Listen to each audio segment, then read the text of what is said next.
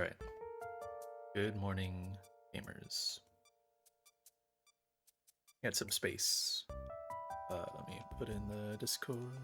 Space Center. Gaming.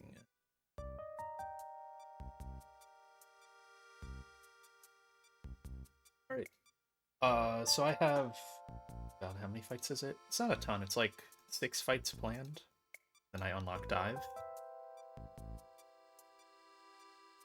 for today.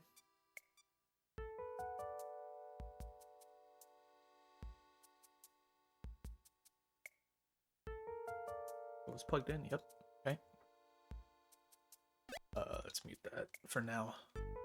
I'll unmute for the fights because they're all kind of interesting, but nothing crazy.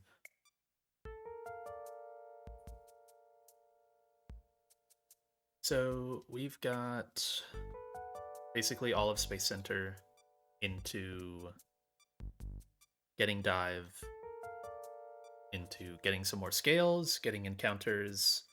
I'll hopefully be able to plan the double that's blocking off 126. Sadly for me, I don't get to do 127 right away because I want to get all the way to Sutopolis before I really do any encounters. The only ones I can actually pull are 124 underwater and 126 underwater. That's it. I need to be careful with my repel when I get there, because I don't want to accidentally get my 124 encounter and lose a roamer route. That would be really unfortunate. I've seen stuff like that. But we have some fights to get there first. And I've got a pretty good box for him. While calcing this definitely felt like a break in difficulty.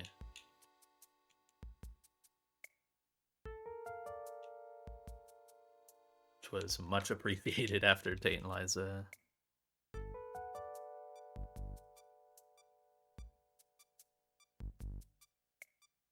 There's Scuda and Togue. Don't get to use the Shifu yet. I think I use it next fight. General rule of thumb is I'm just going to be pretty much leveling up everyone except for anyone that's like a Protect or a Baiter bot. So like Blaziken and Togue, I'm going to keep underleveled. But it's not going to be like a super hard rule. Like I'm going to level up Corv here. Since we are finally out of TNL hell, needing to keep stuff underleveled. Blaziken is going to go to 85. Yes. Honestly, since I recalced that fight, it probably could have gone lower, but it really doesn't matter. We drill to 89. And I'm going to keep Togue at 85 as well. Not really close on XP. Oh, wait. How was Togue 85? Oh, wait, no, never mind. I'm being silly. I think I brought it to a fight and then never ended up using it on the final fight. It was backup or something. Right. I do need to teach Corviknight a move here, but it's not super important. It's backup more than anything. And I get to mess with the scanner items. I have Corv on me. Go do that.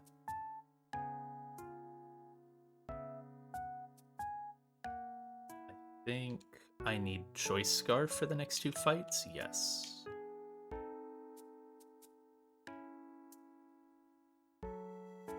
Scanner item is pretty broken. It was weird to get used to calcing with it, but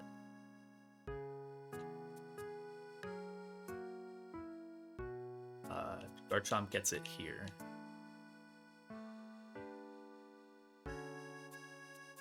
Blaziken gets Charcoal.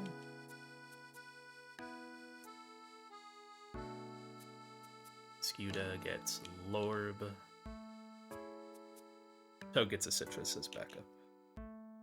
It's possible Togue never like touches the field, and I need to teach you Rock Smash. Doesn't really need it, honestly.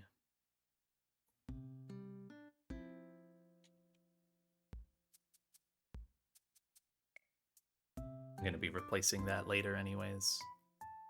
Let me export the moveset. Get everyone in the calc and all that. Most of these guys are updated already level-wise. Let's do a quick once-over. You have Rock Smash now. I'll give it Smart Strike later. Garchomp.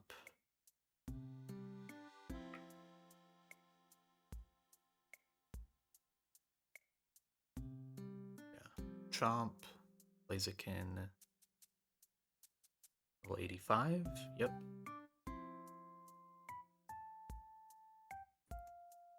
Drill and Scuda. Alright, I have no pre-damage here. So this is just kind of... Wait, do I have no pre-damage here? Yes, because Overheat can't burn. Uh-huh. I'm just taking an HP. Actually, Scuda isn't even taking an attack. Like, Tox Scuda could be good backup, but I don't need it. Oh, I didn't realize the trainer was right there. That's fine. I was ready for the fight. Okay. I thought they were, like, further in. They got fights to do, though. I gotta speed through this. Not really. I do not want to rush any of these. So, especially with this first fight. So, the important number for me to track here on this Steelix is to make sure I'm never dead to Boom Crit. That number is 222. I always have to heal if I am under 222. This guy first turn can never explode. It will always Gyro Ball or Stealth Rock. I only get under 222, by the way, if it's like Gyro Ball crit doesn't even do it. It has to be multiple Gyro Balls in order to get under that threshold. So I never need to heal until I'm hit twice. I'm just going to Rock Smash turn 1. It's likely to set rocks. If it doesn't, I'll heal, just to be safe. It only has, just double checking, so it only has 5 Gyro Balls, which means it matches my Roost PP. So I can Rock Smash this turn. Damage I actually do doesn't matter, it just starts to incentivize it to blow up after a bit. Okay, there's rocks. It's gonna defog anytime there's rocks. Now it's probably gonna Gyro Ball.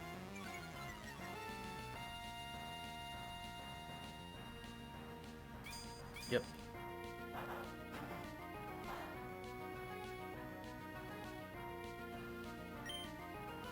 I'm above 222, so I can Rock Smash again.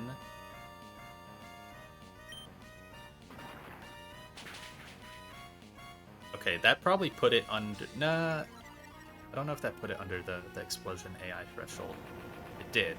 Or it just went for it. Yeah, it just went for it. It's fine. Now Citrus always heals me up. So rocks are gone and Steelix blew up. Citrus will heal me to guarantee moves from Zebstrika.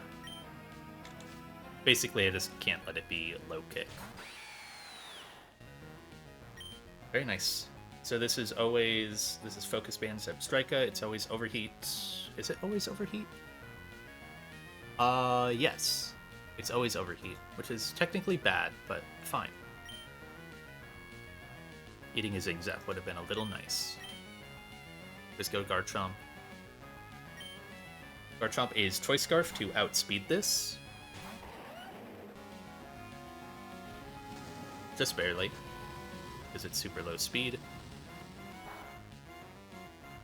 Very nice. So it's going to fast KO. If the Focus Band procs, then Zebstrika is always using a contact move. The Rough Skin will finish it off. So I could take a little more damage here, but it doesn't matter. And because I'm Choice Scarf, I'm always going to be baiting in Corviknight. I actually got the Focus Band this thing. inconsequential, I just take a little more chip. Yep, Rough Skin kills it. Very nice. This will be Corviknight, because I show fast Oko to the other guys in the back. So, because I'm so fast, this Corviknight wants to agility. It really, really wants to agility. We're gonna go Blaziken. Blaziken with Charcoal will always one-tap with Overheat, and will only ever take one attack. Because it naturally outspeeds Corviknight, it either takes Body Press on entry, or it takes Body Press after it agilities. So we're completely fine to just sit here. It clicks agility once, now it's faster. That was most likely. And now Overheat KOs. I take one Body Press, and that's completely fine. Yep, it's a pretty low roll, I think. And now this should get Appleton. I'm not in kill range of anything, but Appleton should see slow out damage, whereas Simisear does not see fast out damage. Perfect. If I get crit there, then also Appleton sees slow KO, but it's not low enough for Simisear to see fast KO. So Appleton always is out-prioritized. So on Appleton, this can do Dragon Pulse or Leech Seed. I kind of just don't care what it does, because we're towards the end of the fight. Beedrill always takes this attack, and then just Megas and U-turns. Hello, Jax. Thank you for the good luck. I assume you are audioless. A U-turn KO.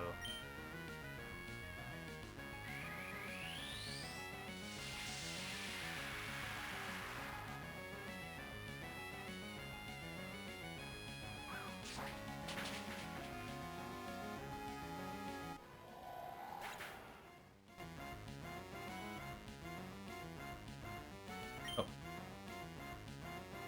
Congrats on bathroom.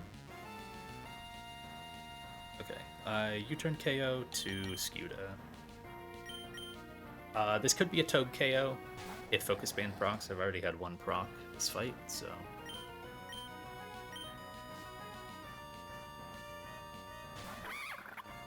Life Orb Flip Turn always Okos the Simisear. I honestly could stay in because I'm never even dead to Grass Knot crit. But with Life Orb Chip I am. Crit, cool. Skuta's KO. Totally fine. And the fight ends before I can get the pivot. So, no XP on Toad. If it's Focus Band there, I go Togedemaru on Grass Knot, and the contact kills it through the Focus Band. You still need a Choice Scarf next fight.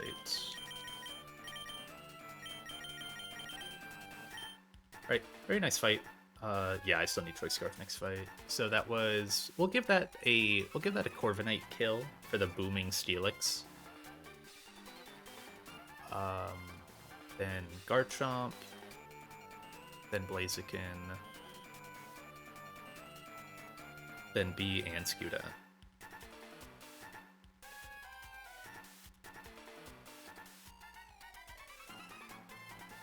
And that's going on new split? Yep, okay. Very nice. So, next one, 6 Mons. Pretty chill, still. Because of my fucking broken ass Urshifu. I do have pre-damage here. Yes. Yeah. I need to pre-damage my Shifu, otherwise I wipe. After turn 1.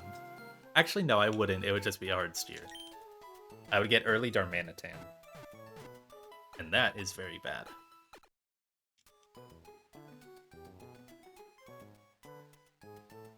Early Darmanitan would mean...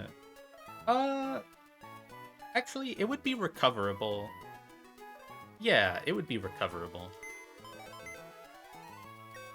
I can, like, imagine the line, because it just kind of shifts a couple Pokemon around, and then I think you still get the Duraludon Exeggutor chain at the end. So, it might just be hard to get Urshifu in on Duraludon. But if it's clicking Body Press, might not be great. But it would be doable. But that's not going to happen. Going to level up and pre-damage our Urshifu. So we need Barraskewda, Garchomp, Conkeldurr, and Golisopod. Golisopod here is basically here to do one thing, and that's just eat a Draco Meteor and get exited. Let me double check that it does that.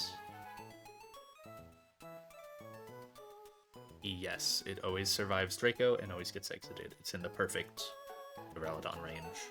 Okay.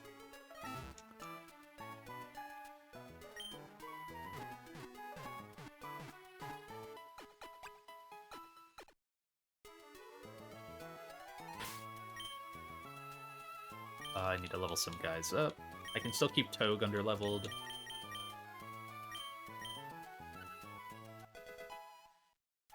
We're gonna level 3 of them.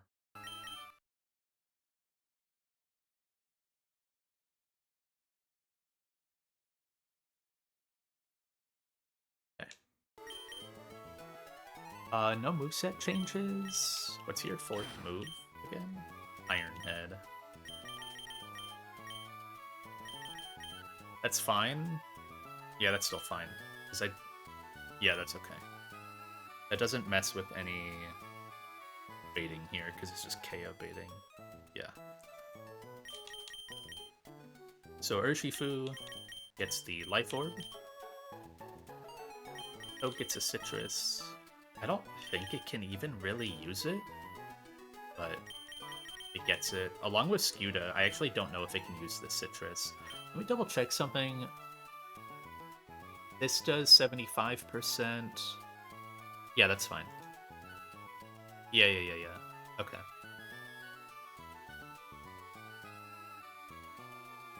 Because it should always take... Like, what's 1/8 of 254? I don't know why I'm blanking it. That should be easy math. 31. So take 62... down to... Yeah. It's always fine. It's a little tight. I can still fake out. There's no reason I can't. You keep the Choice Scarf. Yes. And then Conkeldurr gets Zoom Lens. It's fighting Bright Powder Weavile. You don't get anything. Backup for you would be like... Silver Powder? Probably, right? Yeah, backup for you would be Silver Powder. In case I needed to somehow kill Exeggutor, I need to pre-damage. So... Ding. No moveset? Yeah. Oh, one thing I should check is, my Urshifu is Hidden Power Water. Awesome. I wanted to check my Goodra's hidden power. Ghost. Maybe usable. Maybe. What's my Bergmite's? Steel. Yo. Okay. That's hype. Alright, pre-damage, slot 1 to 245. Just confirming that that is the HP.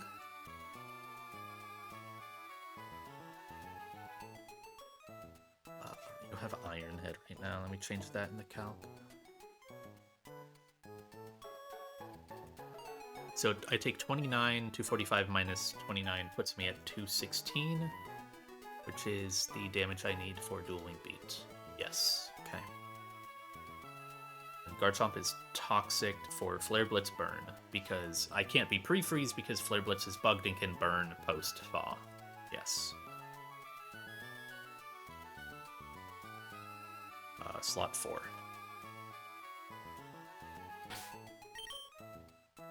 I'll just have to heal Chomp once I'm in there.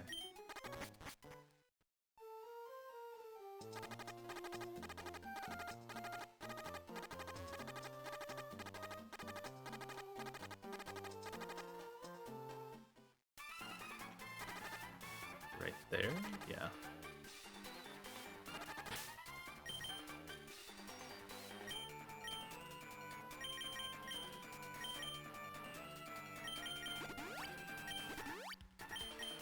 Perfect.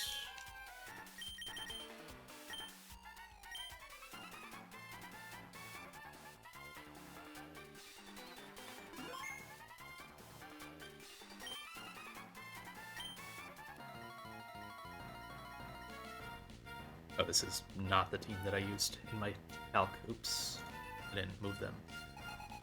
It's alright, though. It's still Toad, it's still Chomp. Oh, it is still Scuda. Oops. Come back up, King. Then Conk, Elysopod. Oh, I have Conk down there. Right. Couldn't be down there, currently. Alright, so with Life Orb, even through Intim, I Oko this with Close Combat. Let's double check that. Life Orb.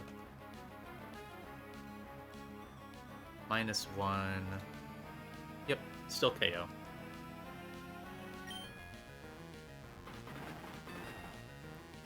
With this Life Orb tick and the defense drop, I will bait an Aerodactyl fast KO with dual wing beat.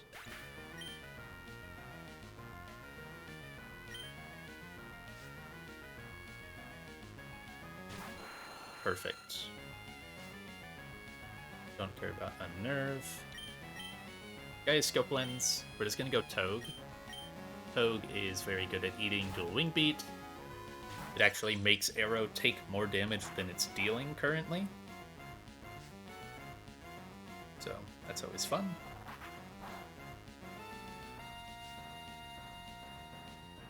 Yep. I can fake out just cuz, doesn't affect anything. Nice crit. Good participation. And now this guarantees Earthquake. Barraskewda just barely lives a crit Earthquake. I say just barely. It lives it pretty handily. This Arrow is like really not a threat.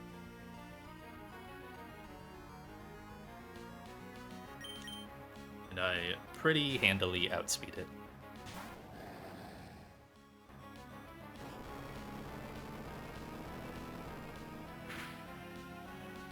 Nice. I won't eat my citrus because it's there's really no point to me being citrus. I don't know why I put it on. I could have been like Mystic Water, but I always killed with Flip Turn just off of the 2 Iron Barbs ticks, so. We Flip Turn back to Urshifu, not to do anything, but just to bait the next Pokemon. This will bait out Fast KO Darmanitan.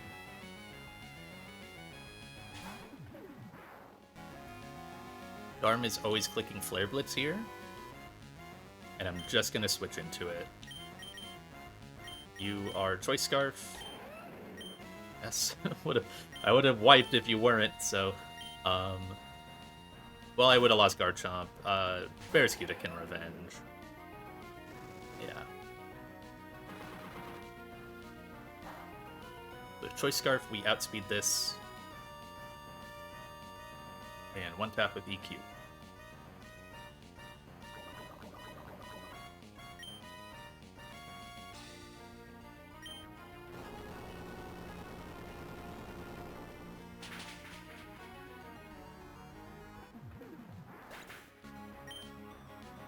Oh wait, actually, it was... Honestly, okay. So it's Sheer Force, so it can't burn me. But genuinely, like, I didn't realize that. Flare Blitz is such a bugged fucking move that I don't even trust that. It's just so broken in so many aspects. I probably still would have done this anyways, because it makes no difference. I always get Weavile because it sees fast KO after a Flare Blitz, even without the toxic chip. This currently only sees Ice Shard. It can never Swords Dance. We just go Kong.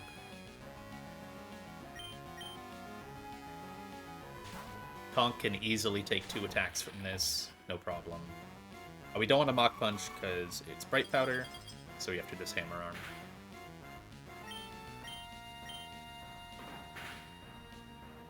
Perfectly fine. Don't need pre-burn. There's no reason for it. This will get Duraludon Fast KO with Draco Meteor. It always sees Fast KO here, yes. Even if it put up rocks, it straight up wouldn't. I don't want it to put up rocks because I'm pivoting through. Yeah. So my plan here is use Golisopod for 1 exit.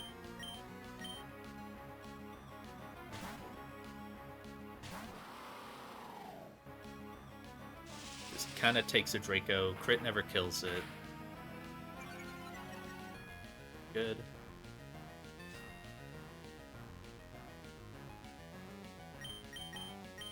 Go into Urshifu. Urshifu with Life Orb.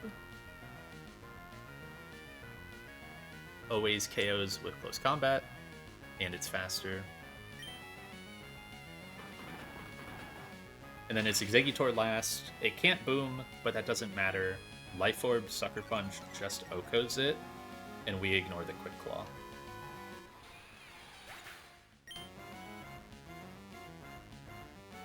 And there's nothing weird where it like can't sleep or where it can't attack, and then my Sucker fails because the CC drops it, so I'm always dead to Grass Knot.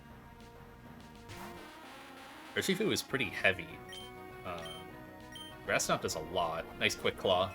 Nice, man.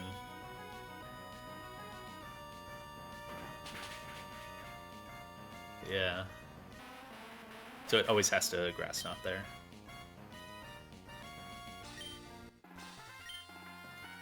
Nice.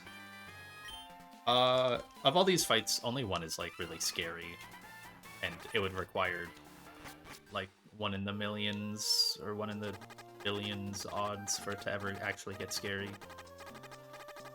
Just like 8 Focus Band procs in a row. Something like that.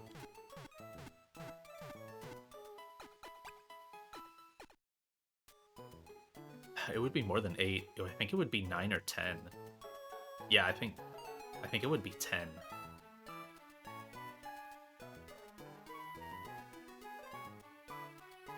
Alright. So that was Urshifu finally getting on the board. Got the Scrafty. Then Skuda. Then Garchomp. Got Darmanitan. And Conk got one. And then Urshifu got the last 2.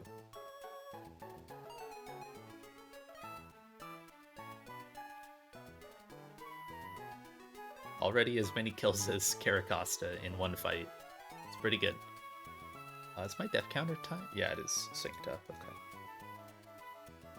Right, I do need to switch my scanner. Do I have a flyer?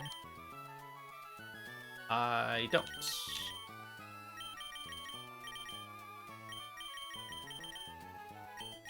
What's your XP? Oh, it's totally fine. I was looking at using this on the true double on 124 and worried that it might like level mid-fight, but there's basically no way it would.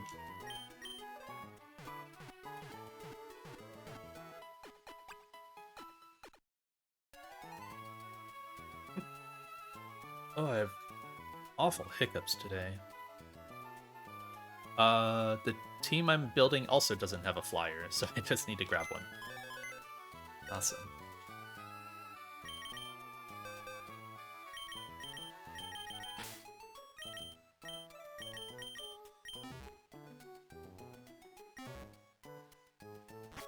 Need to go get the Assault Vest. Assault Vest? Leftovers? Yeah, Assault Vest is better.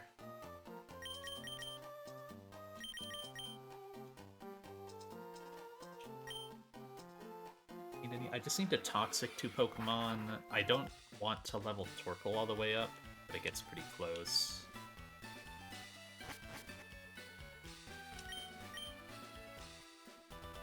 Assault Vest. Broken ass item with some of my Pokemon that I have, like Goodra Assault Vest.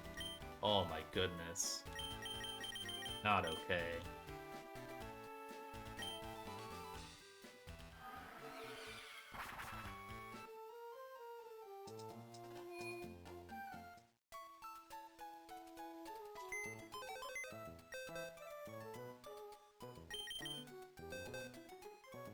Terra, Beedrill, Asta, Senti.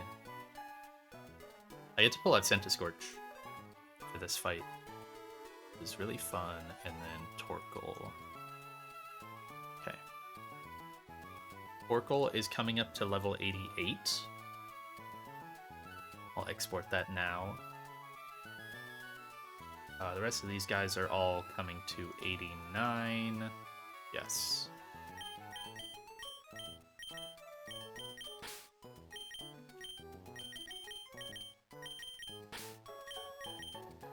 Terra. The B. Get some fun Caracosta usage here as well. Senti and Goodra. I'm also leveling Goodra, but I'm fine with that.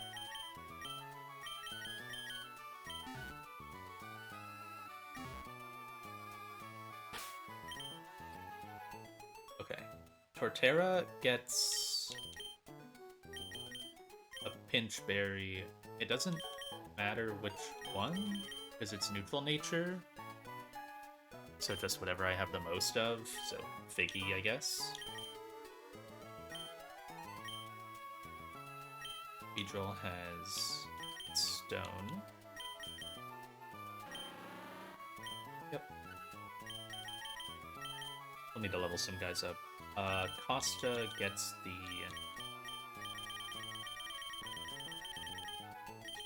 Zoom Lens. Centiskorch gets Assault Vest.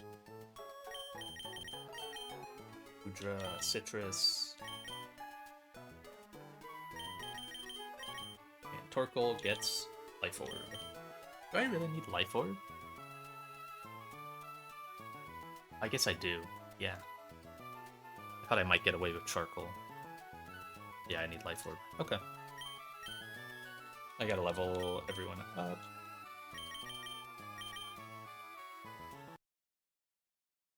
Come up. I level Caracosta, which maybe isn't ideal, but I don't have Protect on it, so it's fine.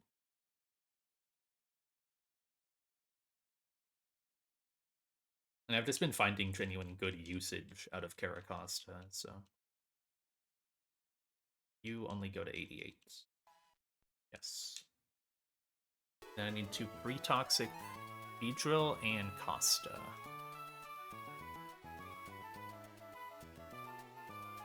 Beedrill in slot 2. And Costa in slot 3. And heal them both. Yep. Check the items. Pinch, Beedrill, Zoom Lens, AV, Citrus, Life Orb.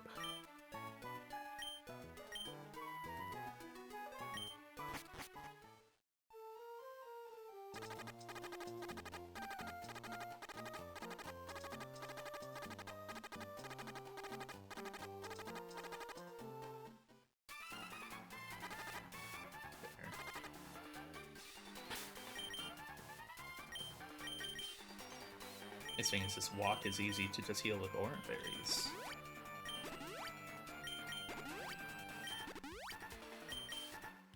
Honestly, I might not have even needed to heal Beedrill at least. I do need to heal Costa though. Alright. So the main annoyance here is going to be Ribombee. Got a Focus Band. It does not have any contact moves, and my only Toxic Mon really cannot get into Toxicate.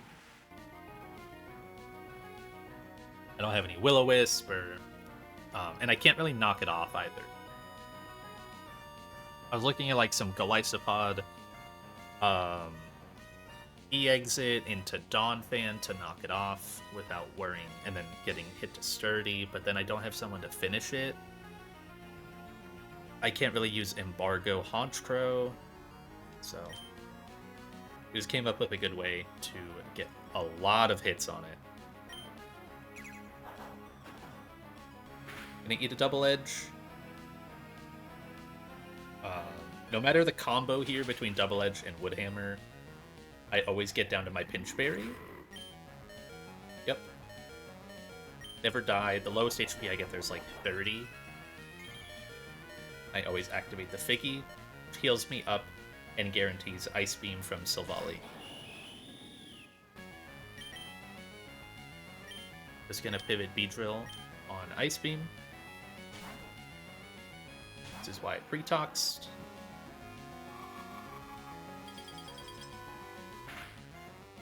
There was originally a line where I just used Conkeldurr to beat Diggersby, but it needs Choice Band to do that with Mach Punch. And then I don't have a scanner item for Rabombi. Mega, almost didn't Mega. H-Life.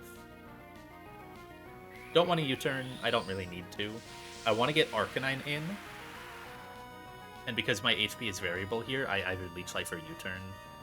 I don't really know like if that Ice Beam crits or not, where I'm at. So we're just going to heal back to full. And then take a little bit of chip from the pre-tox. Arcanine comes in with slow KO. I do not U-turn on it because it's Bright Powder. We eat into him. It's always clicking Flare Blitz here. On Flare Blitz, go Caracosta. I'm realizing I could have just pre-burned instead of pre-toxed. Oh, no, this isn't that fight. No, I did need pre-tox. I'm thinking of a later fight. This Flare Blitz chip actually matters.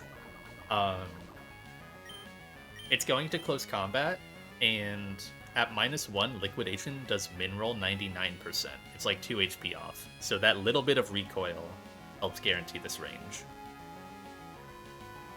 And we're Zoom Lens for Bright Powder.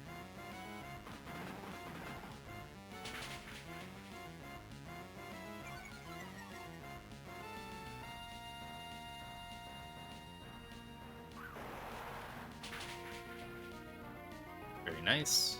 And now it will be the bee. Thing is very annoying. I could take a turn to go Beedrill, but the U-turn doesn't really help. All U-turn does... That's something still to think about, though. So I'm not in HP Fire range. I am in Bug Buzz range. Centiskorch switching into Bug Buzz is not ideal because it can get Spadef dropped, and if too many drops happen, it kind of accelerates the process. If I want to maximize my chances here, I go to Beedrill, and then U-turn on HP Fire. Yes. It's less damaged onto Centiskorch and blocks the chance of a Spadef drop. And I don't need Beedrill later. And it can never Quiver Dance. It can't Quiver Dance right now? No, because I can show Stone Edge. And it kills me. Okay. We're gonna go B. It's not HP Fire yet. Yeah, this U-turn won't kill, but it just gets Centiskorch in safer. And it was Bug Buzz. Okay. So that was the right play. Drop or not. U-turn, this won't kill. And the chip doesn't matter. It just gets Centiskorch in much safer.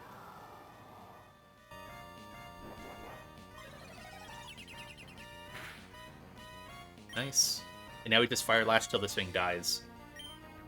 That's kind of it. It went for Bug Buzz, that's not ideal. It's heavily skewed towards Moonblast. No drop though. No focus band proc and just get me out of here. Perfect. I have tons of chances of that, and I have Gudra as backup with a Citrus. So. And Beedrill to, like, U-turn on it as well. And the nice thing is, I don't have to worry about what I'm baiting afterwards, because it's just a Kling with one move. I can stay in here, but there's no point. Do I die? So if it's Gear Grind double crit, I take 154, leaving me at like 81. I probably take too much recoil. I also don't even guaranteed KO. There's no point to do this. I just pivot Torkoal. Torkoal always takes 2 Gear Grinds because it's Shell Armor, Life Orb, Heat Wave, Okos.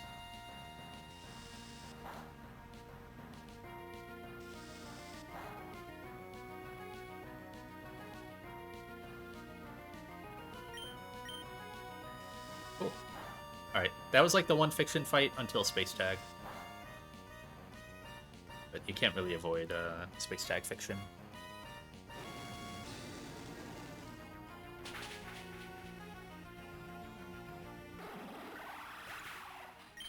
Good.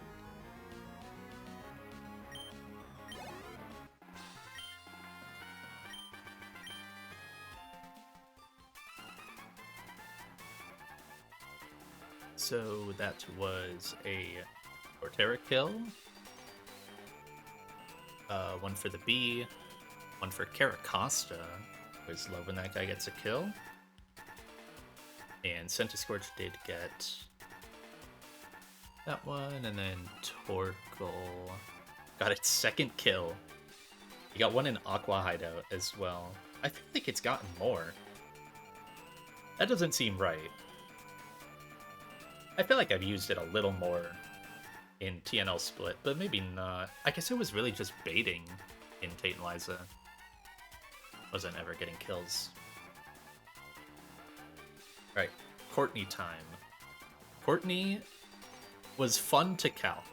She is very chill.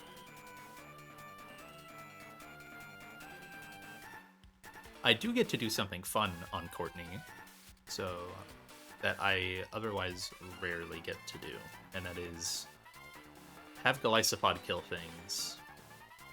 I do need Torterra here. I need both Pidgeots and Dragapult. Ow, it's got like an eyelash in my eye.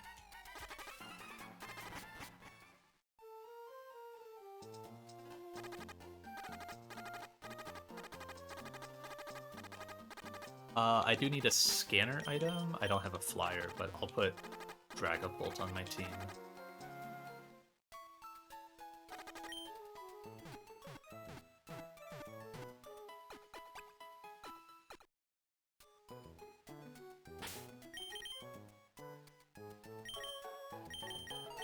Don't take that item.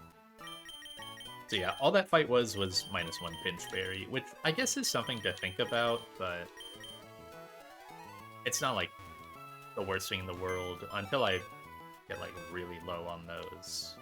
It's not something to think about.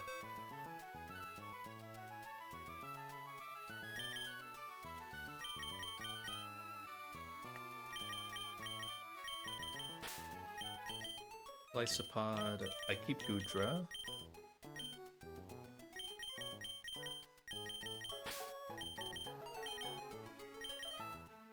And I keep Torterra.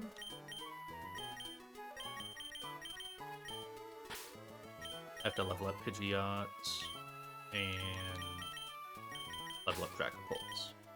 Honestly, I kind of don't need to level up Dragapult, but no reason not to. Do need to level up Pidgeot, though.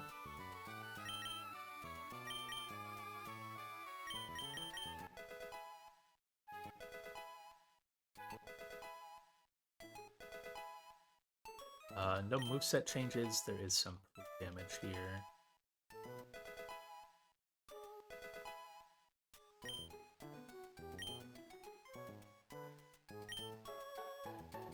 I need to go get the choice band.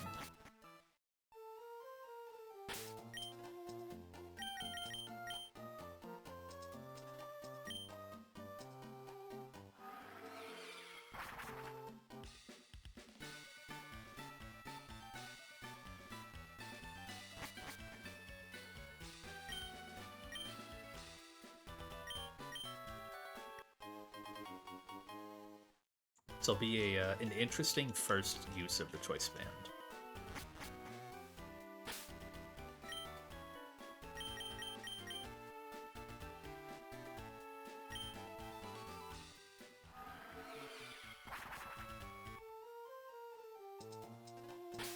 So, items. You get Choice Band Galysopod. Get Citrus Gudra. And Garchomp's favorite item, the Shed Shell.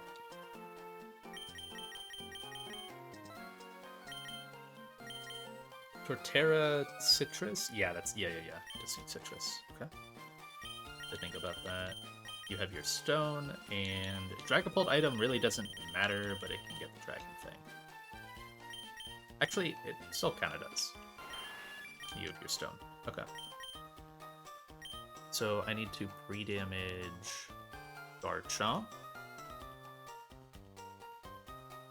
It's in slot 3. 37. And 3 Toxic. Slot 4. Courtney, I think you have to talk to her. I just have to walk like next to her and then heal.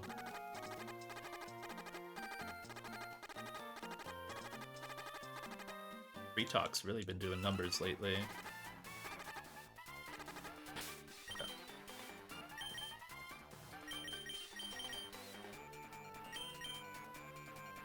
Not that one, this one.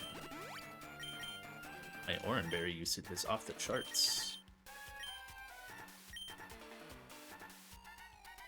Yeah, this fight, the one thing I had to consider really as I was going through it was like, the Dugtrio could get a little annoying at times, and I wanted to lead with Mega Beedrill because it's really good for Shaman into Tyrantrum, but that would mean I don't have a Mega slot, and my best way to beat Buzzwole, or really one of my only ways to beat Buzzwole, is Mega Pidgeot, so...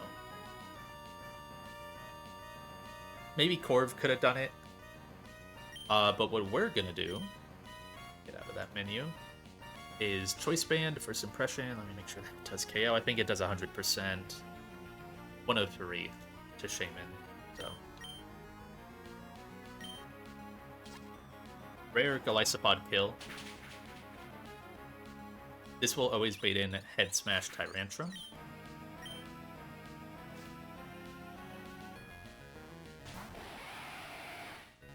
I don't care if Head Smash hits here or not. We're just going to pivot through Gudra.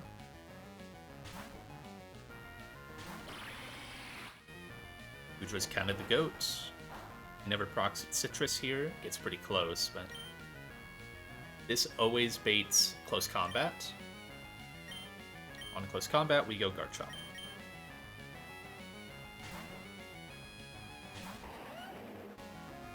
Garchomp does a lot of things here. It gets the defense drop from close combat.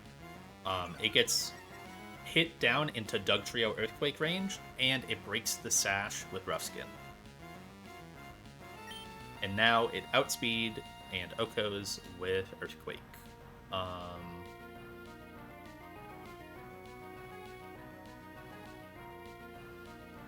Yes, with the defense drop. I scared myself there for a second, but yeah. With defense drop, it KOs. This always gets Dugtrio. This is why we have the Shed Shell.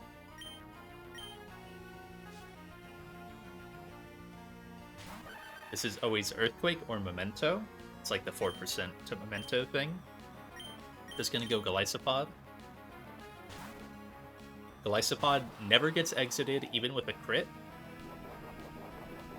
Okay, we did go for Earthquake. That's fine. If it Mementos, nothing changes in this line. It just kills itself, and then that's it. And now we're just gonna First Impression again.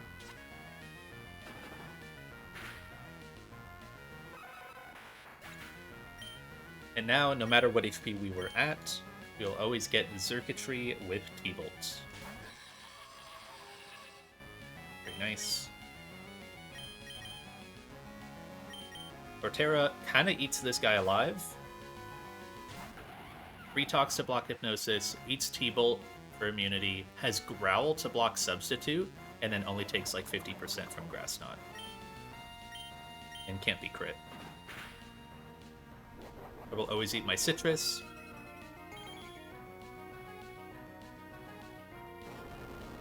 I do need the Citrus as well.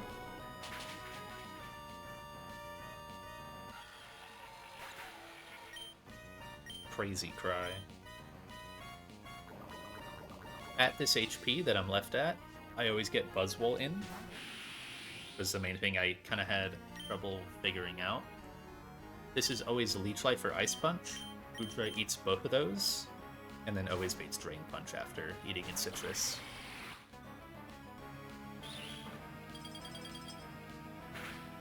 Its typing is just so fucking crazy. So it heals back up to half. It's well above Ice Punch range. This is always Drain Punch, and Pidgeot can switch into that. Pidgeot cannot switch into Ice Punch because it would need to be pre-burned and it would die to crit Drain Punch eventually after killing the Buzzwole.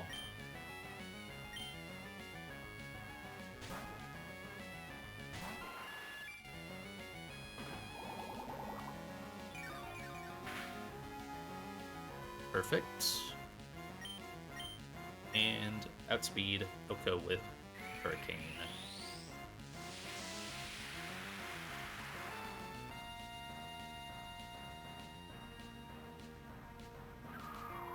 And now, because of the damage we took,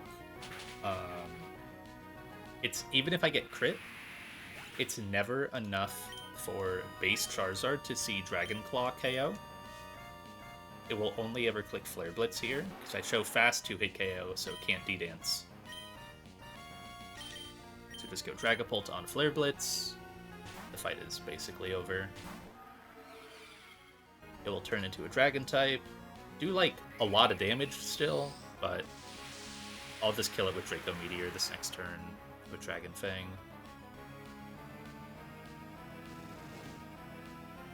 Actually, I didn't even need Dragon Fang because it's going to recoil. Yeah.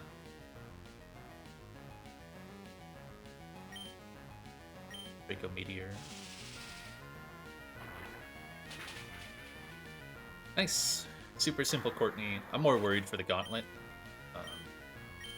It's a very fun Courtney, though, to figure out. But, like, at the end of the day, it's just pivot, kill, pivot, kill, pivot, kill. Like, it's not a whole lot going on. It's just Goodra kind of eats stuff up, and then that's really it. So, it got me some Glycopod kills, though. That's fun. It got Shaman. Then Garchomp got... Oh, Garchomp passed Donphin. And it just passed Xatu.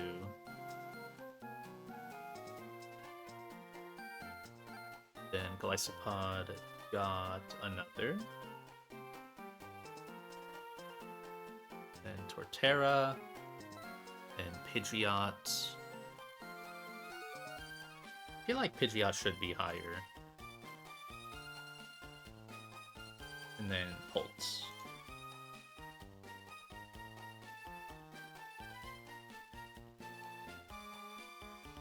Alright, Gauntlet time. So I do have some move changes I need to make, but that is alright. I have 3 move changes, and I need to go. I need to go to some places. Do I have a Smart Strike TM?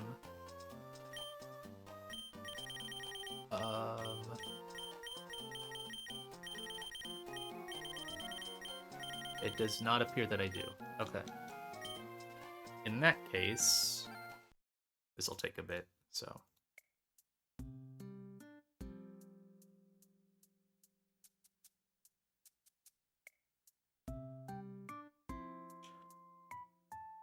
This is not where I go.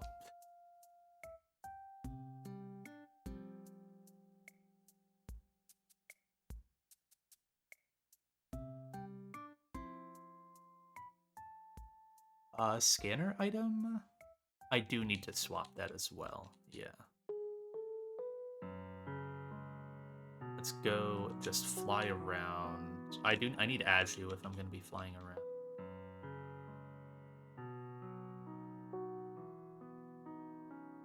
though, is using Azumarill. I have come around really hard on Azumarill. I think this mon is super fun and really cool and kind of good. I like it a lot. I remember I got it out of desperation and thought it was pretty cheeks. It's fun. It's got a fun toolkit. I guess I hadn't had a fairy type at that point. So alright.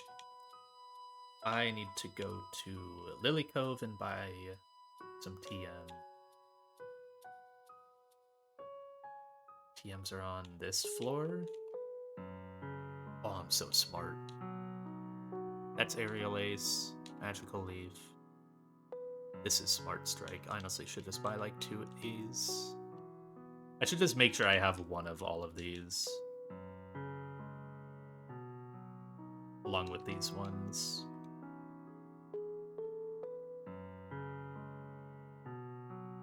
Okay. Oh, and I need a Rock Tomb here, so it's good that I have 2.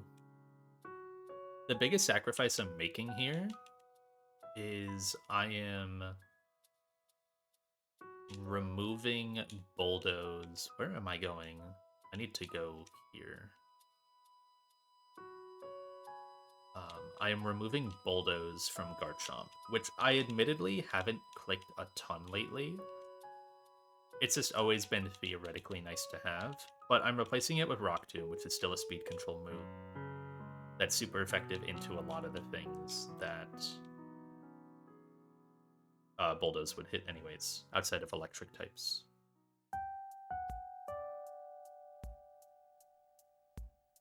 Get rid of Surf. I guess that's all the flying around I really had to do. Let's just get TMs and get fake tears. Yeah. And I got the leftovers. Yeah. And head back.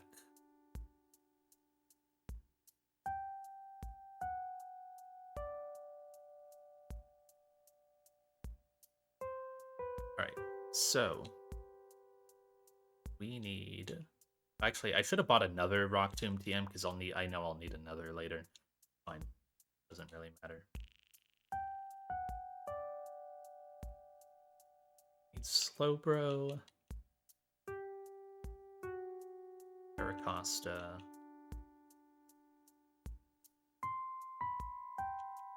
Is he in my party? He is. Okay. And then Corviknight.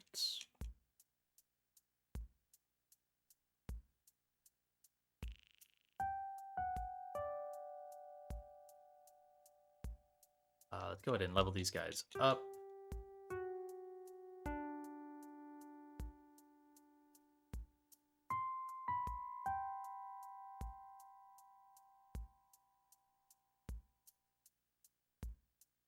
All right.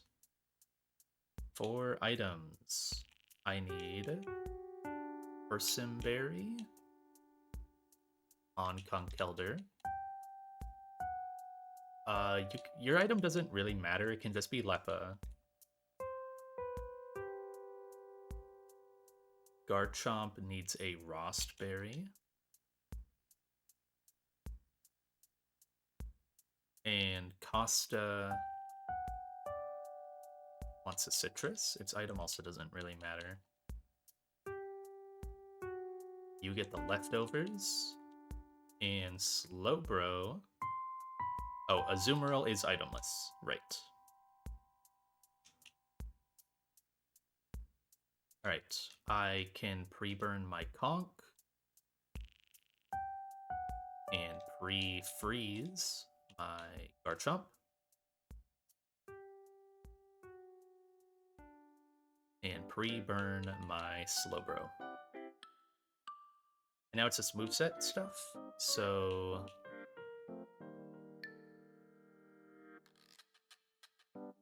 go in the order I have them written down.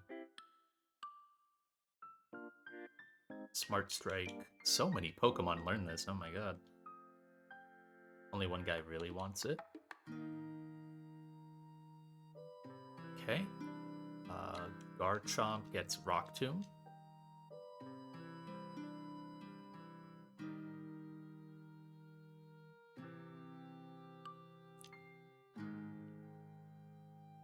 And I already have Fake Tears.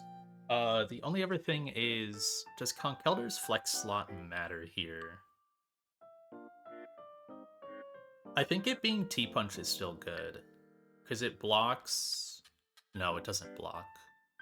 Since he's KO anyways. I think it's fine.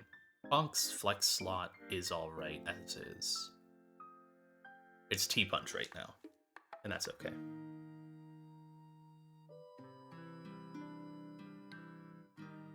It's basically all this that I needed. I just need to throw the team together in my calc. So Conk with T-Punch. Make sure you have T-Punch. You should. That will change after this gauntlet, but yep. Corviknight, I need to change you to have a Smart Strike. And export that. Ursim, Leppa.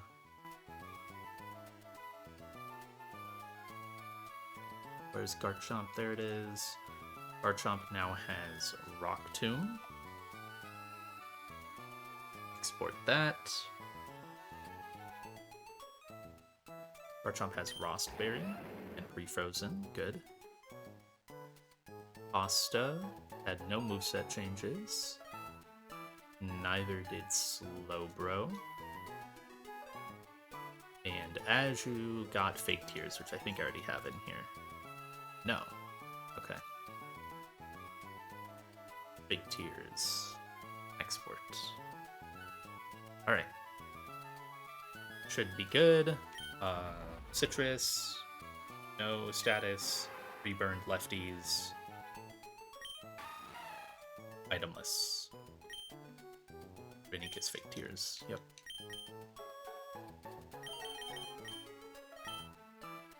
Okay. I'm pretty scared for this, but it should be alright. Just some really scary things in this gauntlet. Pre-burn, pre-freeze, pre-burn.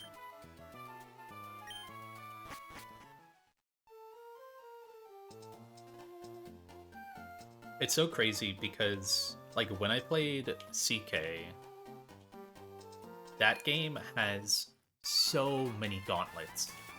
Unbelievable amounts of gauntlets. Like 10 to 15 fight gauntlets, but you can like heal in between, usually. There's rarely like back-to-backs, but they're all like so chill. In this game, even just a 3-trainer gauntlet feels really tough. And this is what? It's like a 6v8, right? There would be like 6v11s on back-to-backs in CK+, and they were like so fine. It's just totally different in this game. Alright, for the opener. We led Conk, but not for this fight. Time to get out, buddy. This just barely blocks Sword Stance. This is always Earthquake. You get a free switch. Orv is just going to sit here.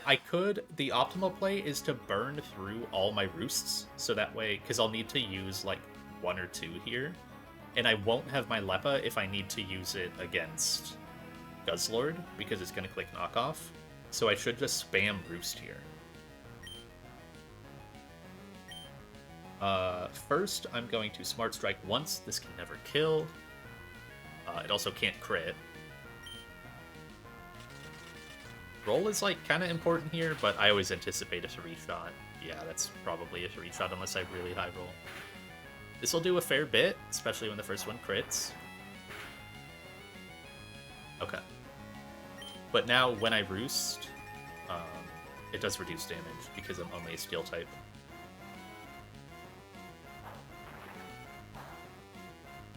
There is obviously like a maximum HP I can end at, which is around here. But I'm just gonna go ahead and try to kill it. If I don't, then I'll stall the roosts, but I'm happy with 4 roosts for Guzzlord if I need it. Okay. I'll speed this up and stall the roosts. Just to activate my my Lepa Berry. This is fine.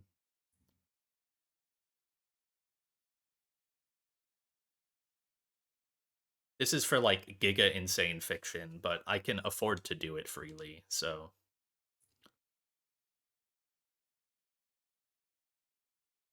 Okay, it got a 5 hit, as I, of course, but that's fine. I'd rather have 5 roosts. Actually, yeah, no, it's okay, because I take more damage here than I would against Guzzlord, so it's alright. The Smart Strike and finish him.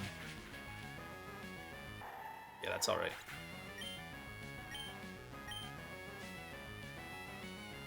Rotom in next. At this HP, it is raw 50-50. I would love to see T-Bolt, but it doesn't really matter. We are pre-frozen and holding a Rost Berry on Garchomp.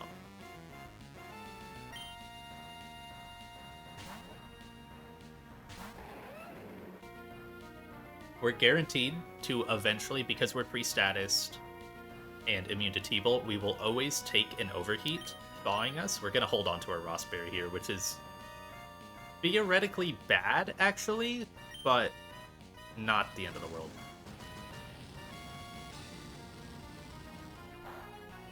This will thaw, and then Rock Tomb hits. Gonna get its White Herb as well.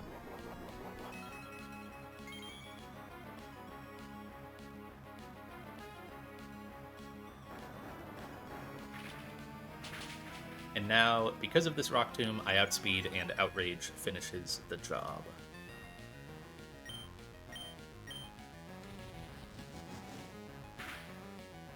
Nice. So I still have a Rost, which isn't ideal, but I didn't get crit by that Overheat. Did I? I feel like I'm pretty low. No. It was like a high-ish roll, but I didn't get crit. So that's fine. Alright. Next guy. This is why we led Conk. This is the main reason why we led Conk. This Machamp is Demon. Quick Claw, No Guard, Dynamic Punch. If you try to use stuff with an item that is resistant to Dynamic Punch, it will probably knock off, and it could Quick Claw knock off and remove your good item or your damage boost item. So you can't risk being damage boosting. Way that I got through this, just be slower and click Superpower. This doesn't always kill, but it's fine. I have Mach Punch after. It's really likely to. No crit is nice. Not necessary, but nice. I think it lets me do a safety loop on Weezing. For Slowbro to be a little better. I got the Rock kill. Okay, that was best case scenario. Also most likely scenario, but...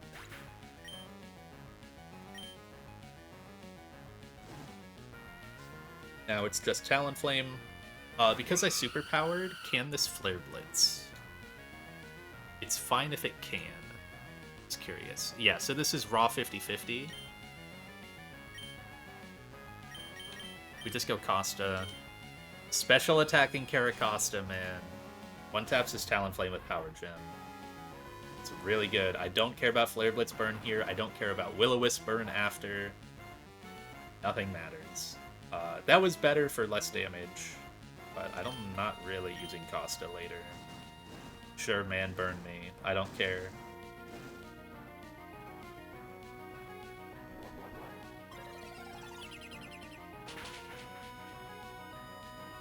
So happy I get Power Gem on this thing.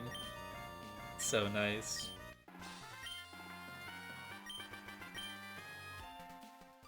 Alright. Final one. This is reason number 2 why we led Conkeldurr. It just beats this Bisharp.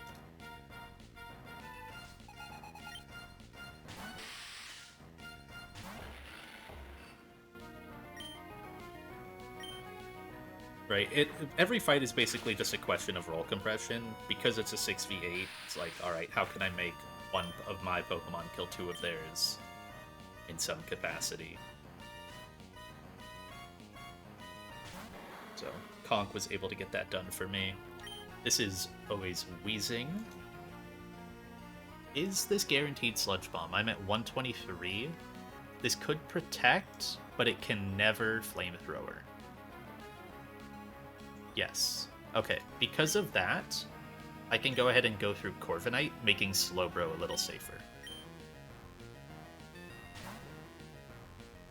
This thing's protects could be a little annoying, but I can also play them to my benefit.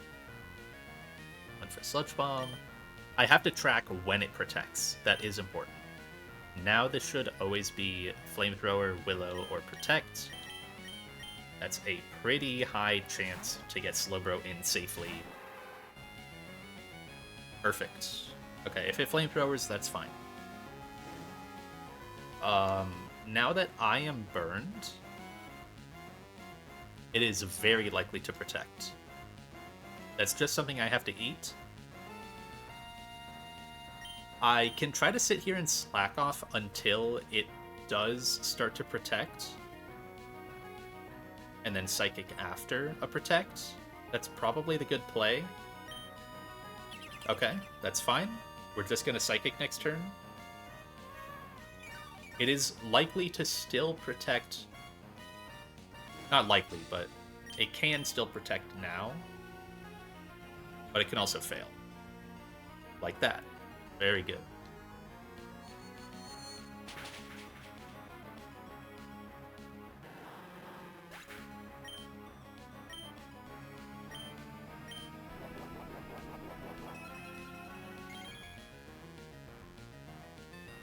Alright, and we actually heal back up to full. Almost. Because of this is always knockoff, and we gotta get out of there. Because we are holding leftovers. We don't want to lose our scanner. Can I play around anything because this is knockoff and get Aju in on a different move? I don't think it matters. Yeah, it doesn't matter. Yeah. I can just let Aju ball out. Aju's gonna have a couple chances to get around Focus Band Guzzlord. If it doesn't do it, it's always at 1 HP, and then I go Corviknight. So we're gonna Fake Tears. Get -2 special. It's the big Heavy Slam.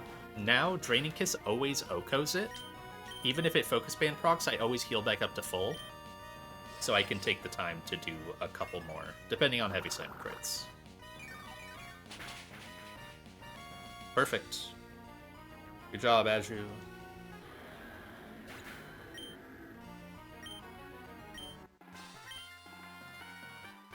I have Corv with 5 or 4 Roosts in the back there. I still have Caracosta as well at pretty high HP, so who can probably take an Earthquake. Though it might also bait Dragon Rush, which would be annoying. Yeah, very good Gauntlet. Everyone ended pretty high HP.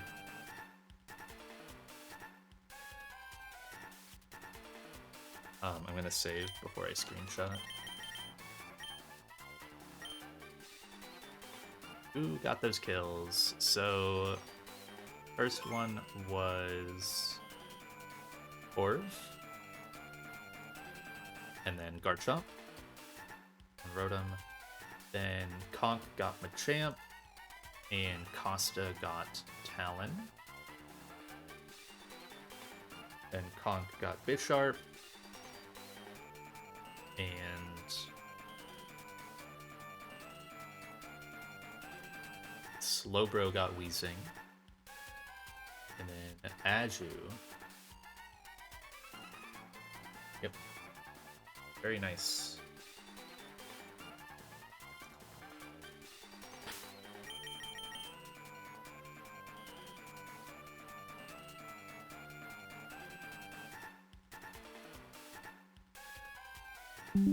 Screenshot that team.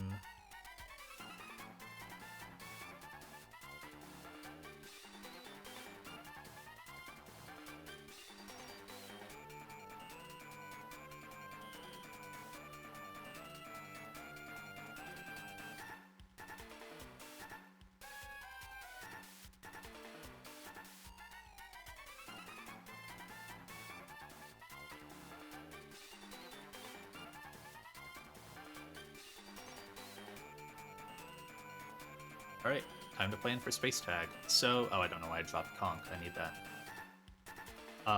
My space tag is a pretty good setup because I have Conch Elder and I still have Kecleon. And my conch is Guts.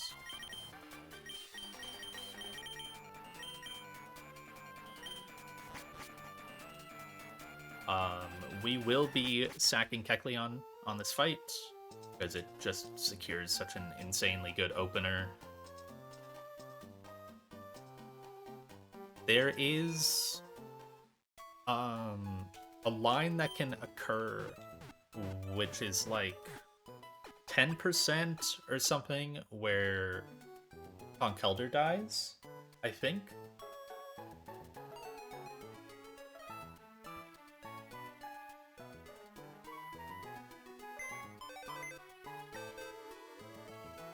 Or I guess no, it's probably a little higher than that. Like, there's a pretty decent chance that Conch Elder dies.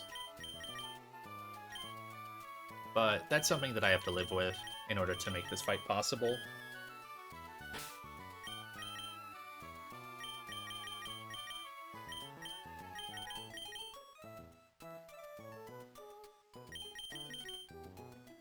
My final mon is Gyarados, a guy that I have not touched in a long time. We'll bring the moral supporter goats. Some of the... I'll bring Goodra. I think Goodra's a goat. My Dragapult is definitely not a goat.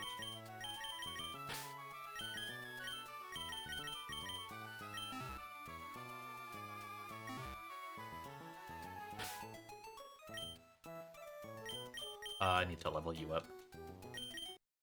So... plan here is pretty simple and, like, straightforward up until turn 3. That's where it can get a little weird, depending on what Garchomp does. Because I'm Guts and my Conch Elder is going to be burned, it's pretty high likelihood that Conch is safe. One thing I can kind of think about, though, is what item I want Conch Elder to be, and I keep going back and forth on it.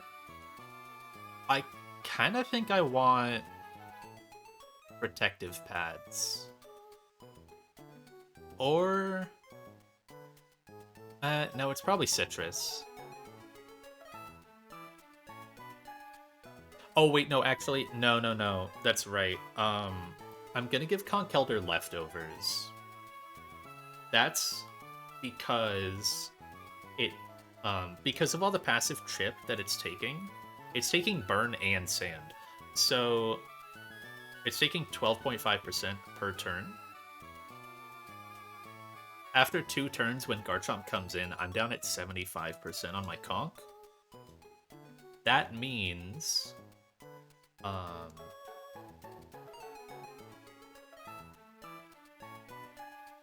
wait, is that true?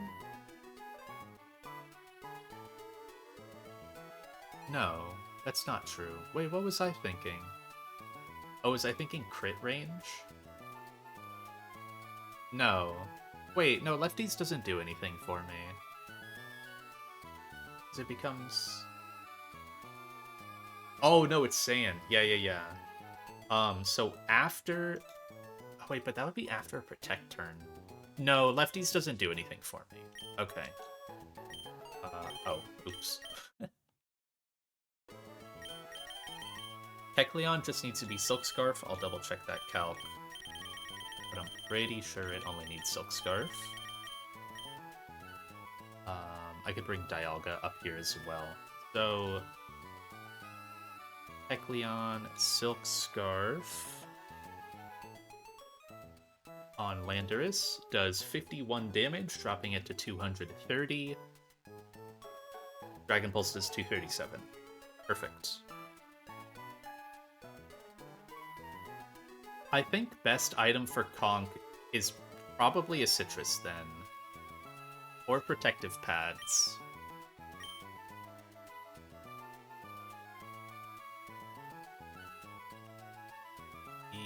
Yeah, let's go with citrus.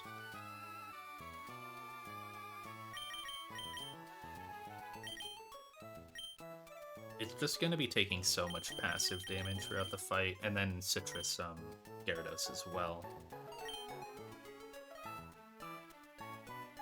Imagine, like... What is it, safety goggles? God, safety goggles would be sick.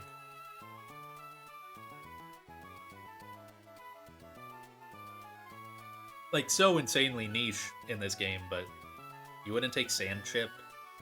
I think you're immune to, like, powder moves and shit, so you could, like, put it on to ignore Sleep Powder.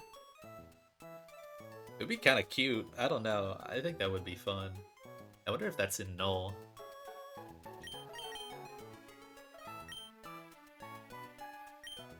I do need to change my moveset before I do anything, otherwise I, like, insta-lose.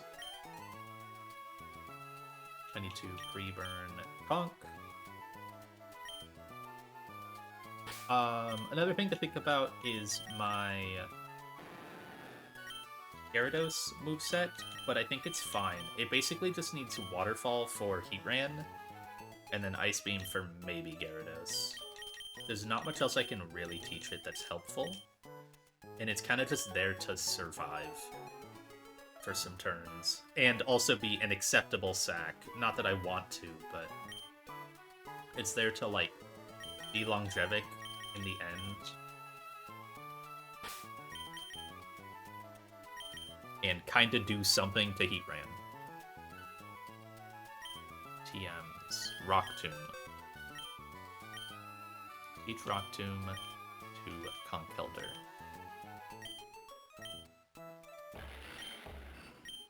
Good.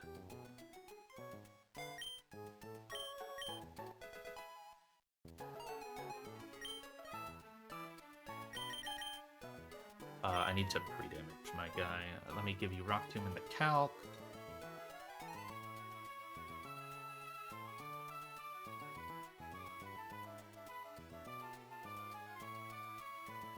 Win. Hello, Jax.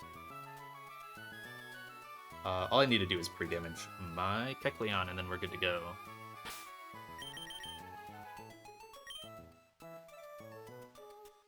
Scripting. Kecleon goes to 159. I will double check that range.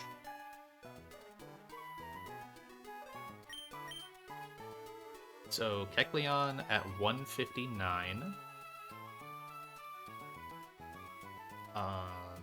Always bait.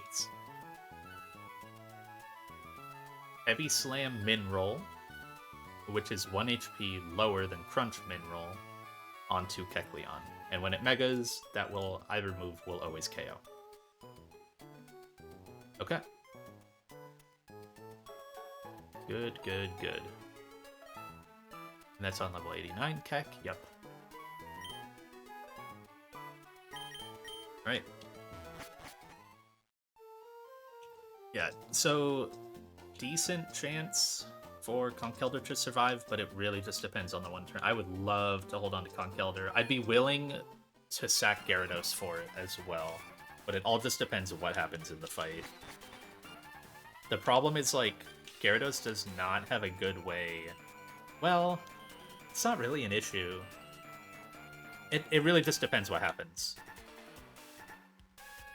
Like, I don't need to worry about... I don't need to worry about Gyarados killing Ferrothorn. Because Dialga's gonna do that. If I want to try to save Kong.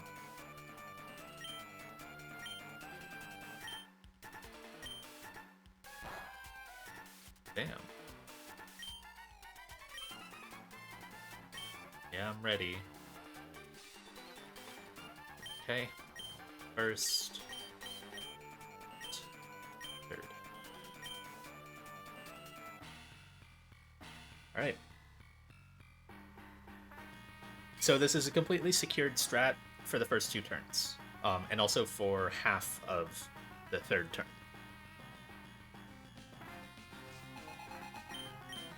So, not going to worry about anything until then. All I do is fake out Landorus on turn 1.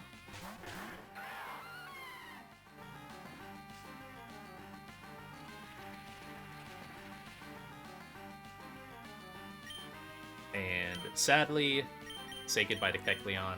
This guy... Oh, oops. This guy's a goat, man. This guy is so good. Like, it hit stuff crazy hard. It was so awesome. High HP stat too. But gotta go. This is just the perfect spot to use him. I actually got a lot of use out of this Pokemon, which is really nice.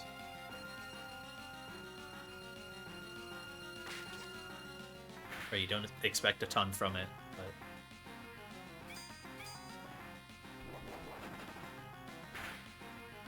Goodbye. And get Trick Room up. Hey.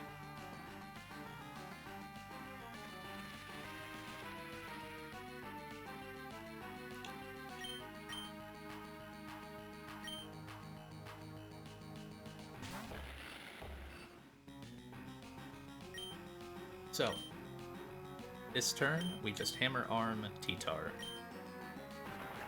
Both guys are gonna wipe the field. Nice crit. That's exactly what I needed. Oh my god, that cry. Dragon Gem gone. Perfect.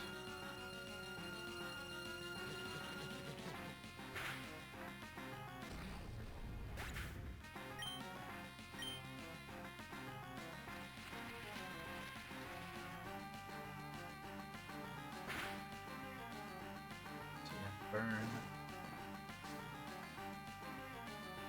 Let's burn HP. Alright. Normal Garchomp. It's pretty likely to protect here because I'm burned. Just gonna Rock Tomb. Moltres.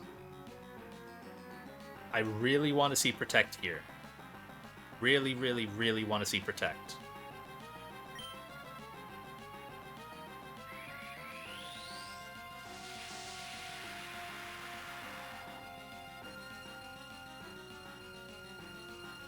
Okay. Okay. I would love if he did it again. That's a good start, but it really just depends on the next turn.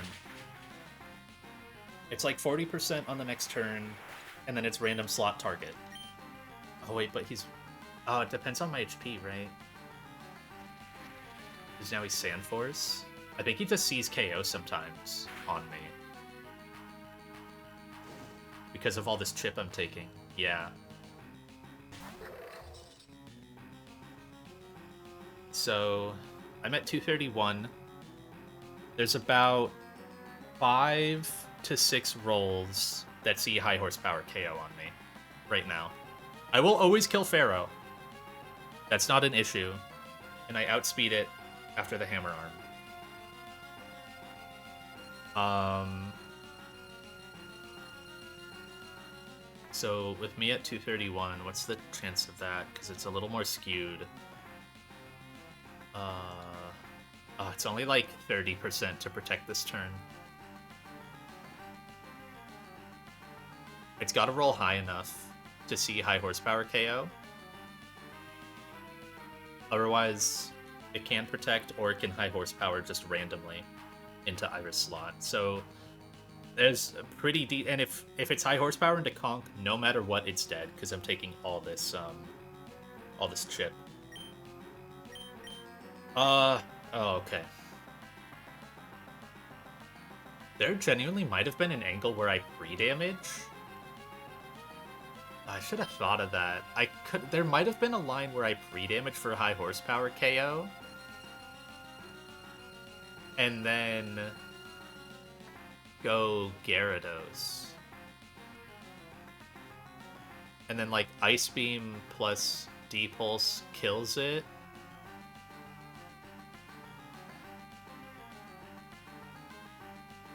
Huh. There probably was a better way to play this. But at this point, I just gotta Hammer Arm the Pharaoh. Do I? So what happens if I go Gyarados here? What is Pharaoh doing into Kong? It's leeching or clicking power whip. It's not body press. I am currently faster than it.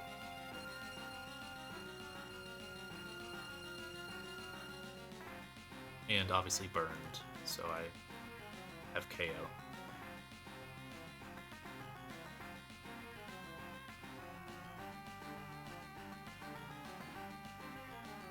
I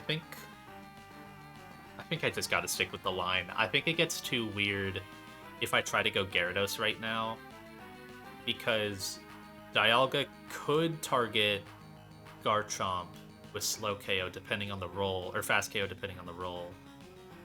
But otherwise it's attacking Pharaoh, and then I guess I have Gyarados in on Heatran, which is pretty good. And Dialga sees Aura Sphere into Heatran fast. I guess the fast doesn't matter unless it's a KO.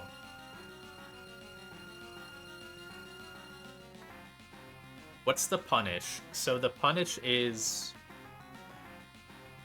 I go to Gyarados, get like Power Whip crit, because it still does a fair bit. It can miss and all that, but it does a lot.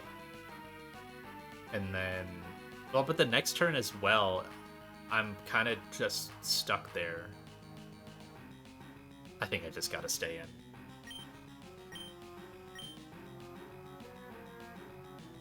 Please just protect again. If you protect again, it's so good. Okay. Don't see a killing roll. It will always KO now after the, unless I get my Citrus. I don't know if the rounding works out that I get my Citrus. I'm an odd HP, so probably not. Yeah. Oh, I do. Okay.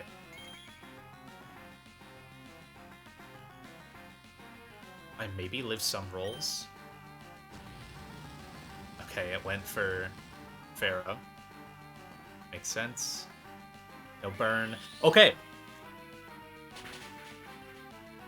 Oh! What? Wait. Does that always KO? Holy shit. I didn't know that. How did that do so much? What the fuck now? How do I beat... Wait, oh fuck, how do I beat this? Oh god, I haven't looked at your set at all. Oh no. Okay, export this guy. What the fuck do you do? Oh, you have Ice Punch Fast KO. Oh, but you can protect again.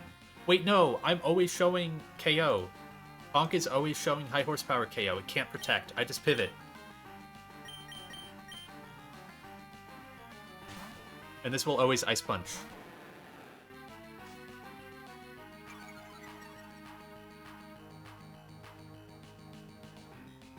Okay.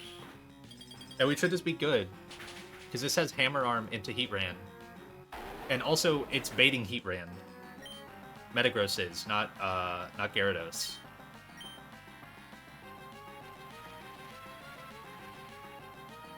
I didn't realize it had high horsepower KO into Dialga. That was way safer than I thought. I don't know how I never caught that.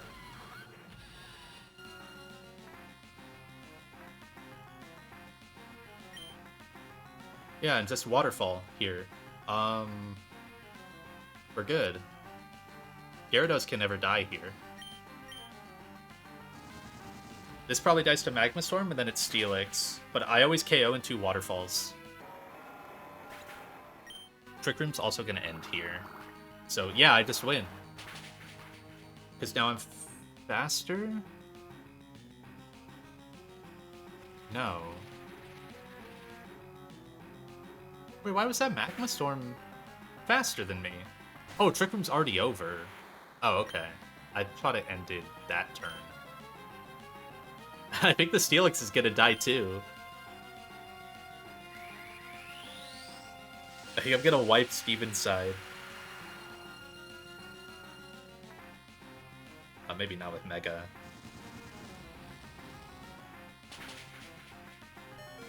Oh! Oh! Clutch God. Holy. Yeah, that was way better than I thought it would be. Because it basically would have had to see...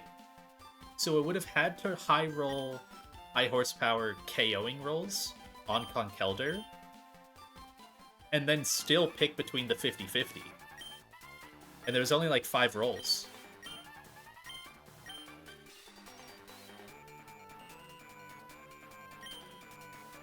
That was way better than I thought it would have been. Why I never saw that Dialga just dies.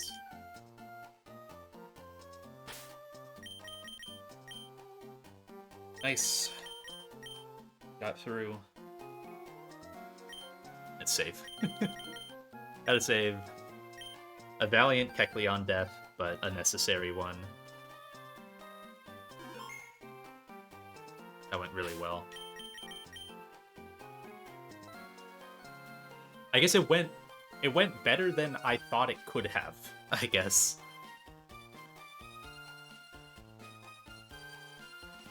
So that was... Conk got T-Tar, and then Dialga got Lando. Then Conk got Moltres, and then Conk got Pharaoh. And then I think that's Gyarados' first kill. Oh no, it had 2 somewhere. I did bring it to that one gauntlet. Gyarados' first kill in a long time. Got the,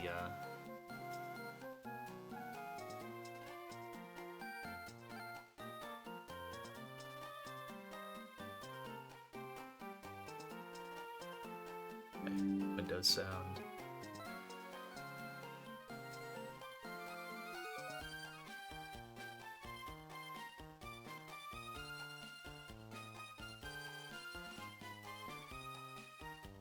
Alright. I guess encounter time, or just run around time? I am gonna kind of miss that Kecleon. It was really nice, but... Especially with the big moveset alteration that it needed to get the scanner item, like... It's just not the same Mon. I guess, like, Fake Out Sucker is still good, but... No knockoff. I guess it still is a flex slot. It's just a little different. It's probably also just getting past its prime after TNL split.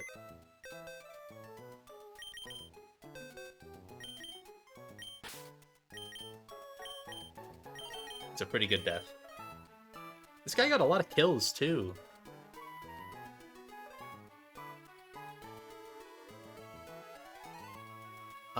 It got 5. It got 5 kills. But they were all pretty impactful. Alright, time to... Where did it finish? It finished right between Camerupt and Octillery. That's not a good look, but trust me, it was good. It was a good mod. 19 deaths.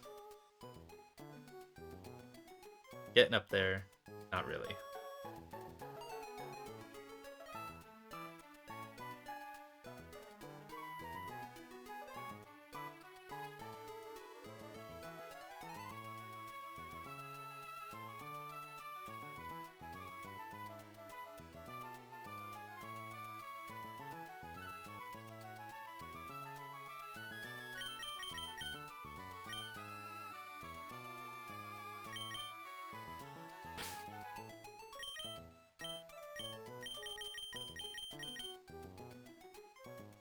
Alright, time to run around. Who do I want to bring? Definitely Torterra. Right, I gotta think about, like, if I accidentally hit an optional, and also I'm trying to catch stuff. So, Slowbro's good. A lot of the optionals are just a bunch of water types, so Slowbro's pretty good.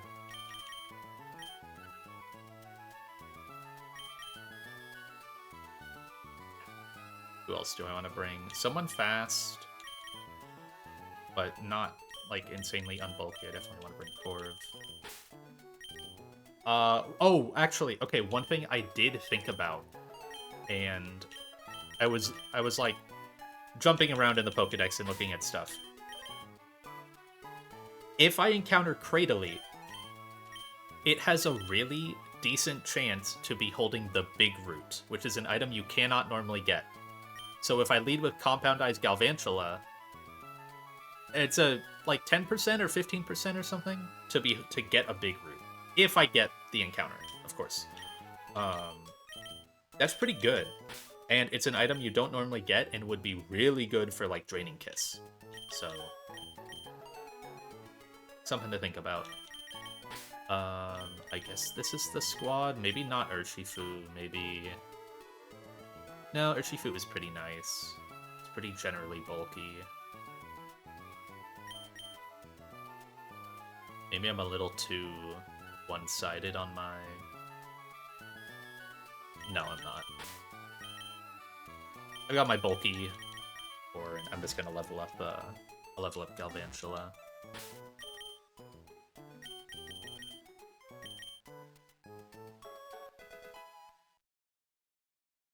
I want to lead this guy, oddly enough, in case the trainers I encounter have... or not trainers. In case the encounter I get has an item. I think I really only get the one encounter. Right now I get 124 underwater, but I do want to do it just because it's fun and I haven't done it. I always just enjoy getting encounters.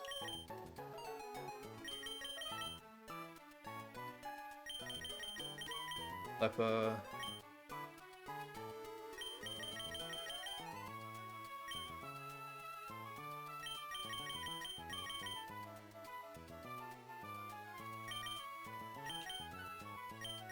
Citrus. Right.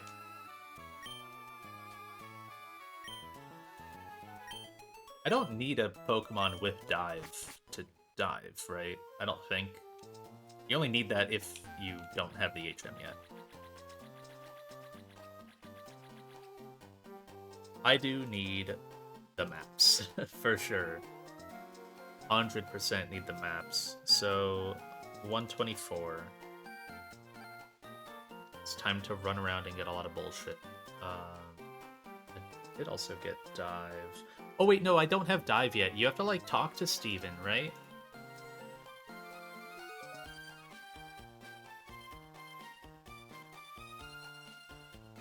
Given by Steven after the events. I haven't. No. I gotta find him? Where is he?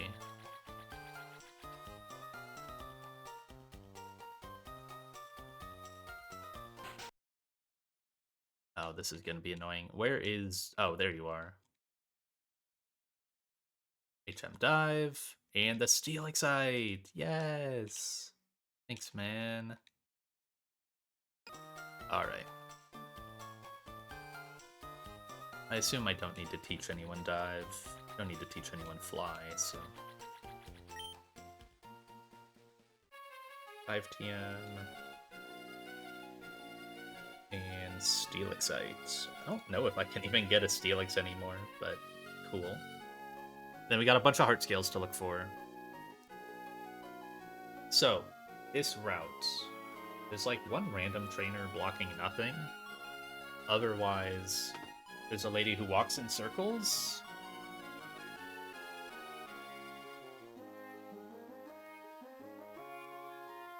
This is near the guy that goes nowhere. Yeah, so I don't want to go down.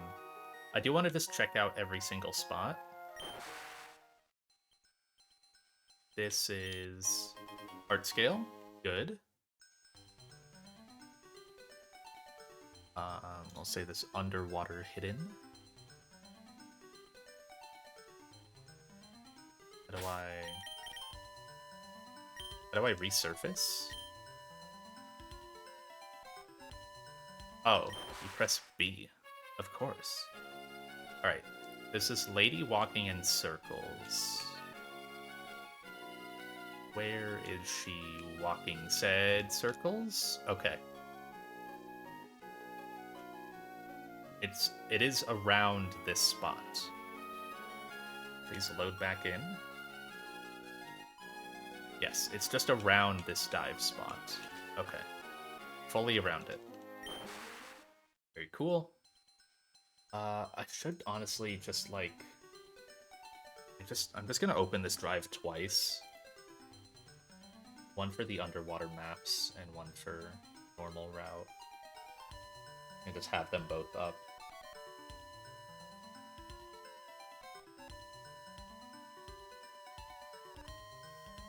I can get encounter here. If this image will ever load, oh my god. It doesn't look like there's anything here. But there's grass.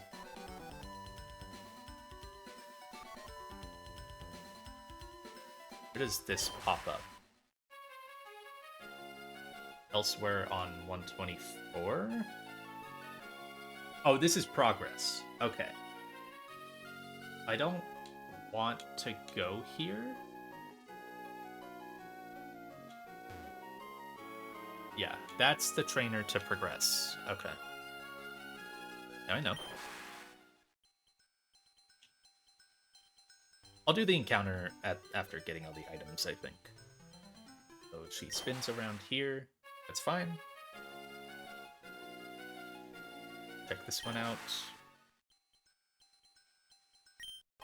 Big Pearl.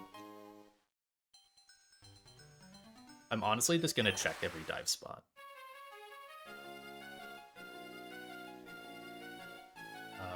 She doesn't go above this spot. Anything in this one? Doesn't look like it. Okay.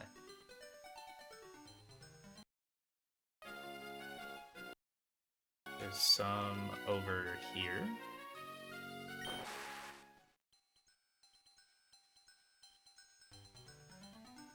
No, I think that one above me has like a pearl or something.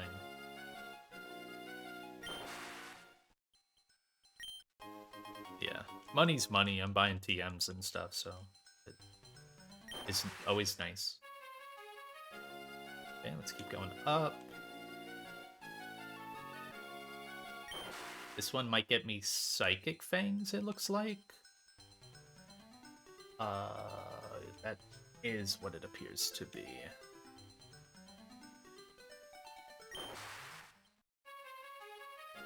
Yes. Cool. Get the Psychic Fangs TM. Nothing else here. I'll probably come back to this one for the encounter. Yeah, it's the safest one to get to the encounter. There's one more guy here that walks left to right, but he walks at the level of the rock under me. Yeah, you. Go left and right. I do want to get under him, though, to get to this spot. Okay, it's another heart scale. I also got the TM 24. 43. Close.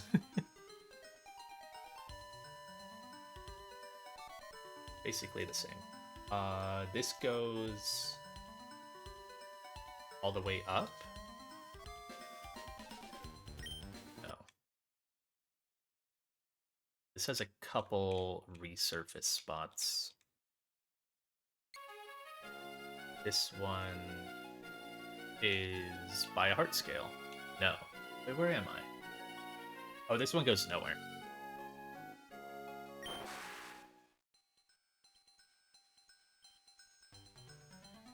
There's another spot over here.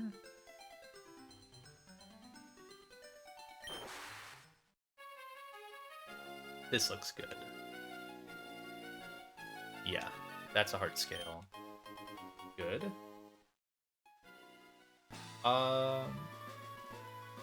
Resurface at the northwest area. Dive and resurface at the west area of the route.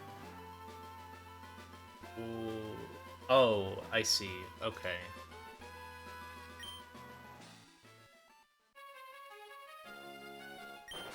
Yeah, there's only like 2 more pools for me to hit, so Back to here. This is underneath the guy that walks around.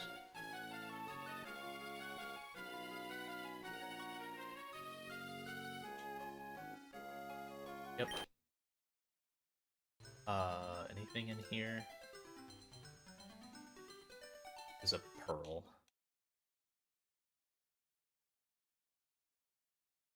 And then some resurface spots. Route 124. This has nothing.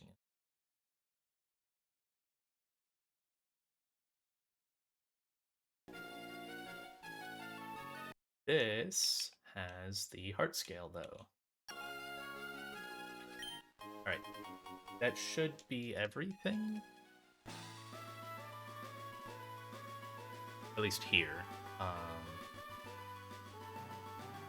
I can get one more big pearl. And get my encounter.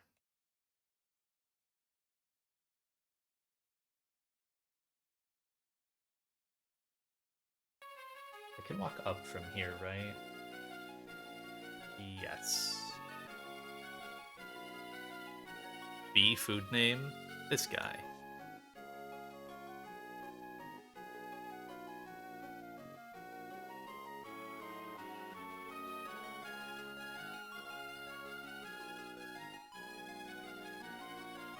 This guy and his B propaganda ends up getting a B at the end anyways. Gets the Pult and the B. Alright. Well, I'm gonna get a way cooler encounter than Beedrill here. Just you watch. I'm gonna get an Armaldo, a Cradily, a Kabutops, or a Delmise. I kinda wanna see Cradily if I'm not gonna lie, but like everything here is kinda eh. The Kabutops is like probably the biggest miss. I'm Compound Eyes, so I think Cradily is the only one that can hold an item that matters. Kabu maybe holds. Kabu might hold Hardstone, but you can just buy those. Delmise would be cool, and I think Cradily would be good, but either way, I would just be happy with a rock type, so.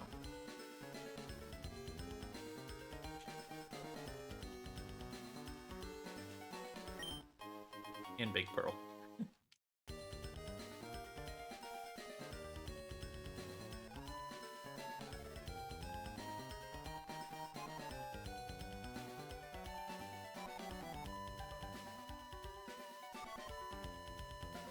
Come on. What's this freaking encounter rate? I did turn my repel. Yeah, I turned it off. Not on. I gotta remember to turn it back on after this encounter. That's really important. Okay, but seriously, what's this encounter rate? Jeez. Okay. Alright. That is kind of what I asked for. Cradily. Do you have Mirror Coat? You do. So I have to be a little careful with this. Power Gem, I also have to be scared of. I have to get out here.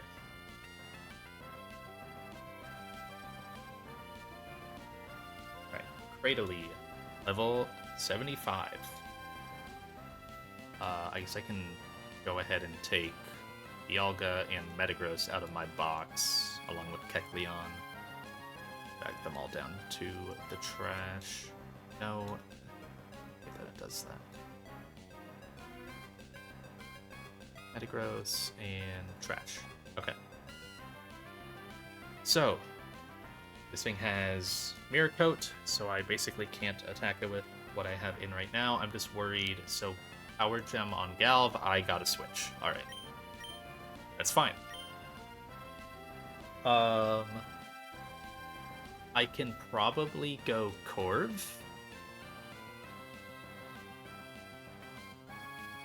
If this thing is like 0 bulk, can Smart Strike kill it? Yes. Brave Bird crit can also kill it. What if I went Torterra and clicked Earthquake? If it's minus defense, it never dies to Earthquake crit. Alright. Does it have any recoil moves? No. Mirror Coat, Power Gem, Energy Ball, Power Whip. I can go Torterra and click Earthquake.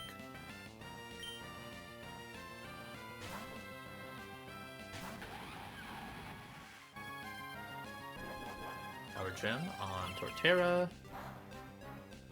25. Not a promising roll. I'll say that. Oh wait, I can't. I had doubles clicked. Okay, I cannot click anything here. We're just gonna throw a ball at it. What's your catch rate? 45. Not the best. I do have dive balls, so let's toss some of those. Okay. What else could I go? I'm just gonna keep this sped up. I can stay in here for a bit. Kind of scared of Mirror Coat.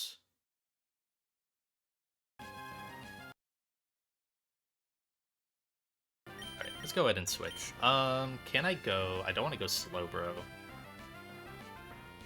Can I go Goodra? What does Goodra do to this? If it's, you know, minus special defense as well. I can always click Dragon Pulse. No, I can't. It has Mirror Coat. Gotta be a physical move. I can always click Power Whip. Yes.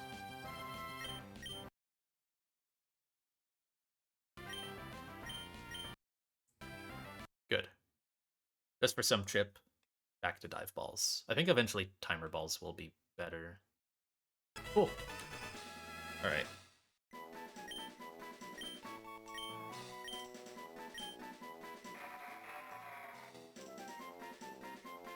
What am I naming you? Do I have a Santa Fe? I don't know why I want to do Santa Fe for this guy. It's not really a deserty dude. I do not have a Santa Fe.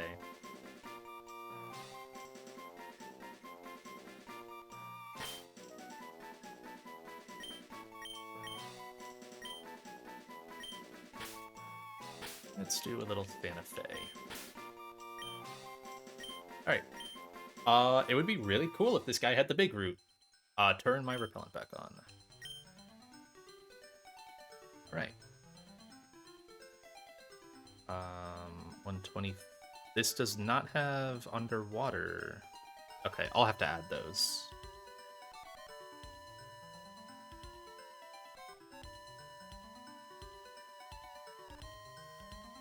It's been a lot of, like, encounters missing from this dock. It's missing 124 underwater. And it's, I assume, missing 126 underwater. Yeah, it is. It's so weird. It's just missing so many spots.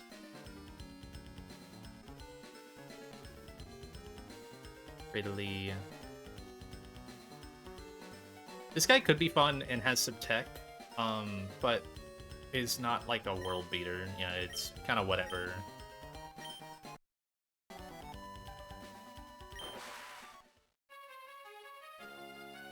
Where am I at?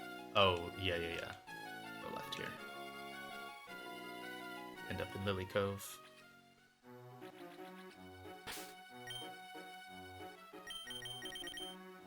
I think that's everything I can do ahead of,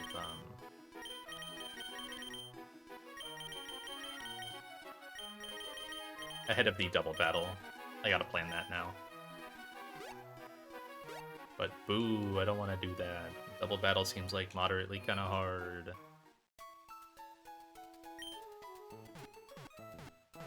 See if I got the big root though. It's like 10 or 15% for that Lily or the Cradily to have big root. I don't know how incredible it would be, but it would be fun. Careful, minus special, but plus Spadef. Ah, no big root. Unfort. That special attack stat is not very inspiring. Those are alright. It's mainly a special attacker, though. Cradily is a very good dupe for 126 underwater, so that's really, really nice. It means I always get Armaldo, Omastar, who can be good, and Delmise from 126 underwater. Those are all pretty solid Pokemon. I think Omastar Delmise would be a little better, but Armaldo is still fine. It's a battle armor guy. But yeah, this thing is kind of whatever. Its stats in general aren't great. I guess plus Spadef is good. What's its HP stat? 25? That's pretty solid. It's gonna be a box sitter though, for sure. I could see like setting up some Mirror Coat stuff, but with it being critable, it's kind of hard. Suction Cups, doesn't really do much. It's not great. Fun typing, but not a great mon. Alright. Is there anything else I can do? It is a Pokemon in my box, though, right? At the end of the day, I need mons in my box.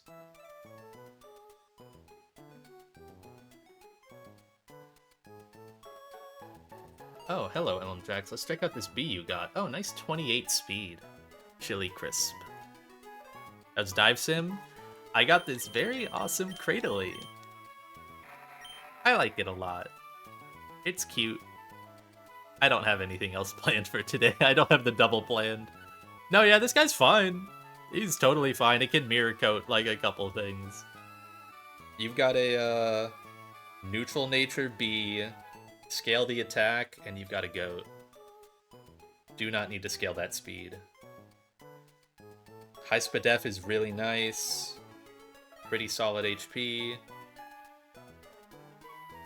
I did not look at the rest. So Armaldo plus defense. Holy. That's a guy. Kinda. Cradily. It's whatever. Yeah, holy. Fucking Jolly Sharpedo. Oh my god. Yeah, Cradily clicks Mirror Coat and dies. And the arrow? Bro. What the fuck is that Aerodactyl? Hell nah.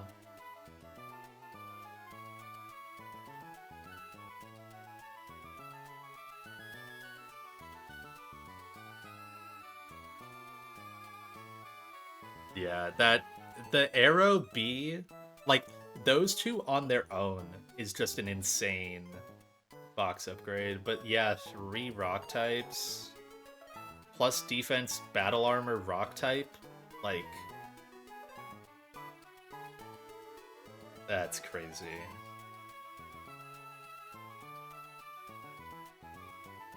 New Dreadnought. I kind of did want Armaldo. I'm fine with Cradily. My goal with Cradily is, and it didn't happen, I led with Compound Eyes Galvantula because it gives like a 10% or 15% chance for the guy to be holding Big Root. And I wanted the Big Root. And I got the Cradily, but then it didn't have Big Root. It just would have been fun. Yeah, this is 124. It's a good dupe for 126. So, like, it's good to get this guy here. Yeah, 126 Omastar or Delmise. Like, pretty solid. Omastar does seem like the best thing on that route. Like, Delmise would have been good prior. It's not as good now, I don't think, but...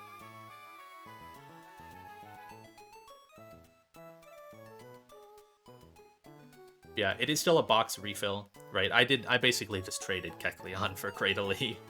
So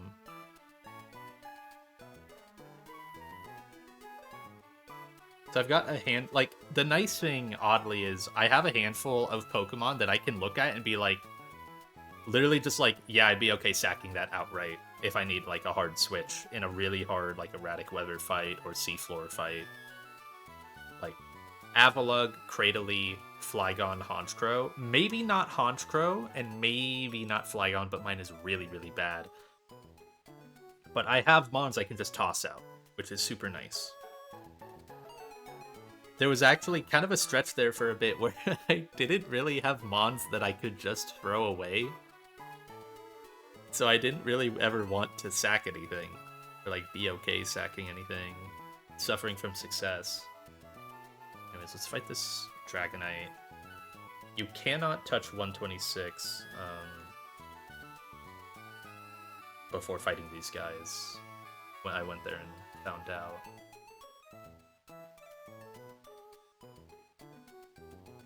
So I started calcing this, but I didn't finish it.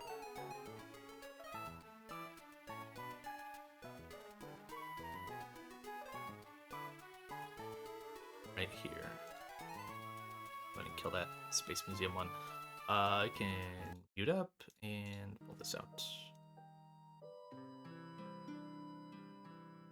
You ran into an optional. I was being so careful. There's only 2 guys on 124, and they're pretty easy, but it was. I need to check some of these off. And check any of these guys off. Now there's some optionals in here that are kind of like demons. They have like 4 Mons, I want to say. Can't really beat Steven.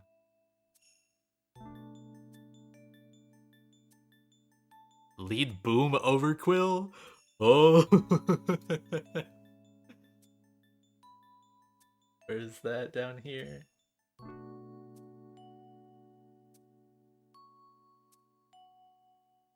Oh, that's like well down here. Wait. No? That's Seafloor Cavern? No, that doesn't seem right.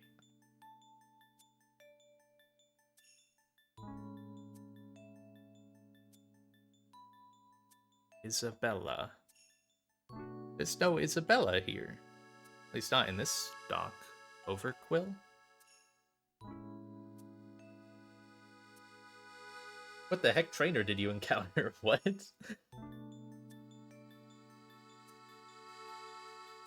Was it the Quillfish?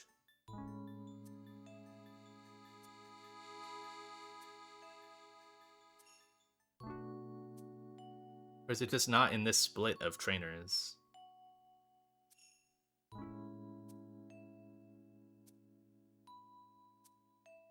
Oh, it's on TM. Oh, it's on 124. I see. Okay. That checks out.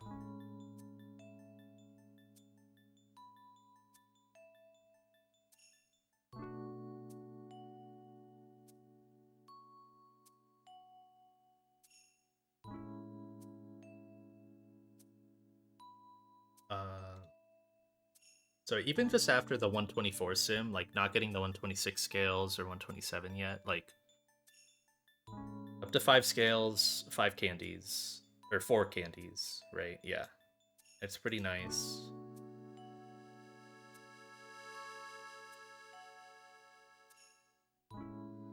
I guess technically I can go back and get like Misty Explosion. Is there anything I really want to go back and get? Still haven't gone back to Shoal Cave and gotten Breaking Swipe or the Shell Bell. Skill Swap TM?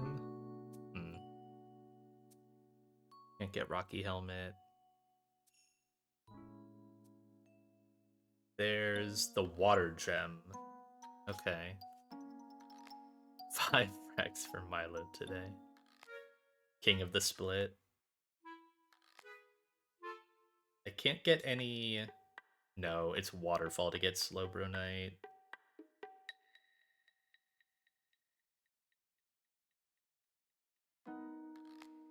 There's like none of these guarded. Well, I guess there's a fair bit that have like you can get Aerodactylite, Venetite, and one other Pincerite. I think so. That are like dive locked.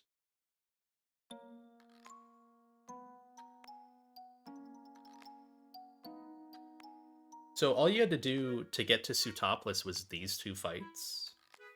That's not too bad. I might be able to get that done today. If I could figure out the double. This one seemed silly. I guess I don't have a great Toxic Mon to fight the Shuckle, but I can figure it out. Because then after that, this guy just guards something, and you probably don't need this yet. I don't know how everything works out.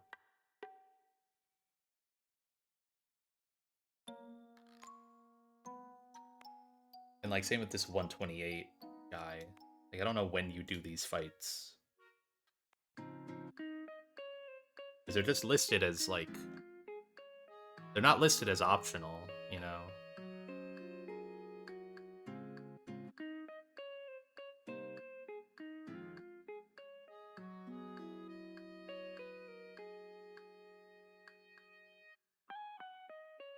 And then seafloor. Alright. So I had started on this fight. Beedrill, obviously, seems pretty good on the fight, but the mid game is kind of weird. And I'm kind of struggling through that a little bit. I wasn't looking like super in-depth, but my struggle right now is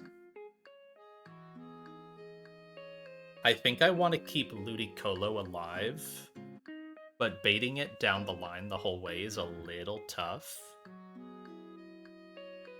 I can use Togue to bait it pretty well, but I guess so. The idea that I had was Flygon in slot 1 lead to match Ludi. Wait. No. I want B in slot 1 to match Ludi.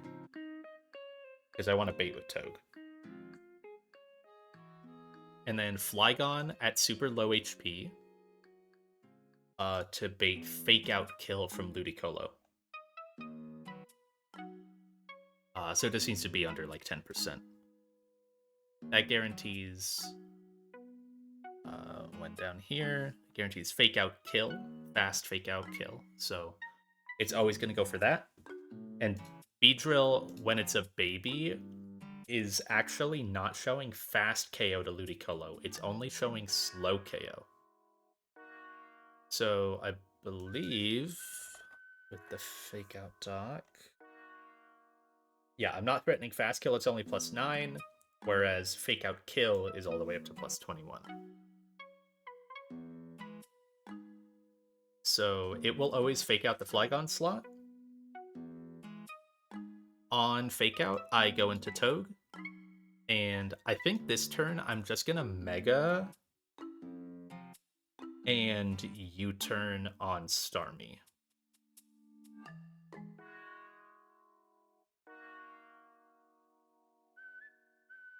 The other option is, instead of going Togue, I go Dragapult, and I U-turn to Togue. So I get Togue Dragapult in. That lets me beat the D-Knight, but the problem is Dragapult is really bad in the rest of this fight. It's not great.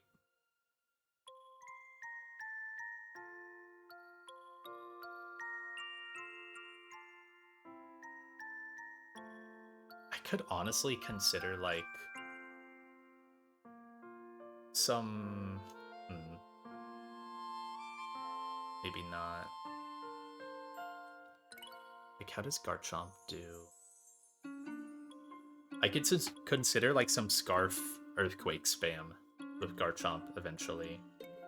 I do really think I need to use Choice Scarf. And then just have, like, some flyer next to it, like maybe Pidgeot. Pidgeot is really fast. It outspeeds everything here.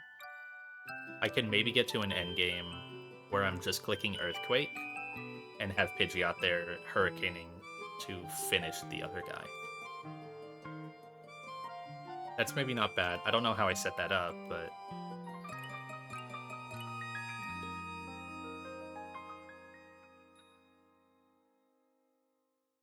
The other thing that I am kind of struggling to figure out is how do I beat D Knight and Stoutland? The Stoutland is really bulky. I believe not even Burned Choice Band Conkelder one taps it. Yeah, no, with Mach Punch.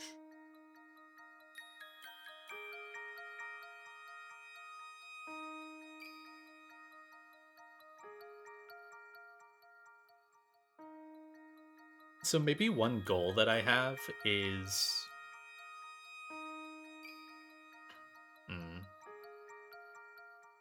No, not quite.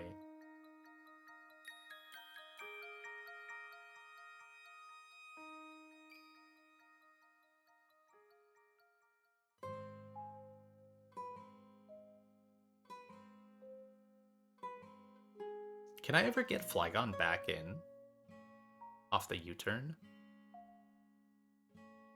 How much does Flygon Draco do? If it's like, I think it could be Life Orb boosted. Oh my god, you suck, bro. 0 special attack? Dude. Let me click doubles. Oh, this Flygon is so disappointing.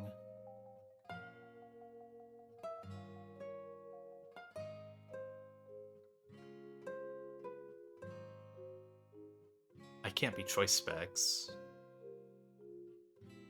Can I? No.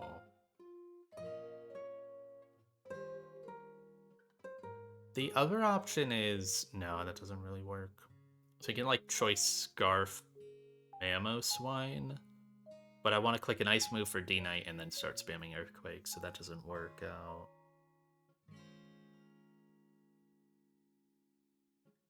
My Ice types are just pretty limited here. Mamo is not very good.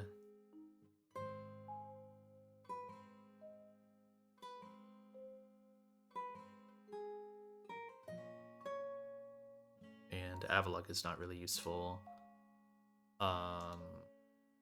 One thing that I did consider...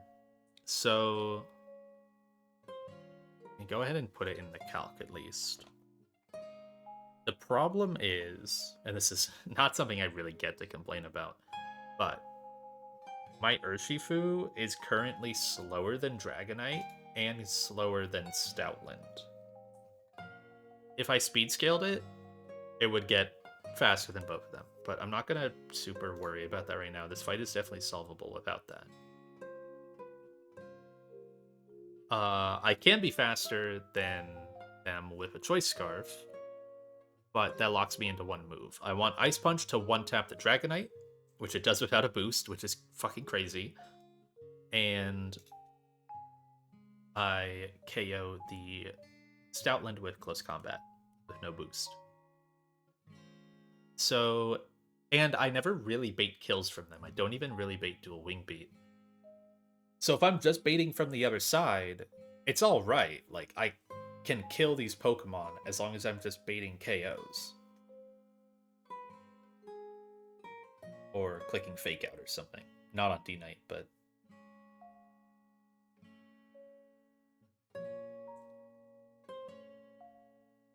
Urshifu kind of falters. Ooh. It kind of falters a little bit once the Lantern comes in. But... And definitely once Blastoise comes in. Cannot fight Blastoise. I think if I was Life Orb... No, I don't quite untap the Lantern. Okay.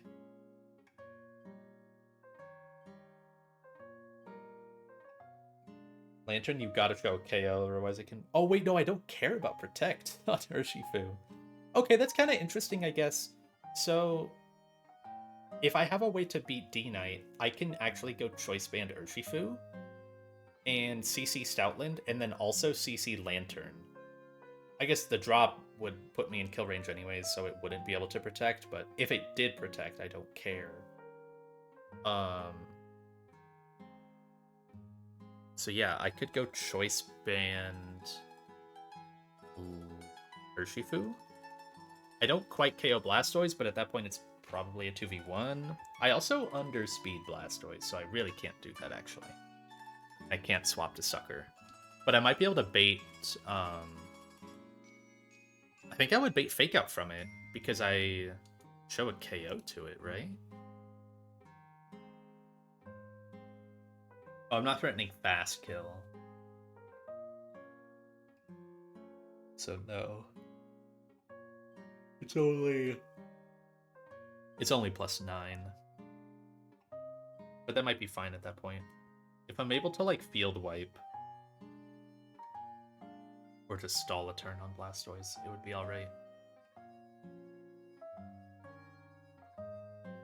So, if I do this double pivot like I was thinking, where I U-turn KO and go Dragapult in slot 1, Togue in slot 2, so that requires Flygon in slot 1.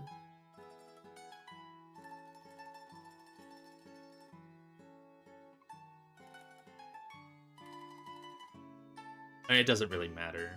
No, it does kind of matter because I'm killing slot 2. I need Togue in slot 2, so I'd have to U-turn to... No, I don't want to U-turn to Togue. I want to... No, I do want Beedrill in slot 1. So silly. I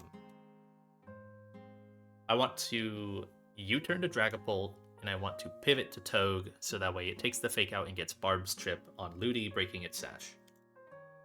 Yes.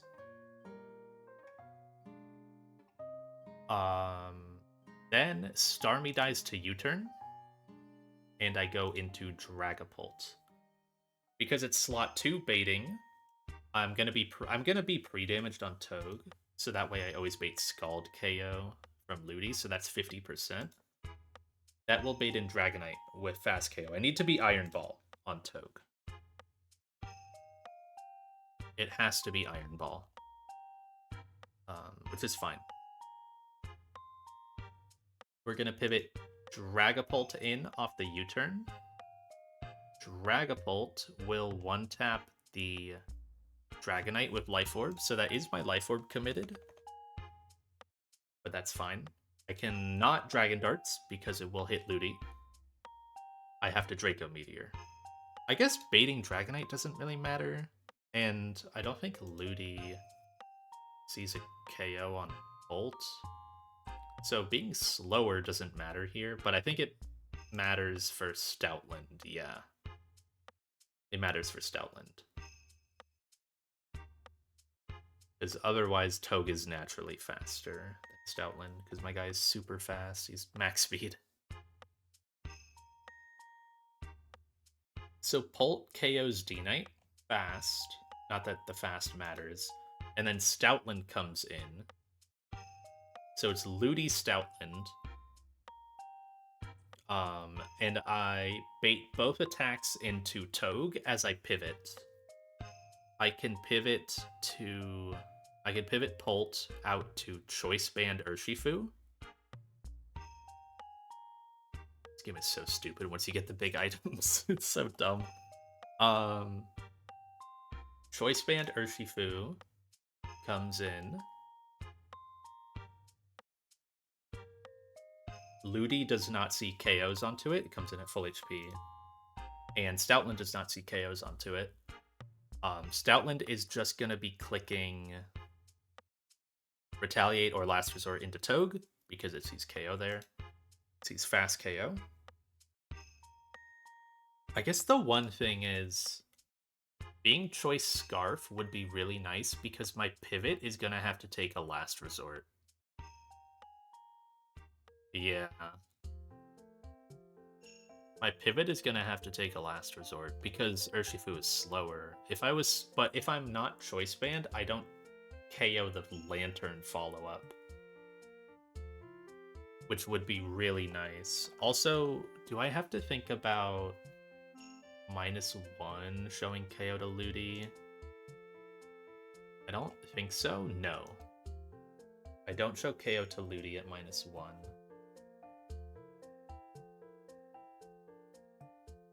also KO it with Choice Band. Interesting.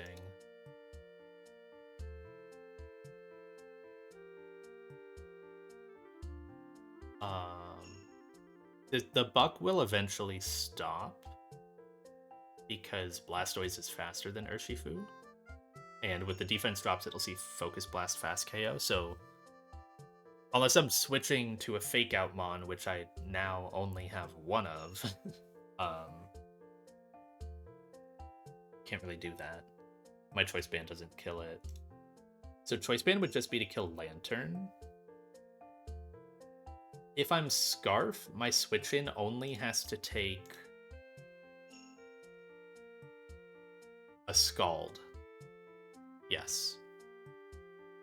So maybe Scarf Shifu is better.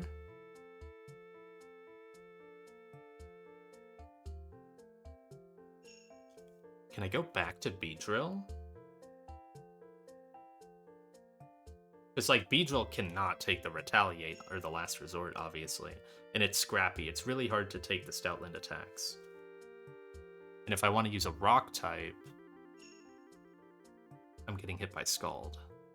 I mean, shit, I just got the Leap.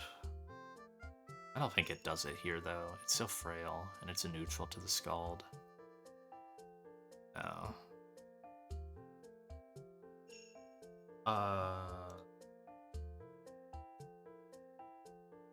Golisopod dies to Last Resort. I can't exit and then only have my entry take Scald. That would be nice. I do have Goodra. Hold on. So Goodra takes 8% from a Scald. And 45% from Last Resort. I can guarantee a Citrus proc. And then it's just a question of what does Goodra bait after. Like, I think if I go Goodra, I lose control of Ludicolo, which is pretty bad. That's kind of a fear here, is losing Ludi control. Because you can start to let it Icy Wind or Scald and burn random things. It's not great. Especially if I'm defense dropping my Urshifu.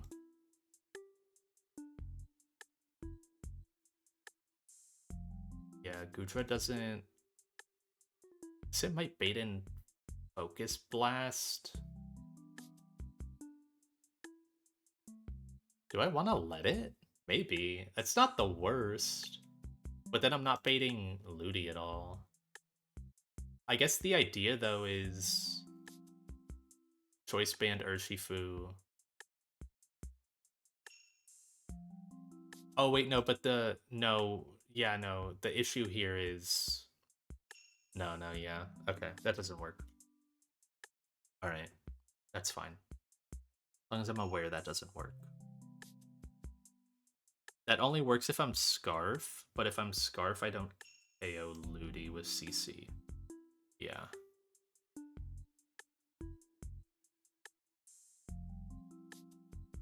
Can almost be Black Belt, but then I don't KO Lantern.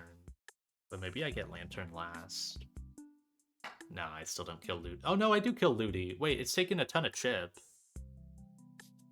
It's taken a Fake Out, and it's taken Barbs from its own Fake Out. So I don't really need this item boost. It takes 25%. So yeah, this close combat will kill with no boost. I don't need a boost for Stoutland. So I can be Choice Scarf on Shifu and still get all the kills I want.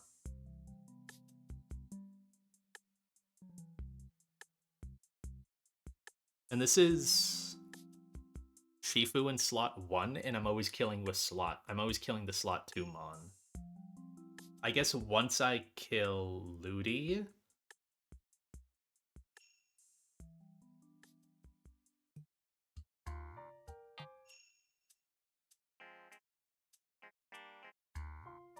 I think this works, though. You don't really kill the Lantern. You don't have Lantern control, so you gotta pivot out at that point. It'll see slow KO. Yeah. Unless I have like unless I have like a really fast earthquake guy, which I don't, that would be able to like KO Lantern.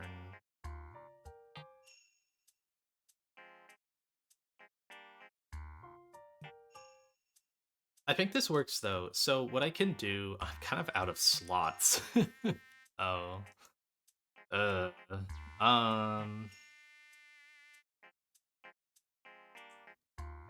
So I could have Udra eat the. I could have Gudra eat a. Oh, that's the wrong one.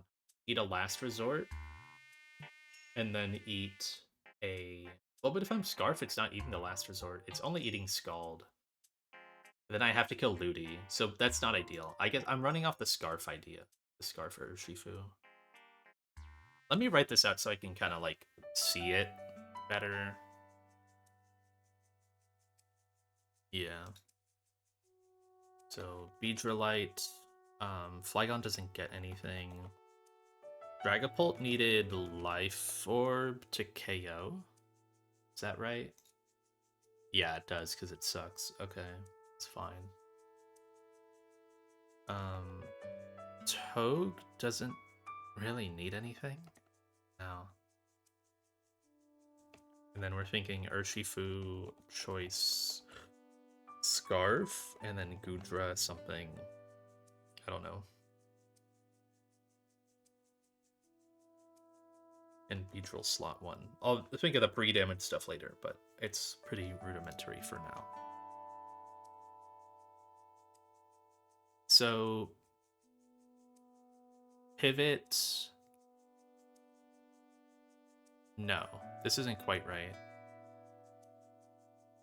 So this is U-turn to Dragapult on Starmie. And pivot Togedemaru. And Dragonite comes in slot 2. Then I Draco Meteor the Dragonite and fake out Ludicolo. And then in slot 2 again, it's going to be Stoutland in because it's he's fast kill on Togue. Oh wait, I said Togue doesn't need an item. Of course it fucking does. It being stupid. It needs Iron Ball. Being so dumb. Urshifu, Gudra. Gudra is tentative, but it's all right there for now. So Stoutland comes in also in slot 2. And then this is, I guess, just taking the entire turn to pivot Urshifu is pretty tough. But it's fine, because then you just Spiky Shield. And then turn 4 is close combat. Can I do this with Conk? I guess I didn't really think about it taking the chip. Like if I'm burned choice band, I do kill there because it's taking one thing of Spiky Field Barbs, and last resort should be contact. Yeah, last resort is contact, but it should be retaliate, which is also contact. Yes, okay. Maybe I should think about Conkeldurr. The only thing is it's slow and getting burn ticked, but it's also really good at like helping finish Pokemon or chip Pokemon or something else. Didn't realize it was Life Orb Lantern. Torrent.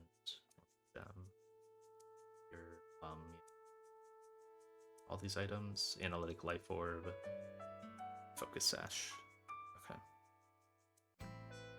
So yeah, I could use Choice Band Burned Conkeldurr to beat Stoutland, which would free up my choice item. No, it doesn't. I still need choice band. But if I do that, then I'm pivoting on only a Scald. Can Beedrill take a Scald? It totally can. Beedrill can take a Scald and then be pre-tox to not get burned. It probably baits in Lantern.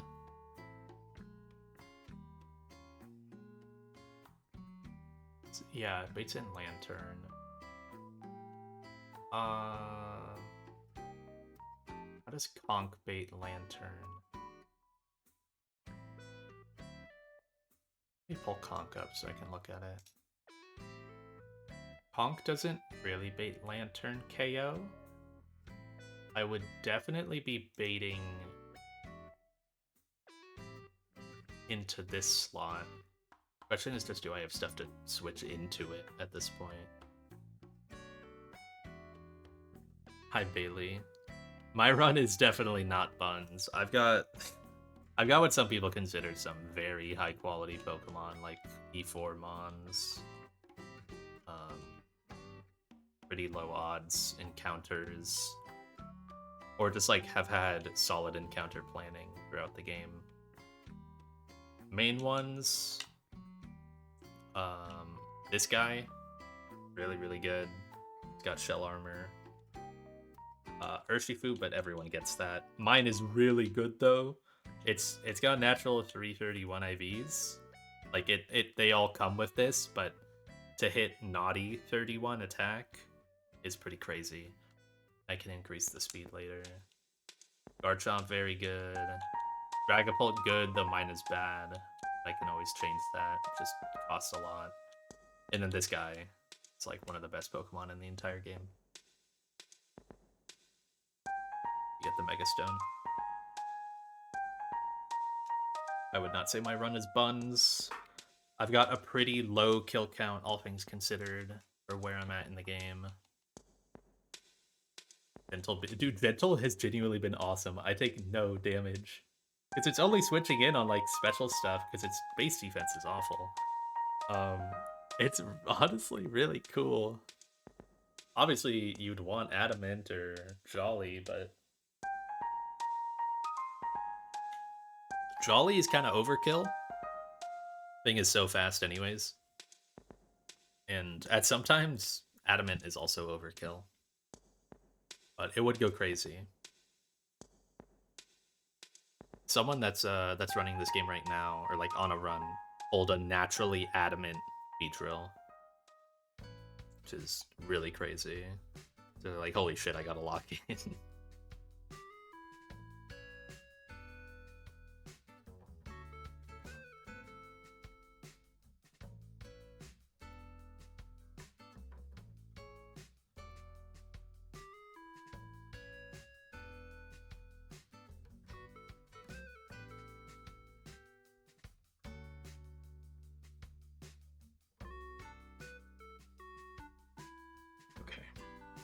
I have way too many Pokemon up here at the team thing, but it's fine. That's the process. I kinda like Conkeldurr. The problem with it is after Stoutland, it doesn't kill a whole lot with Mach Punch. It does like half to everyone, yeah. Damn, Blastoise is bulky. Oh my god. So if I'm in this position,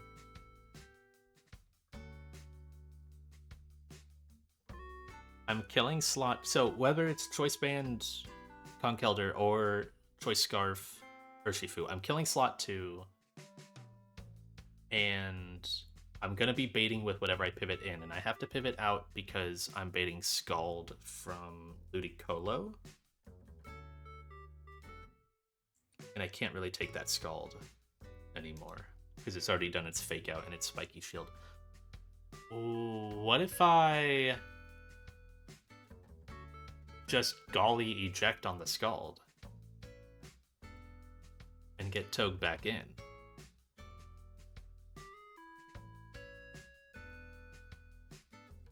Yeah, I just take 13%, emergency exit, get Togue right back in, and then... Or I can just get a better offensive threat in. But I have a free switch if I do this. I don't have to worry about taking Scald. I can get... Maybe I should be considering something other than Flygon, because that's kind of a wasted slot. The reason why it's Flygon is just to be faster and be at 10% HP to bait Fake Out from Ludi. But plenty of stuff could be faster. One way to do it is just be fast and show KO. One Pokemon that could do that, I think, is Hawlucha. If I level it, yeah. So that would give it... I'm threatening fast KO on it, so it's plus 20. It'll always fake out that. And it won't fake out Beedrill because I'm just barely slower when unmega. And I'm also not showing KO to Ludi. So Hawlucha would be better because it's just more useful. Sadly, Choice Scarf Urshifu does not acquire that same thing. Yeah. Because it just has to be someone that's naturally faster than Ludi. And then also showing a KO. D-Knight gets close to being faster, but just barely isn't. Hawlucha's really the only guy that does it. I don't think Honchkrow would. No. I'm minus speed. Gren, but it doesn't show KO. Because if I could roll compress my Flygon slot into something that's also useful, that would be... I mean, maybe Hawlucha does it. Let me export Hawlucha at 89. It has to be itemless to show the KO. But that's okay. So if I replace Flygon with level 89 Hawlucha, really haven't used this mon too much, but it could be good here to roll compress, because then that could be my Ludi kill, and then Urshifu kills something else.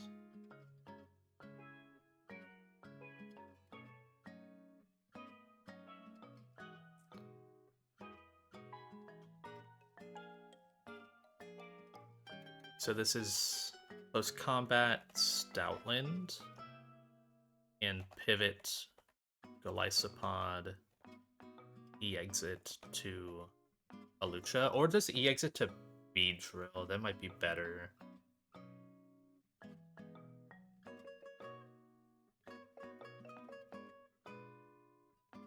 I don't know that I really need Hawlucha. So this is like the Lysopod Citrus.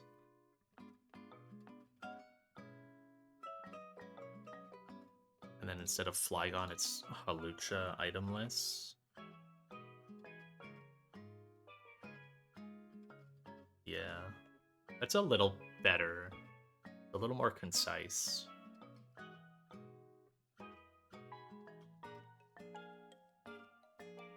Let me export this guy as 89.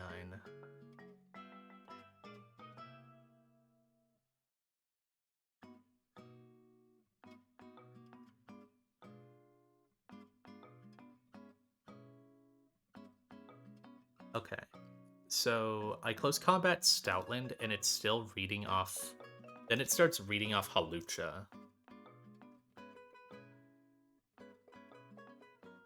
And Lantern sees Thunder KO on Hawlucha. It sees slow KO. So it goes to Lantern.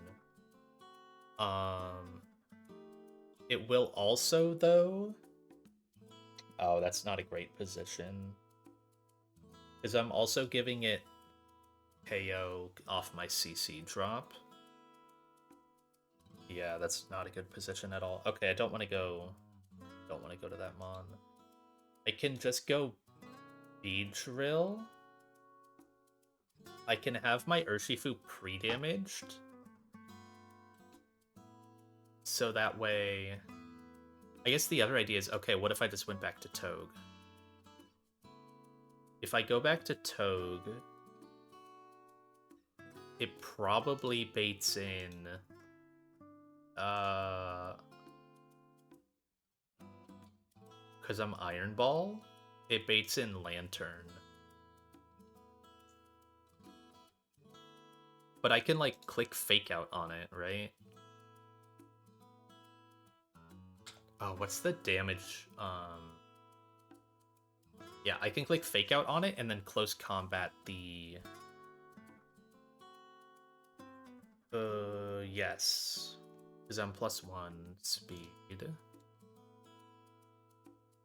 I can Fake Out Lantern and then close combat the Ludi, making the endgame Blastoise Lantern.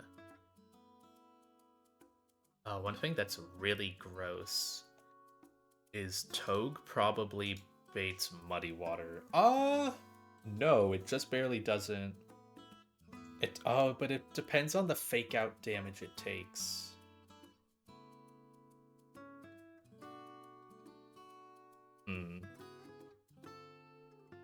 Okay.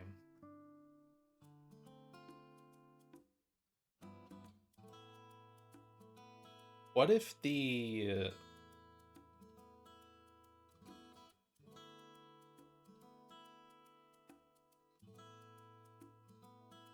What if the Mon that I led with, that was baiting Fake Out, was just super low HP? I can get it back in off of the Golisopod E-Exit. It has to be a Protect Mon. And then... it's able to Protect after its E-Exit entry. And then it baits Fake Out from Blastoise instead of a real move. Because it's baiting Fake Out Kill.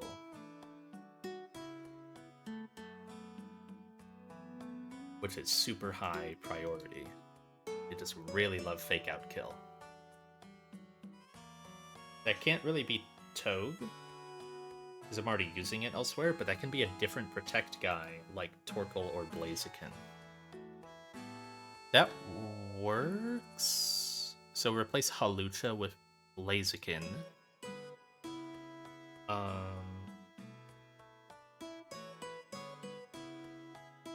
Does Blaziken outspeed Lantern? It does. Okay. That could be something.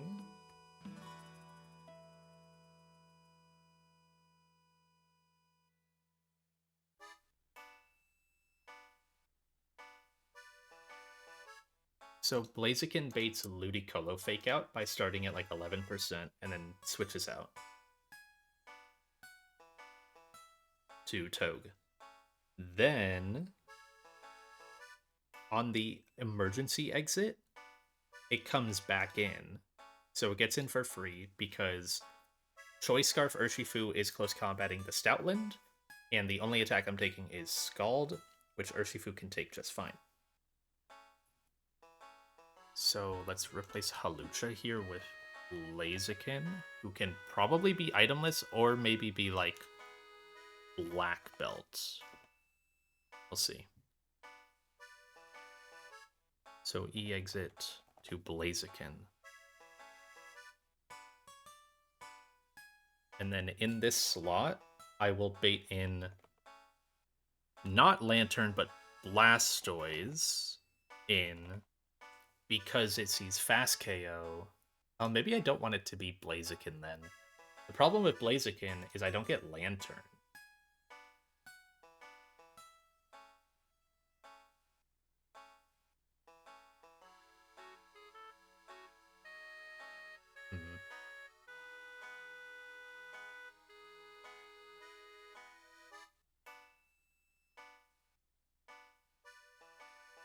Yeah, I would get Blastoise, and then I'm not getting the fake out thing then.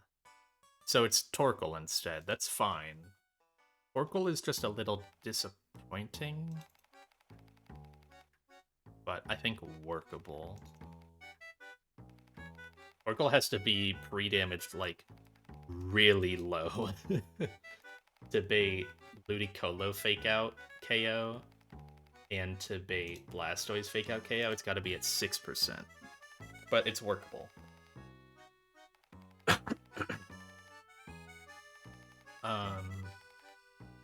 So turn 5. I have Urshifu in at -1 defenses, but it's Choice Scarf, so it's faster than both Pokemon on the field.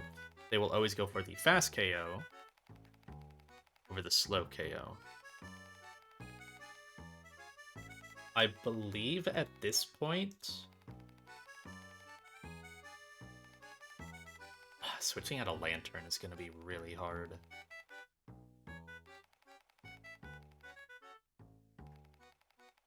Switching out a Lantern is going to be really tough, because I can switch out a Fake Out. Spread moves, yeah, okay. Because right now, I can close combat the Ludicolo and kill it. But it might be better to just switch instead, and then kill Ludi the next turn with U-turn V-Drill. And then I have a Pokemon in position, like Urshifu again, ready to...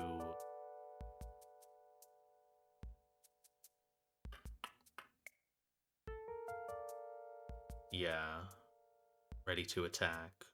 Or just have Beedrill in. Like, how much does it do to Lantern? Not much, and it 2-taps Blastoise. This Blastoise is going to be really tough, and with the squad I have right now, I don't see anyone that really, like, thrives at fighting it. The only thing is maybe... Dragapult... I need to kill Blastoise before it can Muddy Water.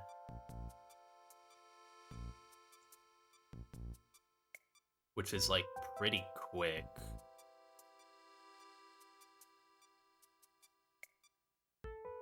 I can go Pult on...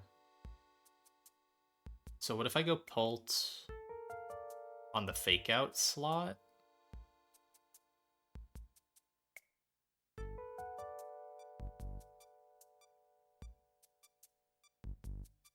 I guess it doesn't really need to be a Protect Mon then. Like, what's the point of it being a Protect guy? So I'm just gonna pivot. So this is like... Pivot, Beedrill, Protect? Then I'm not killing Blastoise this turn. So... It's better tempo for me to just pivot to Dragapult instead of protecting. Which means I could use Blaziken instead.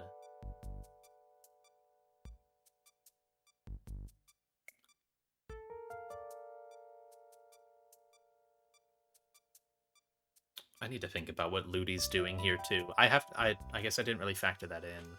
If I'm not clicking Protect, then Ludi is kind of attacking into a... Like, the Ludi situation is really rough.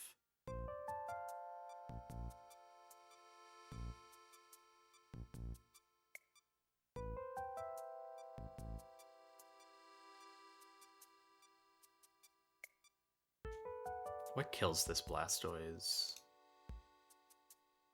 Mag, Torterra. Torterra's really tough. Maybe there's a Scarf Torterra angle in here. Because with Scarf, it outspeeds everything. It can Woodhammer Lantern.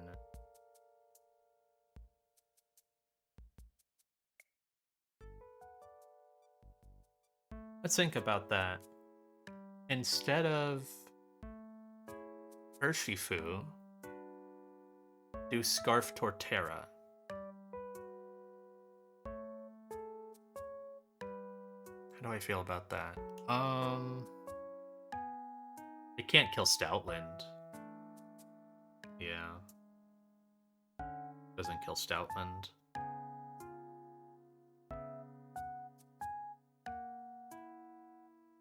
Okay.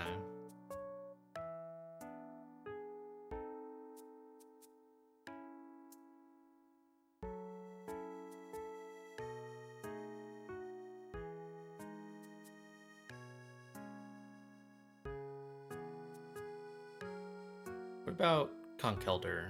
Let's think about Conk again. Because Conk is really strong, and it just needs Choice Band. It doesn't need Choice Scarf. If it's not baiting a KO, it can nuke these guys. It can one-tap Blastoise. I think that's better. And it's not gonna be baiting KOs. The only thing is they are all slow KOs, so I have to be able to eat the attack, but that is fine. Wow, that does way less to Ludi than I thought it would. I thought I would be able to fast KO Ludi with Mach Punch, but I definitely can't.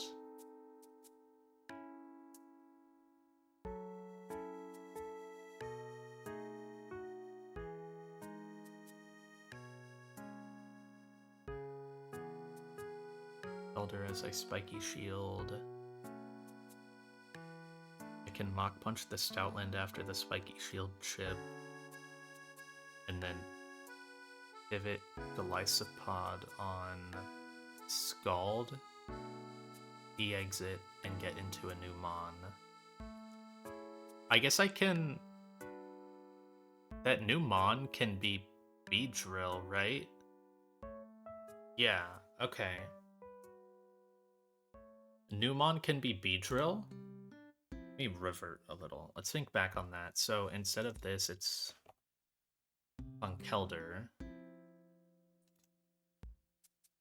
So Conkelder here.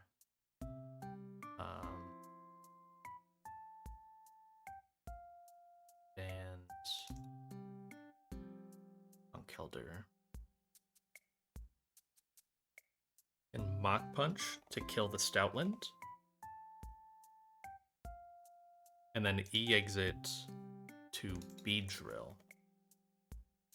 Beedrill in slot 2 will bait, because it's at full.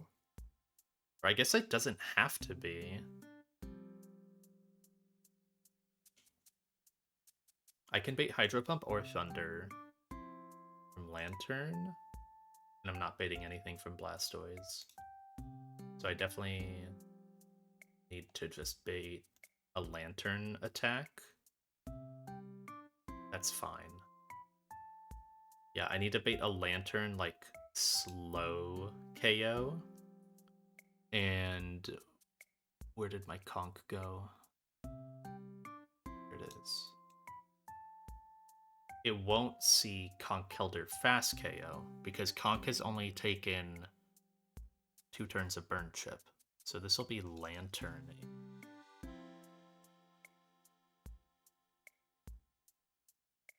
And I just Hammer Arm Lantern.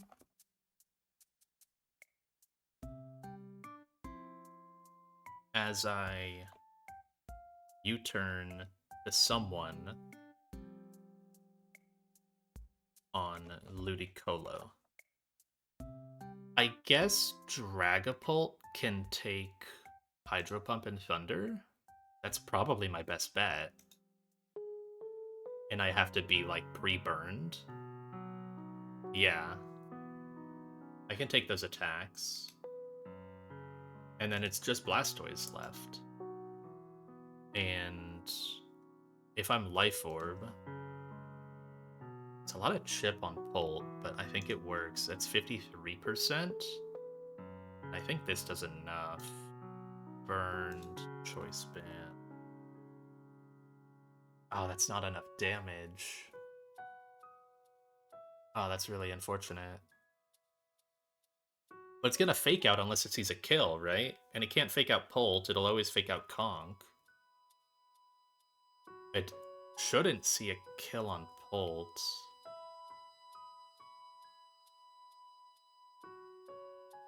No one else can really take this.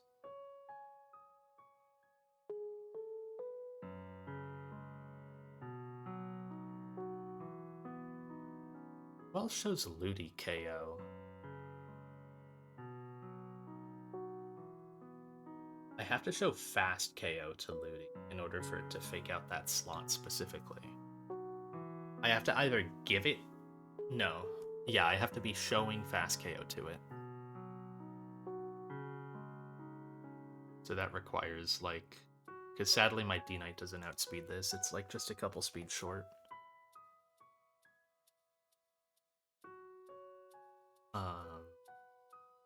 Would, like, Galvantula do it? And then Galv is an okay... No, Galv can't eat the Hydro Pump. Gotta show fast KO. Pidgeot shows fast KO, but it can't eat Lantern attacks for sure. Garchomp with Dragon Fang?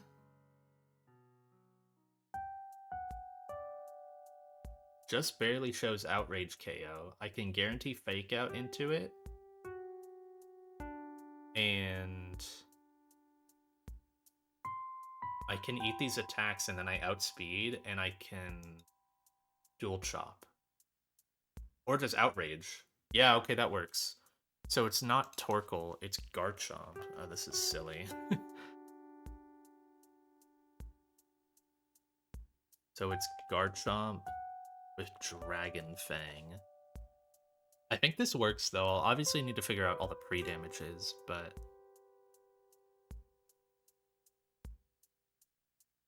Yeah, you turn to Garchomp. Oh, wait, does this outspeed Blastoise, though? Oh, it doesn't.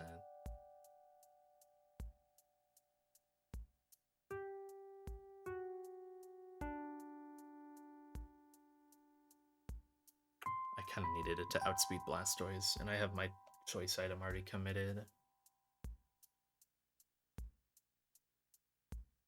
No, but it's gonna fake out someone. Right? That's fine.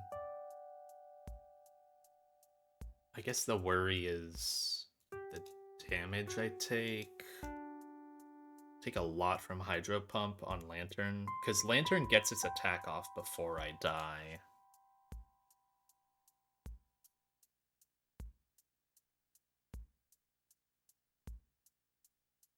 I'm gonna need this guy to be faster. What is this damage? 68.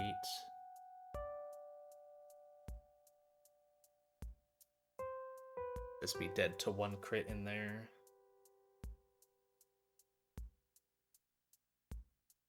What's your item? Lum. I don't want to give it Torrent either, right? That's kind of a fear with, like, Mach Punch crit.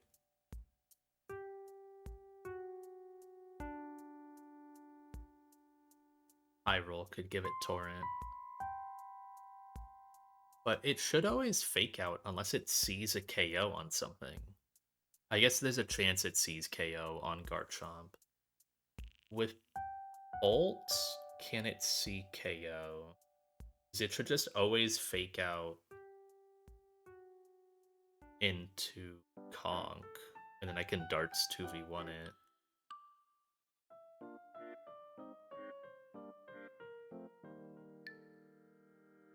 Garchomp is also just better backup to have than Torkoal here, for sure.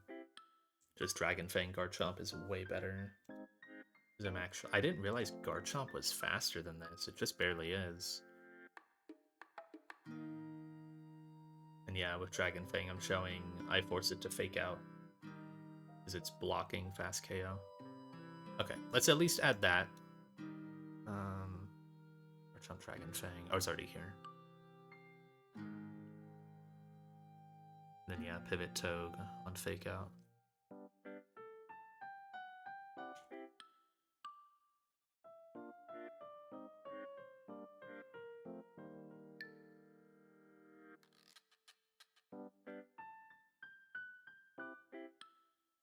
And then I don't outspeed the Dragonite, so there's no point to me staying in. Yeah.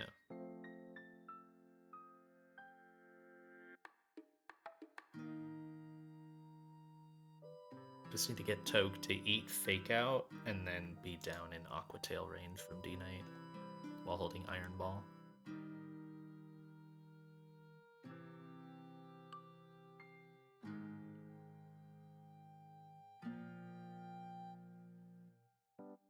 So I think the end game works out.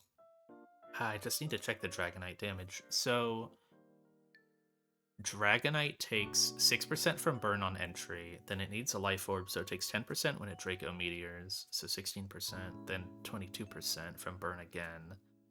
So it's down to 78. Then it comes back in here. Goes down to 72%, and is taking an attack from Lantern.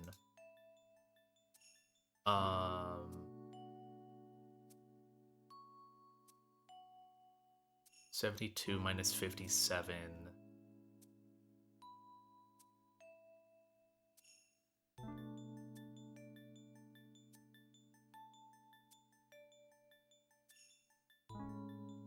$72 minus 57 is why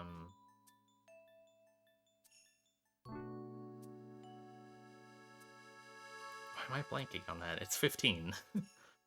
So I would die. I can't do that.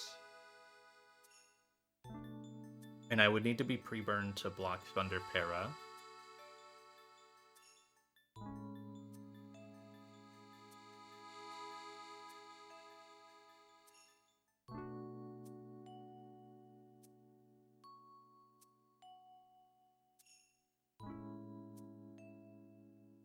If I got crit by Hydro Pump, I would die to one more tick of burn, which happens on my entry, and then the Life Orb chip. So that doesn't work out. If I went Chomp on that attack, Chomp hasn't taken any damage yet. It doesn't need to be pre-burned. It just takes Hydro Pump and puts it at 31%. 31% is in range for fast K from Icy Wind. So it's either Fake Out or Icy Wind from this guy. If I get hit and crit by Hydro Pump. That's maybe a workable situation, though. Because Conk isn't baiting anything from Blastoise, and it can easily take the Icy Wind. And while Guts boosted and holding a Choice Band, it just one-taps with Hammer Arm. So it's like, if it stalls the turn, that's fine. I just need a way to, like, stall the turns. I guess no matter what it is, I can just go to Togue on that. Whether it's Fake Out or Icy Wind, right? And then I Fake Out the next turn and Hammer Arm. It's fine. I can easily take both of those with Togue. Click Fake Out. Yeah. So this is U-turn to Garchomp.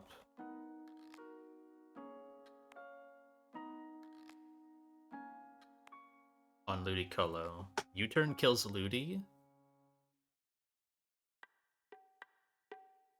Hammer Arm kills Lantern. Garchomp has to take one attack.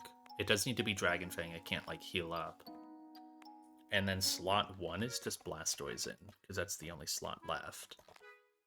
And turn 6 is Hammer Arm. And Pivot Togue. And a potential turn 7, if I need it, is just Hammer Arm and Fake Out. Because it should, like, Blastoise should just Fake Out someone. If it fakes out Conk, that's fine. I get my pivot for free.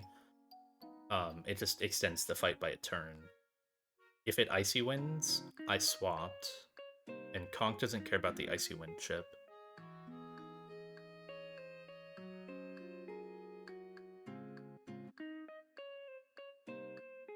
And yeah. Oh, wait, no, I fucked this up. Oh, I just realized I fucked this up. Hi, Jax. Perfect timing. So I locked myself into Mach Punch Choice Band, and then I planned for Conch Elder to click Hammer Arm 3 times after that. It's not exactly how that item works. That's my first time having that issue, actually, and I've calced with Choice Band a little bit. It's just obviously this fight's a little longer.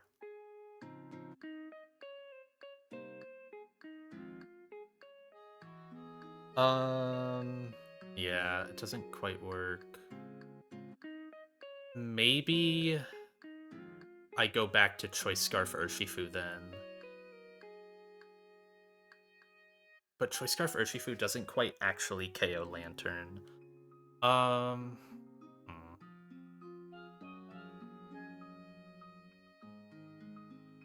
Golisopod definitely doesn't take a last resort.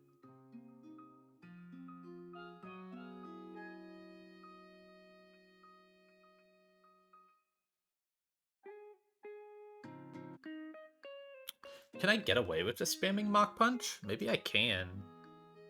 So... if I just go +1... 2 Mach Punches always kills Lantern. And it's also Life Orb ticking itself, maybe.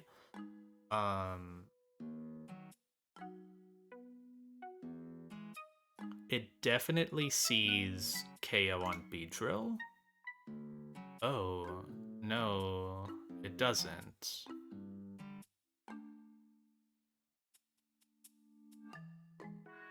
It could... Lantern could protect, unless I'm pre-damaged. I guess B can be pre-damaged. That's fine.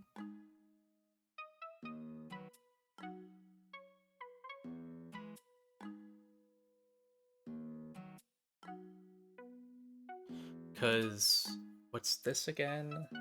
Threatening fast. Yeah, so that fake out goes to +20, so... there's no fear of, like... oh, also the HP just works out. No, I did not see your fight here. I should have had it open on my phone, but my phone is pretty low. Bolt Torkoal, Phantom Force, Starmie, Protect. Frost D-Knight to bait an enemy D-Knight, get a double KO. Interesting.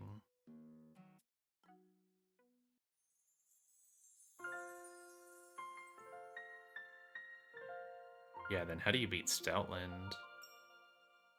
I guess you know it has to... no, that's not how that works. Scrappy.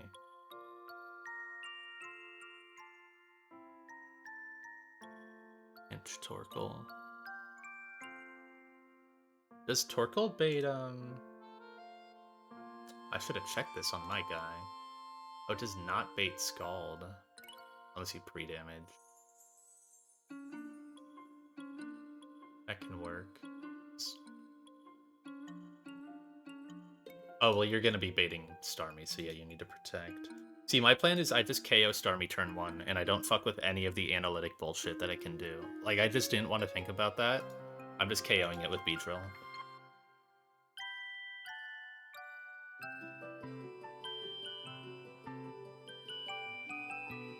Ape in for Stoutland, fake out to stall. Seppi is in. Yeah, see, so that's kind of my issue, is the Stoutland is gatekeeping a lot of what I have to do. Because I do not have a Pokemon that can be faster than it, and KO it without a choice lock. Hi, Isaac. Thank you for the Prime sub. You did not have to do that. Enjoy your, like, 2 emotes. Beedrill's going well. It has been. It's looking like it's probably going to get a couple kills on this fight, so...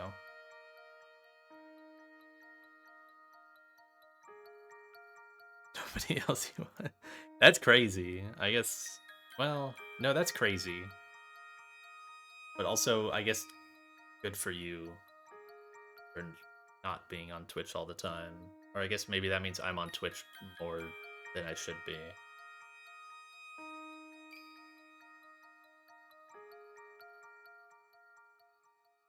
Yeah, $2.50 that I won't see for another like 3 years till I hit the next payout threshold. Twitch is just gonna hold that money hostage. It's like less for Prime subs. It's like 220 or something. The content creator cut for Prime subs is like lower. At least I know it was. Maybe they've changed it.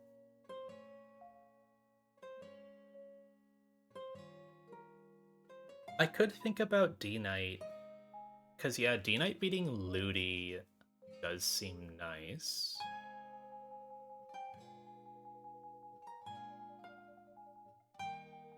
But then, yeah, the reposition on Stoutland is kind of awkward. Can my Torkoal just take it? It can. Okay. Yeah, Torkoal does eat. My guy is average bulk.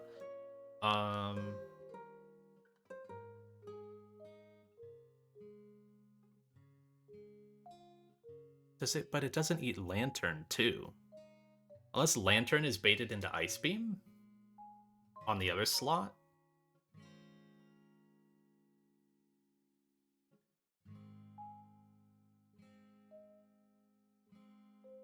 Oh, I guess it's like it's taking the Stoutland attack first, so you pinch back up, and then yeah, it gets normal. Yeah, because it's slower than Stoutland, so he's fast KO. So you eat Retaliate, pinch back up, and then eat the Ice Beam. Do you need to be like pre-burn for Ice Beam? If you're gonna sit there and protect again? But that lets your Dragapult side switch out to then get a Stoutland answer.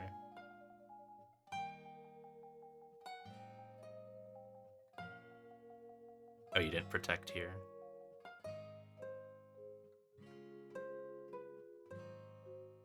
But then aren't you just... Oh, well, I guess with a Pinch Berry, you're just baiting Hydro Thunder. Yeah.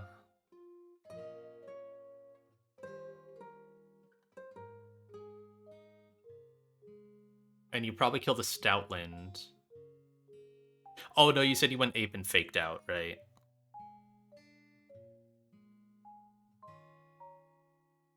Yeah, so you fake out the Stoutland for a turn, and then go Sceptile on Lantern Stabs, pre-burn for no Thunder Para, and then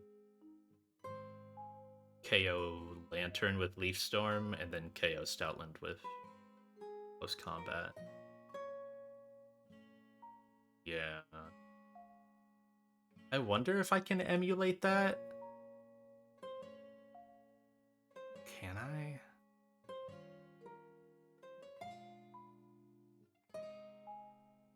Yeah, you need to stall the Stoutland somehow. That would be with like... I mean, the only ways I have to do that are I've got one Fake Out Mon and one King's Rock Mon. So it's like really only two options.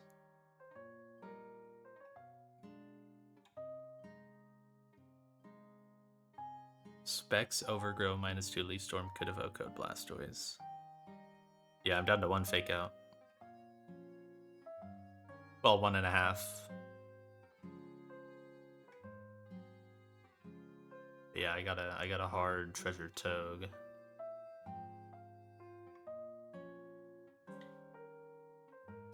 Down to... Well, I could Scale Protect on like Costa. I really needed it somewhere. So I've got like Torkoal. I've got 3 Protect guys, and it could be 4. That's not bad. Any use of Gren Speed and Space Center? No. No. I don't think I used that Mon once.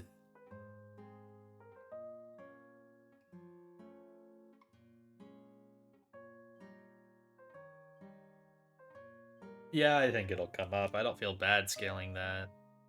I'll think.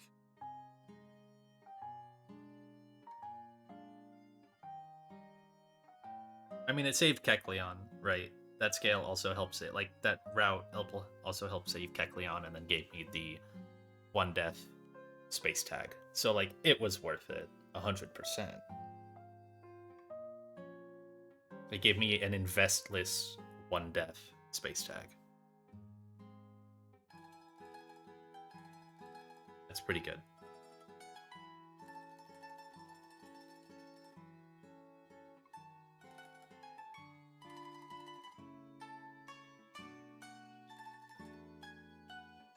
Okay. Can I remedy the choice band situation with Kong? One way to remedy it is go Choice Scarf Urshifu instead. Choice Scarf Urshifu has a bit more trouble killing stuff, though, I believe.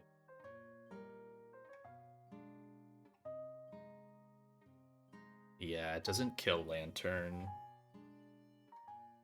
It can kill Stoutland. And it can kill Ludi, but I have B for Ludi. I'm not worried about that. Killing Ludi isn't, like, special. But I'm already leaving Lantern Oh, wait, no. This is the problem, right? I didn't even really think about it. I'm letting Lantern protect. It won't protect on Togue.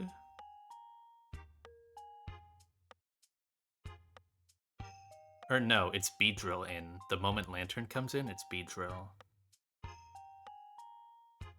Yeah. So I just need Beedrill pre-damaged to bait some kind of KOs, because Conk won't, and I don't want Conk to bait.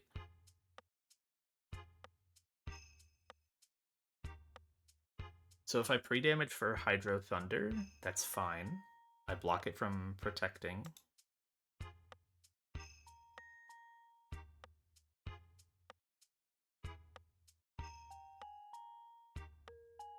I U-turn on Ludi,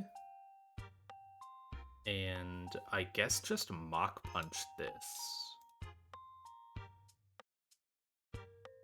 So I just Mach Punch Lantern. The problem is it doesn't die then. I'm not getting... This so, like, this works, but I'm not killing Lantern. Oh, actually, with crit, I'm sometimes killing with Lantern because of the Life Orb if it hits. But I think then the issue is Blastoise is out, and if I don't give Blastoise a kill...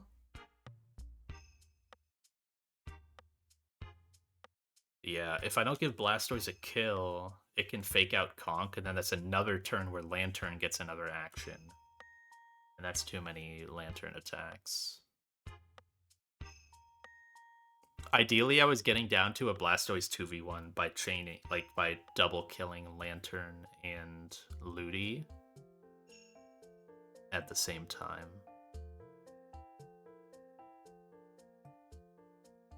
But since I'm locked into Mach Punch, I can't do that. I can't ever reuse Golisopod.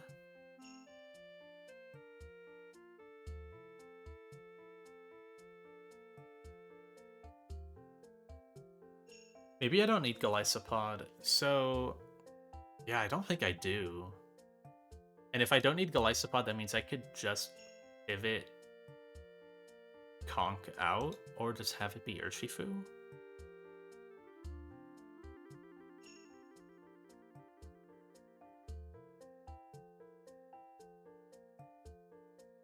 So right now I have Golisopod eating a Ludicolo Scald to get Beedrill in. But Beedrill can easily take that Scald and be Pretox.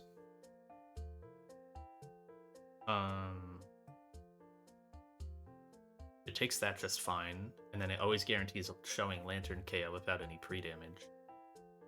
Got your first Slowbro frag on the optional? Awesome. I've got like 4 or 5. 7. Yeah, it's been pretty nice for me.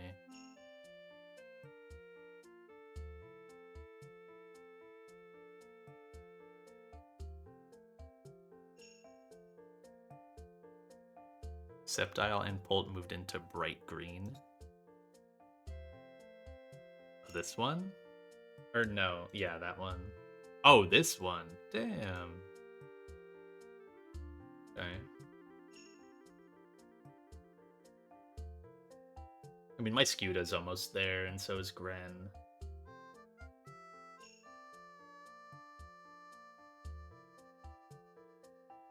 My Garchomp has been climbing. Guy's been so good lately. I love that mon so much. Even though mine is exceedingly slow, it's so good. It's so fucking bulky. Look at these guys. It's the normal. Look at these IVs. 31 attack, 31 defense, plus 28 Spadef, 19 HP. Like, oh my god. Just slow as hell, but it's so good. Plus 28 Spadef has been incredible. Raytheon's getting close to white. Damn. Yeah, I got my B in white. It's cool. That was a bit ago, though. Togue and Mamo are pretty close. Who's in... Oh, Beedrill passed Dreadnought. Yeah. Centiskorch is close to passing Dreadnought, too. Make the bars be logarithmic. Mm-hmm.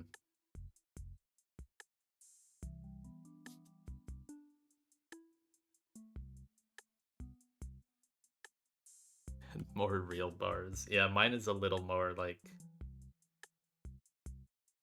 understandable. Stonfan 66 looks small.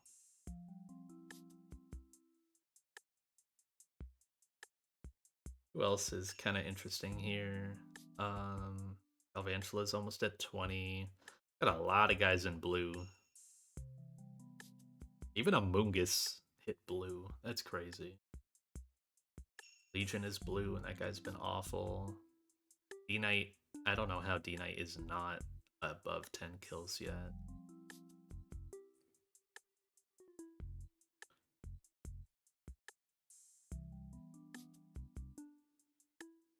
How many rolls did Chomp see when it megaed? 5. So right here. Doubles battle. Sand. So I was at, I think, 233 HP? Or 234 or something like that. So, or no, I think it was at 230. It saw 5 killing rolls, but then it also had to win the coin flip of going for... So, like, what would that be roughly? Like 10% that Conkeldurr dies? Something like that, I think. Because it's got to hit the killing rolls and then coin flip. It's only like a quarter of rolls.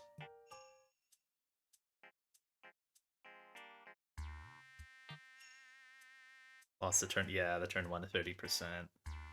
It's tough. Yeah, I guess I also had to get... I don't know, I guess, like, because of burn, though, right? Like, because of the burn, it was... Wait, but why? Oh, no, it wasn't Mega'd yet. That's right. Because he didn't see Dialga kill. Yeah. Yeah. I was like, why did it not just high horsepower Dialga turn 1? But it doesn't see kill on Dialga till it's Mega because of Sand Force.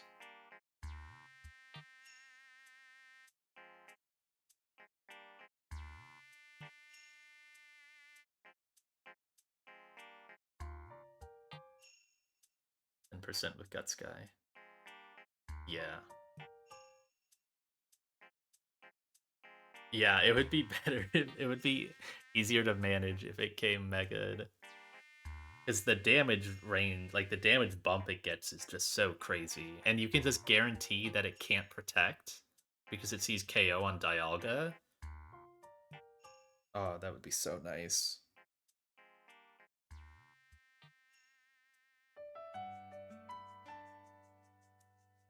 So then Dialga's always clicking Dragon Pulse ahead of it too. So even if Dialga dies, I like it's either Dialga kills it just barely, or Dialga dies and chips it to like 10%, which is super easy for Steelix to finish because then Steelix sees fast KO coming in.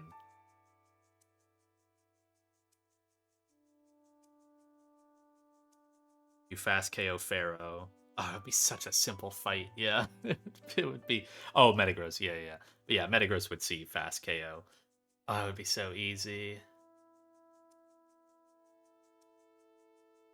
And then I think with the burn and the sand chip, at that point, I might always be showing Garchomp KO on my end with Conk. You could pre-damage just a tiny bit for it. Oh, but I guess it could high horsepower your slot. Yeah, Dialga trolled so fucking hard in your fight. God. Trick Room to fuck you over, and then D-Pulse to get the kill. So dumb.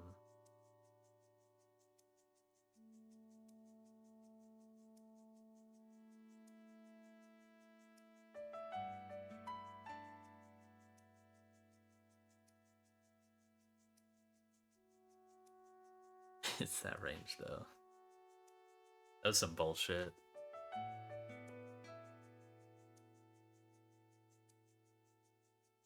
Okay. If I remove Golisopod, I just switch Beedrill into Scald. This is the wrong type. Sand. I swap Beedrill into Scald. I'm free Tox, which doesn't matter turn 1. And yeah, doesn't matter turn 1. And then I take 66% as I enter, even if it's Windows sound. Even if it's just 40%, I can pre-damage just a little tiny bit, so that way off Mineral Scald and the Toxic Chip, I'm always baiting Lantern KO, so it can't protect. I fast U-turn the Ludi. And is there a world where I pivot out of Conk? I could pivot to Togue, and then Togue gives me momentum of being able to fake out something and also reset Conk, right? I could pivot Conk to Togue and then U-turn to Conk, reset its choice band, and be baiting kills into Togue. Then I hammer arm Lantern. I'm giving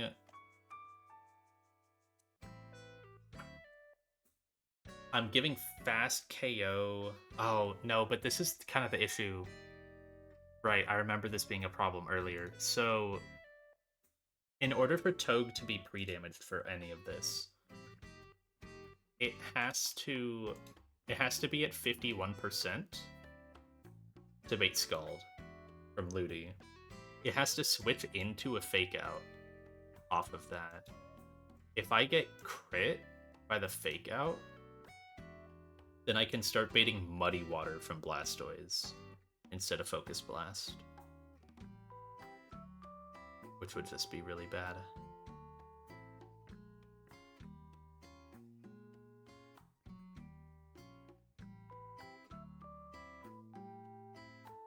I guess I have an open slot here, though, right? If I'm just doing that Beedrill raw entry. 2, 3, 4, 5.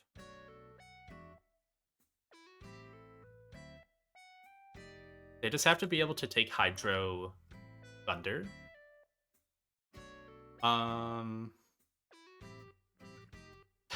I don't have just like a raw grass type. That's good. I have like Gudra, but it's slower. I've got Torterra, but Torterra's really only usable if it's Choice Scarf, and I'm already committing my Choice Ban.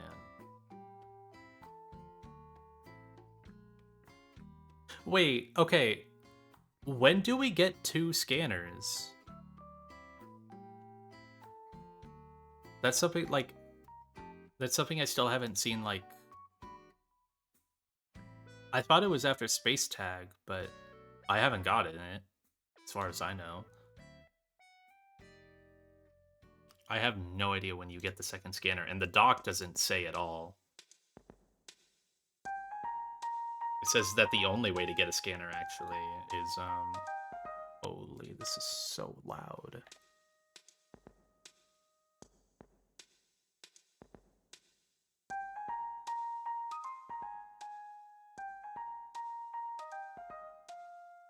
Like, it just says swap the item around, but, like, where do you get the second one? That's what, it's something if I had 2 scanners here, oh my god, this fight would be so easy. I just swapped Torterra in here, and then Choice Scarf KO's Lantern. And then I, like, fake out Blastoise.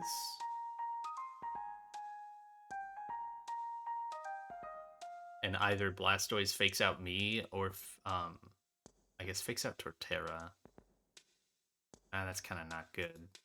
If it could fake... No, but it sees a fast KO into Togue. Oh, but that's the Muddy Water issue. So no, that doesn't work.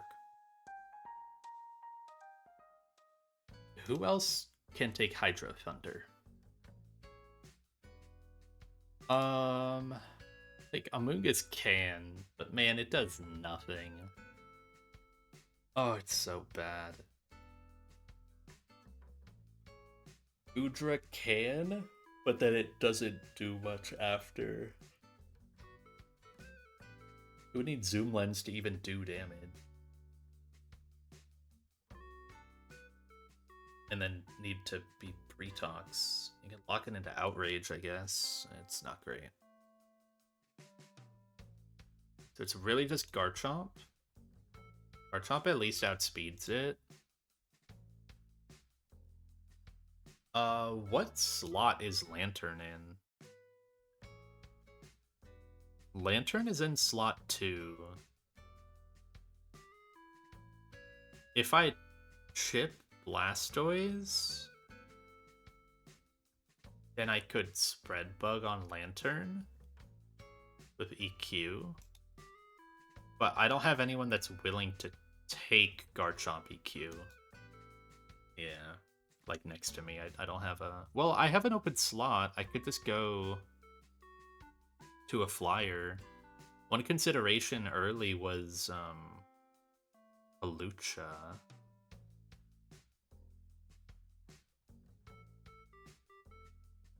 Or it could be Golisopod and get a free exit off of my own Earthquake.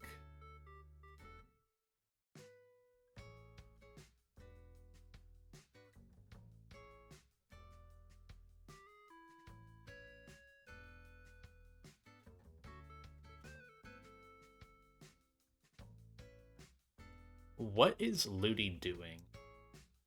So... Is there a world where I... to be at 68%? Oh, no, that doesn't work.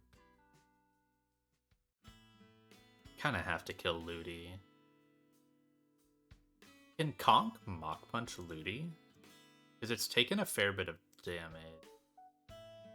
No, it can't. Not from there. Ludi's taken like 12% from Barbs, and then like 13 or 14% from Fake Out. That's it. Doesn't have Life Orb. Focus Sash.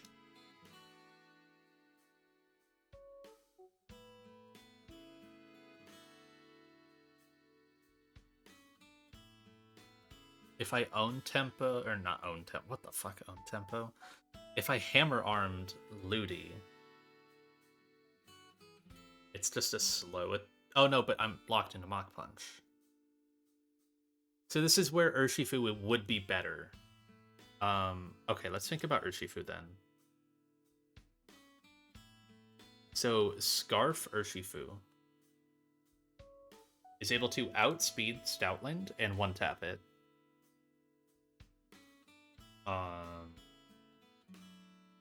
And then as long as I'm giving Lantern fast KO, it sees slow KO into Urshifu. As long as I'm giving it fast KO, it won't attack me.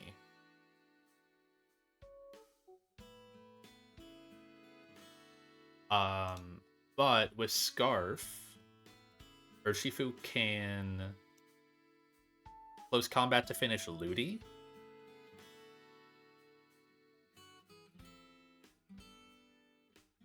So it can be close combat Stoutland and close combat Ludi. Problem is then my E-exit can't be Beedrill. If I'm doing... I just can't really go Beedrill. I could E-exit back to Togue. Would Togue get Lantern? It would.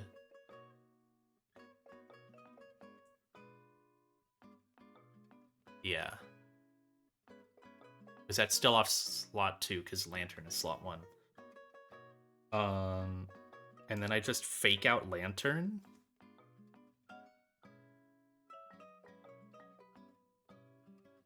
Fake out Lantern and close combat Ludicolo. And because Togue is Iron Ball... Yeah.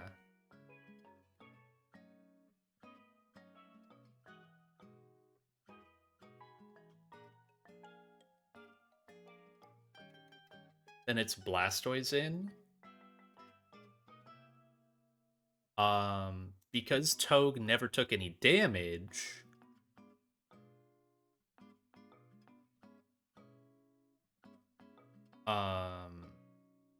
Oh, wait, no, actually... No. No, yeah, that's right.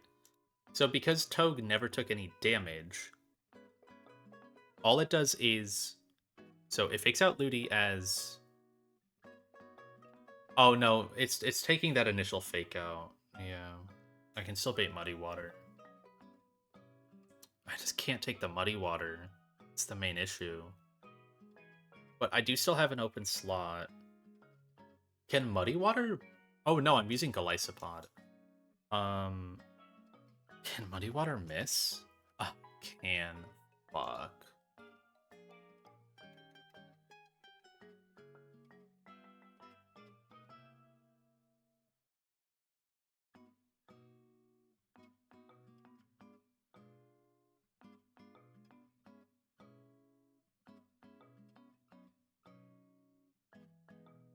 I mean, I'm faster.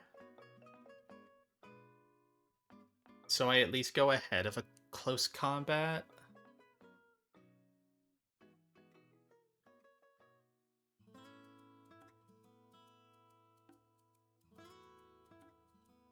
Don't kill Lantern. Not even close. Well, with crit I do, and that's bad. Like, what if I just pivot?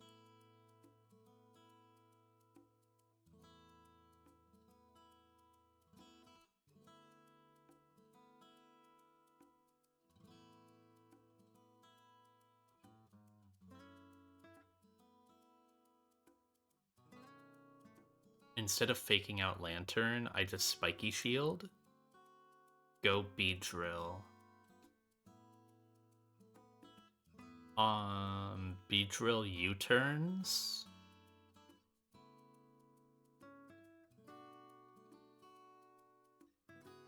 Beedrill U-turns on...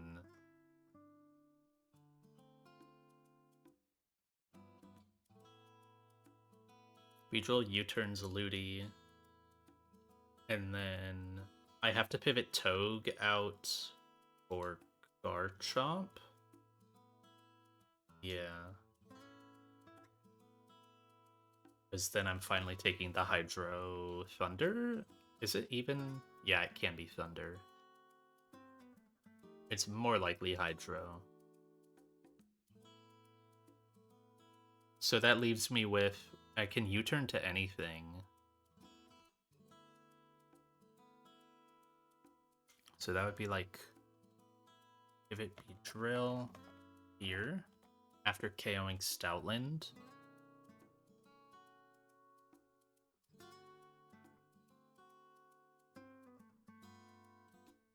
So it's no swap. It's still just Lantern Ludi. And then this turn, I U-turn to something on Ludicolo and pivot to something else.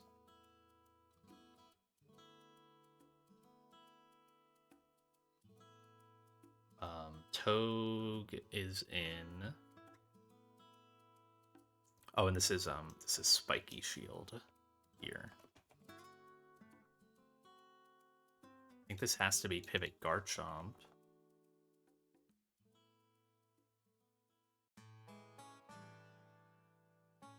Garchomp does outspeed Ludi. Oh, well, no, but it doesn't outspeed Blastoise. Yeah. Garchomp does not outspeed Blastoise. Who would I want to U-turn to? Oh, it's Volt Absorb. I was gonna say I could go Galvantula and fire off a Fat Thunder into Blastoise, but... Wait, okay, no. So is Volt Absorb... Volt Absorb doesn't redirect. That's Lightning Rod. Right? Yeah. I could do that. I could go Galv.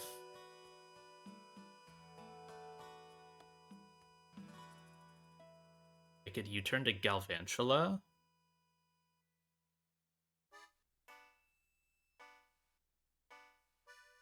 Oh, but Blastoise isn't even in yet. Oh no, Blastoise is gonna come in. Yeah. Blastoise in here. I can't go Pidgeot because I already have a Mega.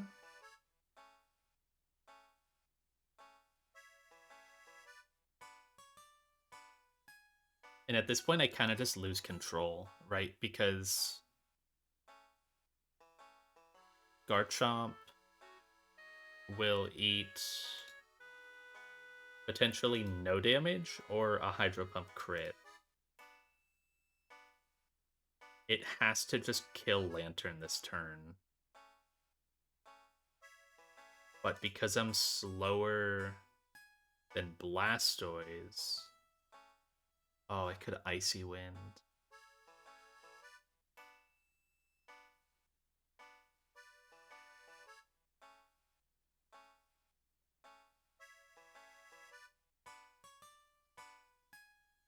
And I can't go Togue. Wait, can I?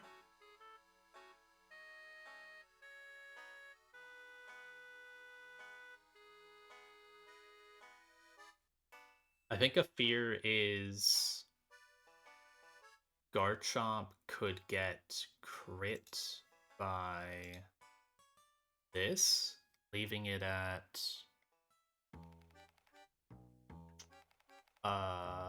77 HP. Wait, 11, 89, 97. That's in Icy Wind range. So I would need a Citrus for Hydro Crit. Or, no, yeah, it needs to be a Citrus. But I could also just be at like 40% or be at full.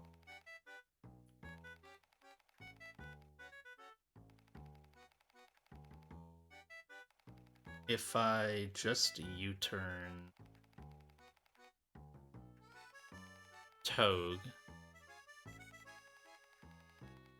Toad could spiky shield as...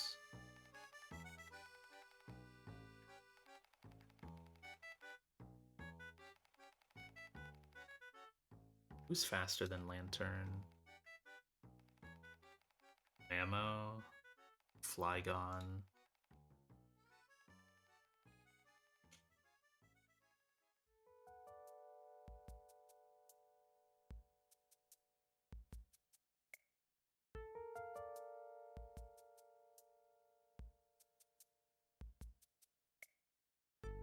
Thing is, Blastoise can fake out here.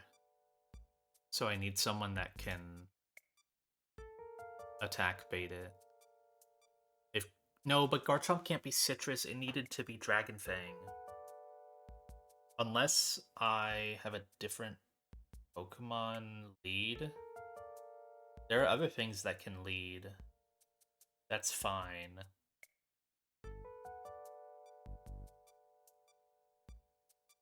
Yeah, I can do like Halucha lead. Or just lead something at like 10% HP, but that's not ideal. There's a world where I lead like Torkoal at 10%, and then I bait fake out kills from Ludi and Blastoise. Can I do that? Because I could bring him in here. But then the turn after is really awkward, because they could Icy Wind kill, or Muddy Water kill. That only works if I can one-tap Blastoise. Can Garchomp? No, it doesn't do anything to Blastoise. God, this mon is so bulky. I have nothing to kill it. There's like... Magnezone T-Bolt?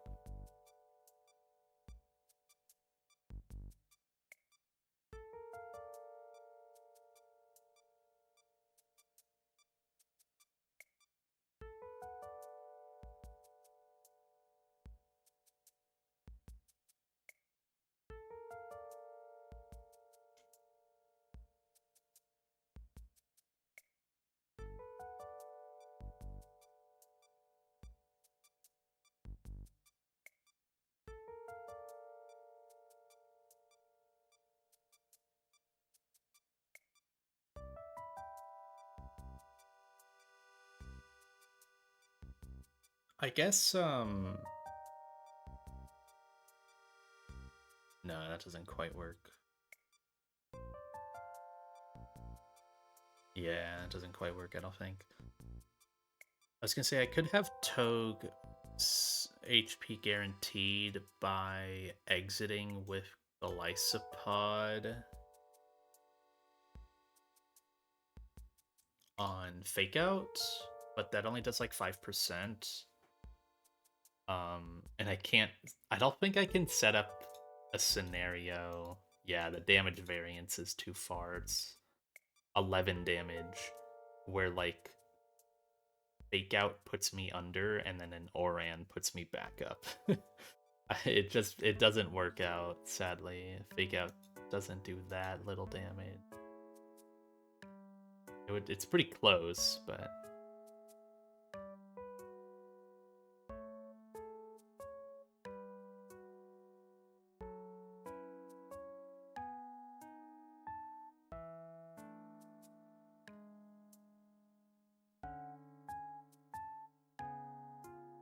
I mean, one way around that is I just lead Togue.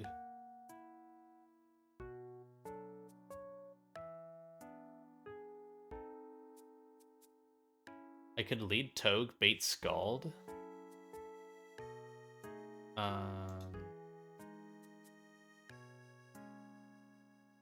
Be like 1 HP above the threshold. Take Scald. Right, go from like 51 down to 38, heal back up to 63. Ooh, does it work out? Oh, that's really tight. But also if I'm crit... it might work. What the heck is your new HP threshold? So, I haven't really looked at this with Golisopod. I haven't exited tightly with it yet. So I assume 126 HP is what I'm going to want to hit. Maybe 125 if I want to be safe. I guess I could probably test that. Imagine... It's in the bug reports, isn't it? Like, Glycopod HP.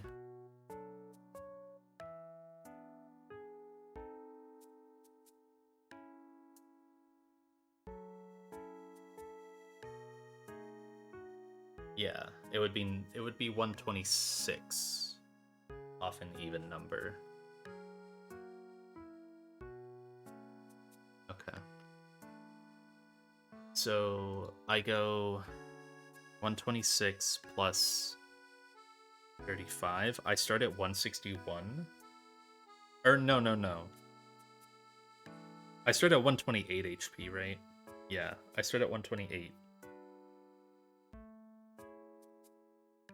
That will exit me. Oh, fuck, will that exit me? It should.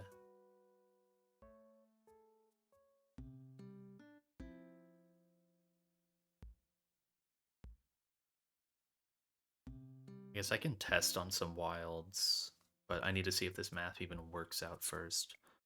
How much is a citrus on me? 254. Divided by 4. 63 HP, that's a lot. So 128 minus, what, 35? Plus 64 minus 35 again. I think it works. It lines up. I actually might have enough HP to make it work, but what about with crit? So 128 minus 63 plus 64. That works too. And then I get exited again. Just, how would I want to test this? Glycopod. I just want to test its, I want to test its exit HP range to make sure it's the right value that I think it is. So its HP is 4. Oh, it only gets 63 from a citrus. Wait, I think that would still work out though.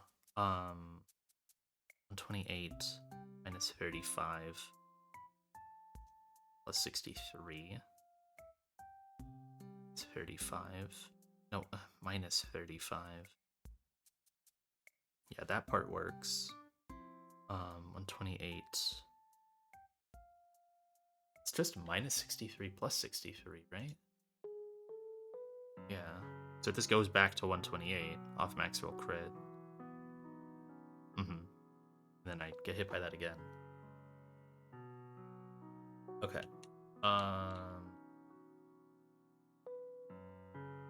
So I'm just gonna pre-damage to 128. Slot 2 to 28. We're just gonna switch this guy in and out on a wild back at like... I do have a flyer. Back around like this stretch of the game, maybe. Yeah. None of this stuff should ever be able to kill me. Like level 10. Just gotta remember my repellent. Okay, perfect. Nope. Wrong move, bud. Hackle does 1. Maybe this won't work here. Okay, let's go to a different spot. I thought they would do more than 1 damage. I guess up here? All Arbor.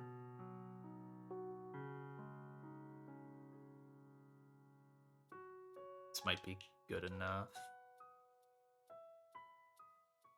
Okay, 128 exits me. That's all I wanted to know. Good. Repellent.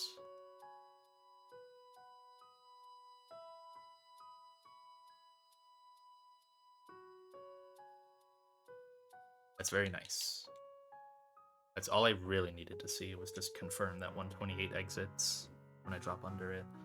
So what I can do is lead Togue in Scald range. I guarantee Scald. I don't like Spiky Shield or anything.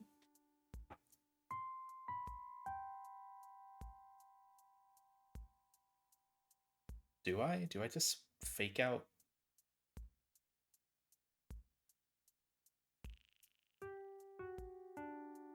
Because then I can Spiky Shield.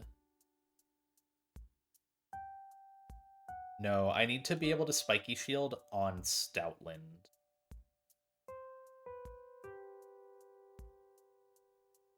So what if I... Okay, let's run through this again. So if I lead Togue, turn 1, I don't fake out, I just Spiky Shield on Ludi. That won't break its Sash, but that's fine. Then turn 2, I pivot to the Lysopod, take the Scald, exit and get my Citrus, go back to Togue. Then turn 3. What's in? Oh, it's Stoutland. Yeah, it's Stoutland.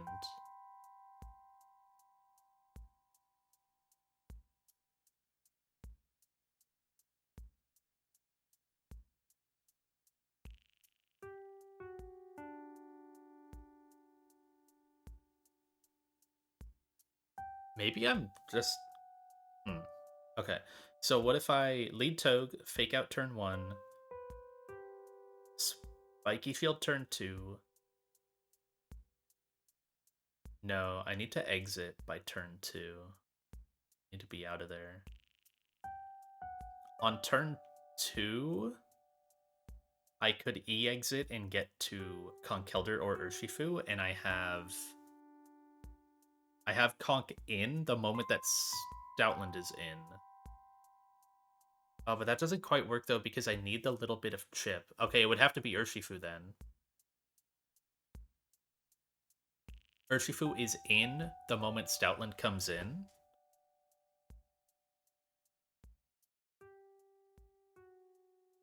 Oh, but it just... No, that doesn't... That baiting doesn't even work out.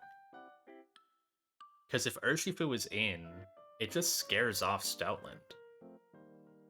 And it has to be in that slot, because Togue is baiting in D-Knight. Because Dragapult wouldn't bait in D-Knight.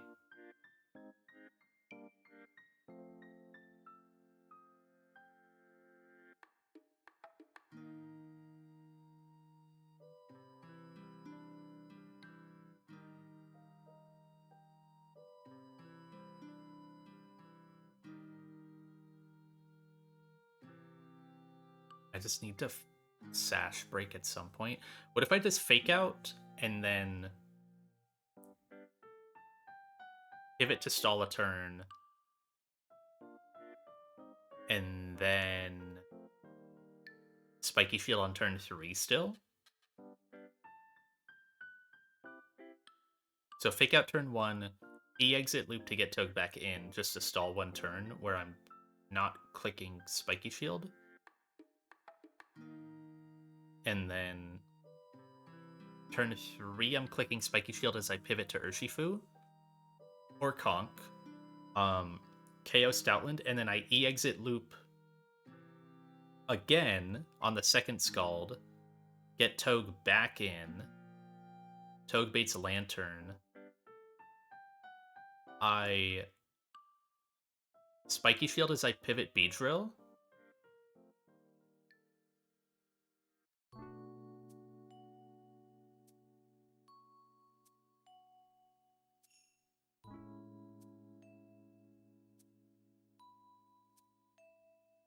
And then Beedrill KOs Ludi while pivoting.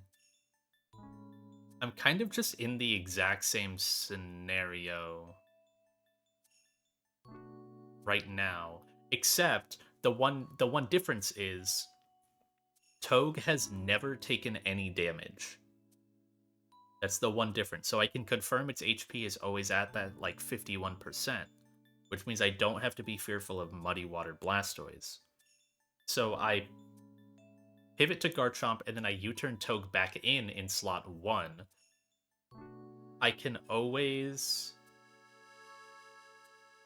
Spiky Shield that turn and guarantee that it's Focus Blast and not something else.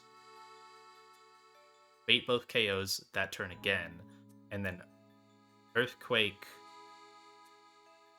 into Blastoise and Lantern. I shouldn't kill either of them. Then the question is, what do I do the next turn? I'll kill Lantern, but I've got to eat. I can just go Dragapult. Okay, I think I have it. And then Dragapult finishes.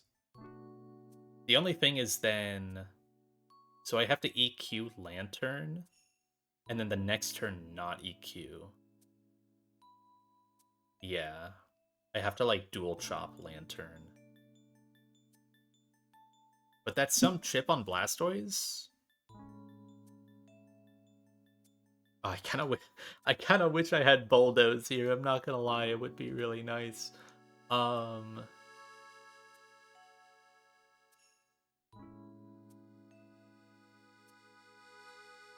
because then yeah, I guarantee Focus Blast into the Togue slot, and Pult or B can switch on that.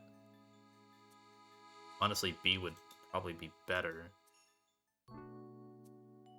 Okay, so let me. This requires. Wait, isn't this too many Pokemon? No, it's Togue lead. Yeah. Okay. I'm gonna move this down so I still have like a framework of it, but um so this is Beedrill, Togedemaru lead, and then it's like Dragapult, Golisopod, then Urshifu or Conk.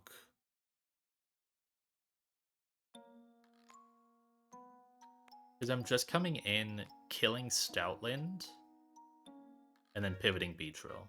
So it doesn't matter which one. I guess Conk is probably better. Conk is probably better. And then back here is Garchomp. So I actually don't need... Yeah, I can have Garchomp be Citrus safely.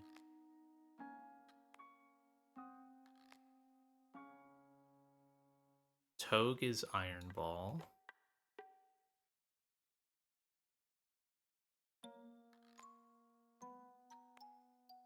Dragapult Life Orb.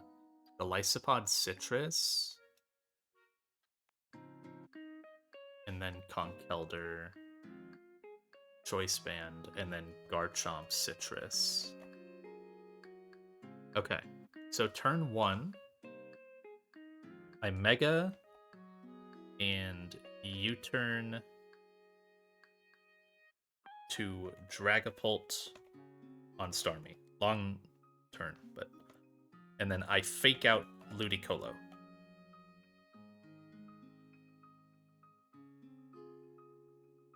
Yes. Yeah.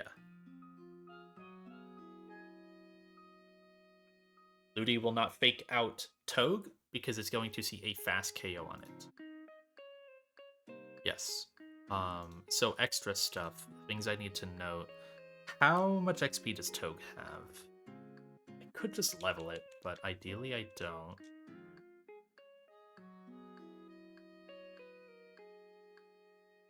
Togue is gonna get a lot of XP this fight. 18,000. It's gonna get a lot of XP. It's in for basically every kill. Maybe I level it to max.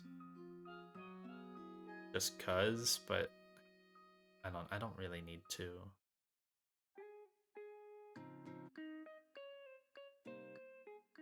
Like, it's in for... It gets Ludi and Starmie XP. It's gonna get D-Knight XP. It's literally gonna get XP for every Pokemon. I guess the question is just... It only matters...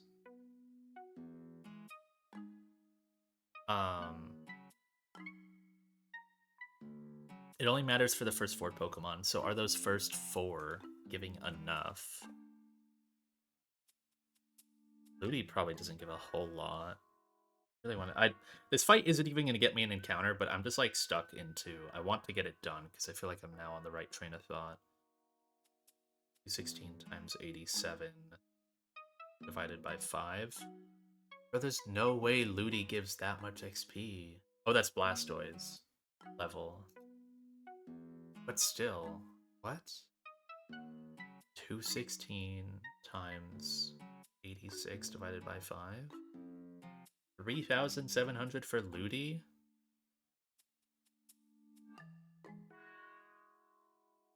$700 for Ludi.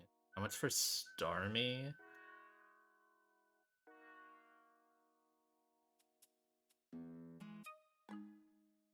$182 times 6 divided by 5. 3,100 for Starmie. That would actually come before Ludi. Ludi XP doesn't happen for a bit. D-Knight's gonna give a ton. Oops, wrong mon. 300? Oh. 300 times 85 divided by 5. 5,000 XP? Bro. Oh, this might be cooked. I just have to plan for a level up. Or just push it max level. I don't see how I do that, though. Stoutland as well. It gets Stoutland XP. 225. 6 divided by 5. 3,800. I feel like this playlist is just looping a ton. That's because it is. Okay.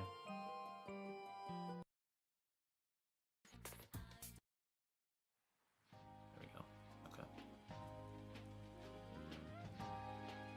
Stoutland, and then it would get Ludi then. So that's like...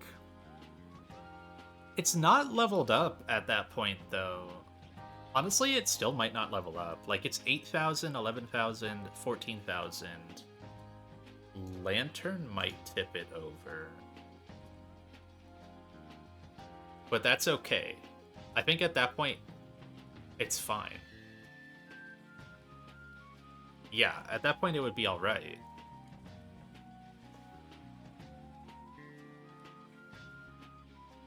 So, and Lantern gives, like, nothing.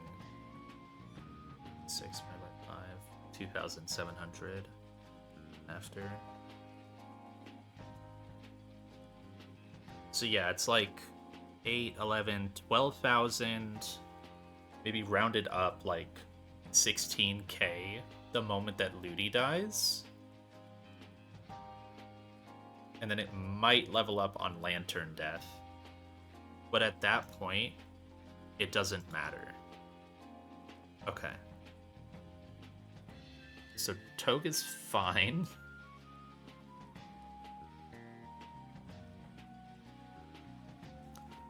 Togue HP. You need to be within Scald range. So you need to be at 115. Does that clash with anything else? Not with that.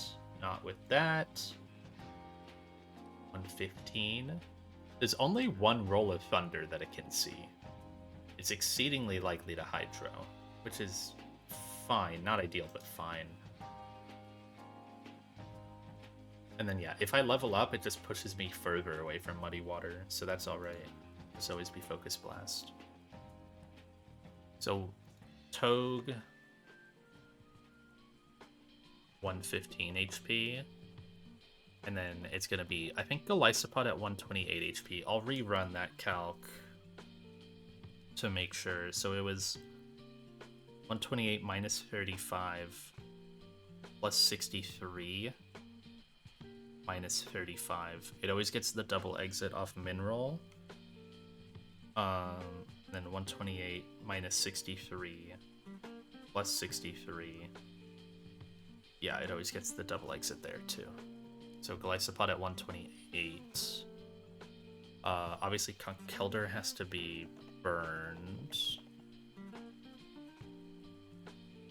Then Garchomp doesn't want any pre-damage. Okay, that's all the pre-damage. That's nice at least. Unless I need to show... I guess I'll see. I might need to pre-damage Beedrill.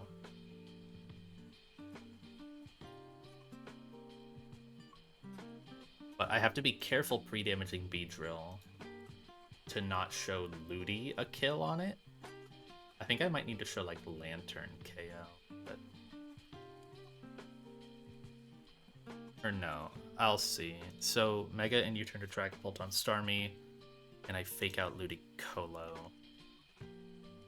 This gets Dragonite in. Because it's next in line, it's reading off slot 2, which is where Togue is.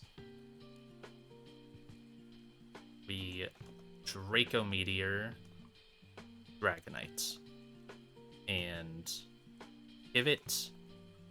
So that happens before Dragonite's attack. And then Ludi sees...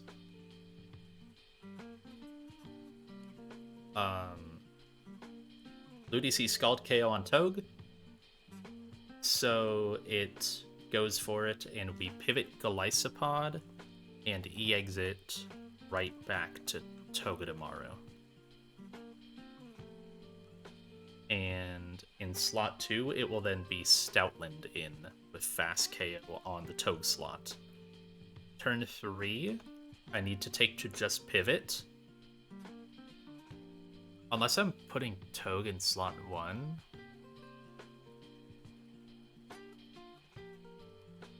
No, then it's like random move Ludi, and it's not very good.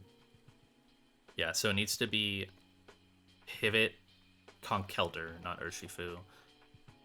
Pivot Conkeldurr and Spiky Shield. Spiky Shield on Retaliate and Scald. And then turn 4 is... And that chips the Stoutland just enough for Mach Punch to KO it with Choice Band. So Mach Punch Stoutland. And then I have to... What if I just went Beedrill here? It's gonna be Lantern in.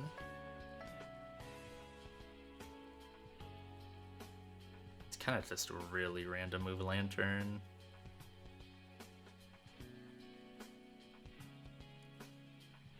I could E-exit on the Scald. Or...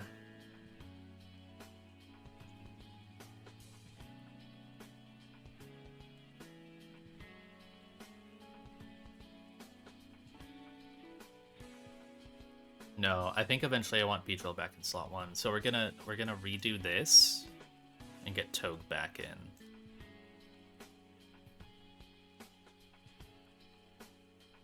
Yeah.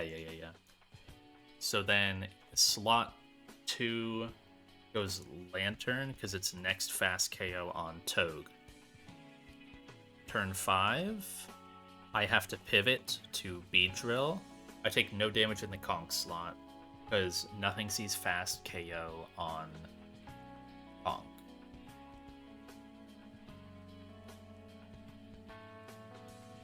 Even though it's taken 2 things of Burn Chip,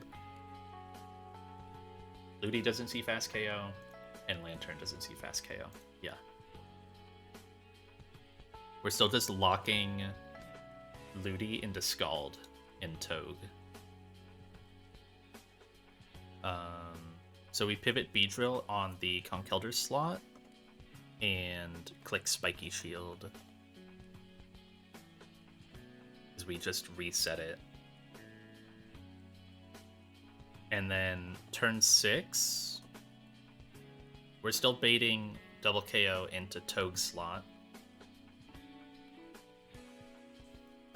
So we have to finally pivot Togue out. We're going to U-turn to... This is going to be weird. U-turn to Togedemaru on Ludicolo while Togue is still on the field. Because you decide your U-turn recipient mid-turn. We can pivot Togue to Garchomp pre-turn. And then get Togue immediately back in on a side where it's not taking any damage. We kill Ludi fast, and its Sash got broken back on turn 1. And Garchomp comes in and only ever takes a Hydro. And it citruses if it was Hydro crit.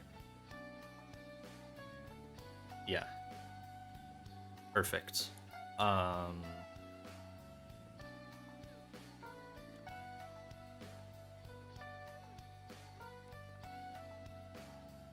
So then slot 1 finally dies, and Blastoise is there.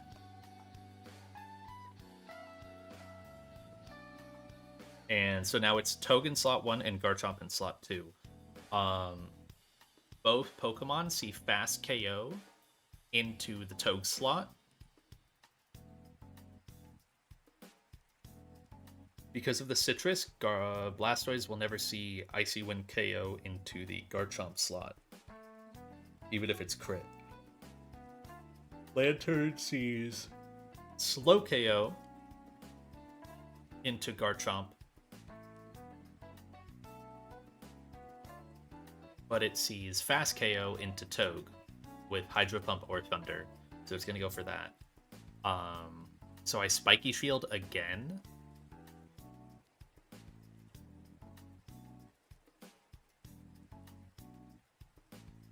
Yeah. What ability do I think Mega Golisopod will get? That thing got a Mega? Wait, what? Did I know that?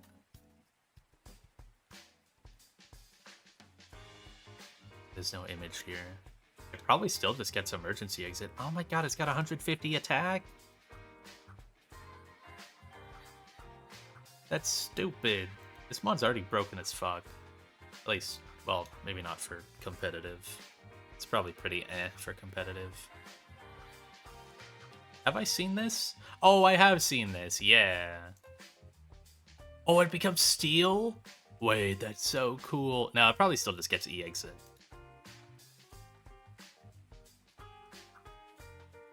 Yeah, I played ZA. Was it a DLC one? Or no?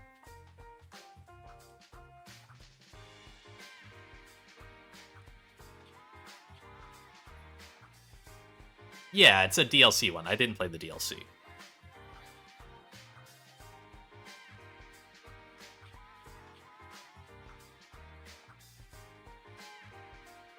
I remember scrolling through and looking with Josh at a lot of the the DLC megas and like theorizing on, because they like had the base stats and whatnot.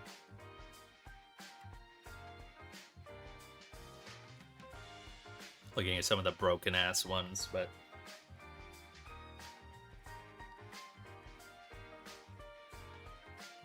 +1 attack when it switches in. Nah. I mean, that's fucking Zacian, right? Like, that's literally just Zacian. Yeah, I saw Frostlass at Snow. That one could be dumb.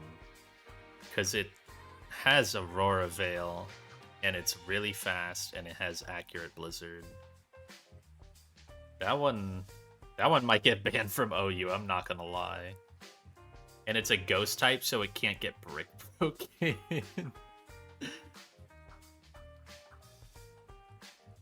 Yeah, ice defense boost too, because it's no longer hail, it's snow or whatever.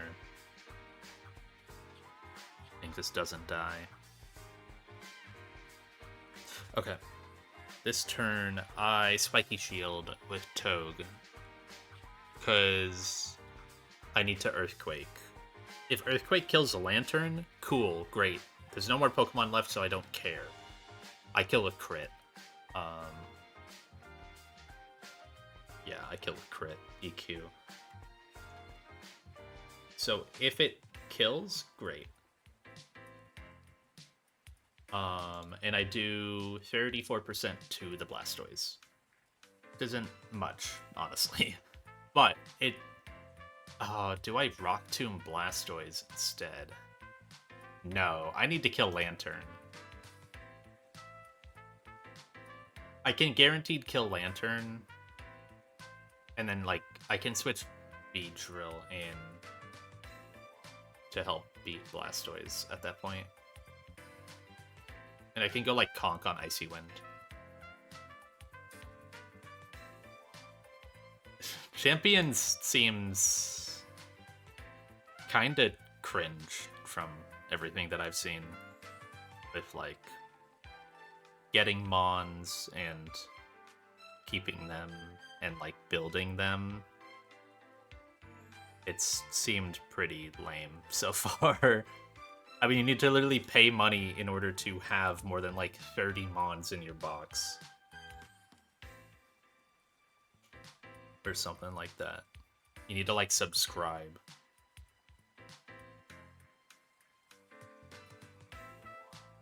You know there's gonna be, like, some fucking battle pass in the game. I don't know, it's gonna be pretty cringe. Like...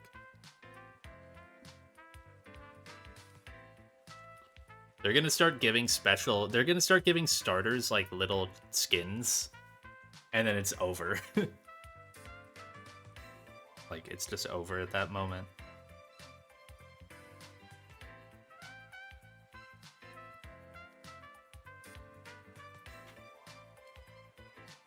There's also just straight up gameplay, like, raw gameplay changes that they've shown in some videos. Like, the big one was... Megas occur before switching, I think.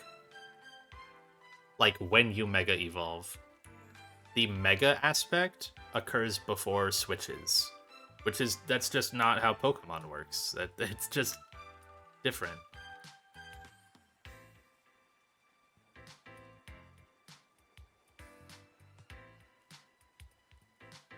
Terras happen before switching. Whatever. Terras were dumb. Terras were a dumb idea.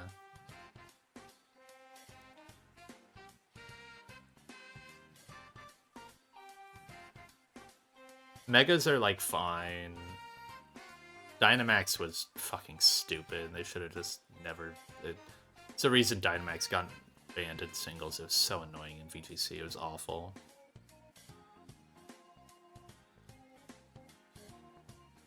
And then, Z Crystals, I don't know, they're kind of whatever. I think Terra was worse than Dynamax, though.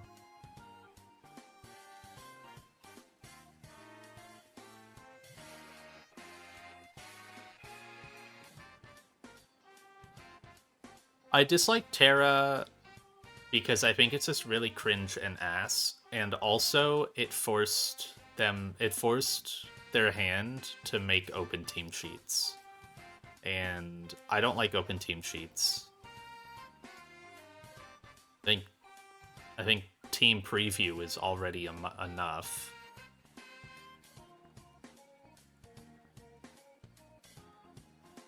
I just really don't like open team sheets. I feel like it gets rid of a lot of the creativity that you have with Pokemon, where, like, you can have, like, little slight tweaks to your sets in VGC to, like, make a big difference, or, like, you know, have a guy be a Choice Scarf instead of, like, its normal Expert Belt or something, and get the jump on a guy. And, you know, if you make that commitment, you can get the reward for it, but then your opponent has to be, like, ready for that potential. And obviously, if you're playing a best of 3, like, I think best of threes just are fucking stupid with open team cheat now. Like, a big thing in best of threes was gaining knowledge throughout the matches. So, like, after your first match, it's like, all right, I know this guy's Choice Scarf now. How do I play around that, right? Maybe I do a different lead, or I have to deal with this Pokemon in a different way. And then your match 2 goes a lot different.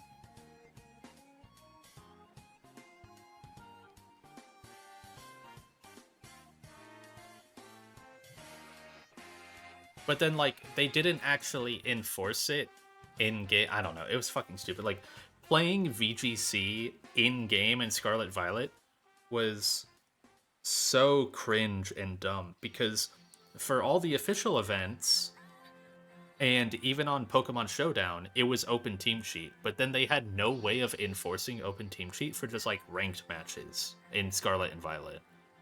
So it was closed team cheat, so, like, you can never really practice. And then even if you were trying to practice open team cheat on Showdown, people would just fucking decline you because they want to run some cringe bullshit. Like, you have to accept open team cheat. You, like, one person would have to offer it, and then the other person has to accept it. Otherwise, it defaults to closed. And it's just like, you can never actually learn the game. And 99% of the time, everyone declined open team cheat on Showdown. Because they want to run their cringe gimmick set. No, yeah, it was never a thing in Scarlet Violet. Like, in the actual game. At regionals and stuff, and, like, at globals, you literally just had, like, a laminated sheet of paper that they would make for each player, and then just hand that to the other person for their team. That was open team cheat. And, like, it wasn't, like, it wasn't EVs. I think it was, like, I forget what it was. I don't think it showed EVs. It showed, like, Pokemon Terra, item, ability, moves. I don't think it showed nature or EVs, but, like, that's basically everything. I don't know. Like, there's almost no surprise customizability you can have with open team cheat anyways. And then it was just horribly enforced across, like, all aspects of the game. It made learning the game and, like, practicing just really, really bad. And that is all Terra's fault. Because, like, Dynamax even wasn't an issue with that in Gen 8.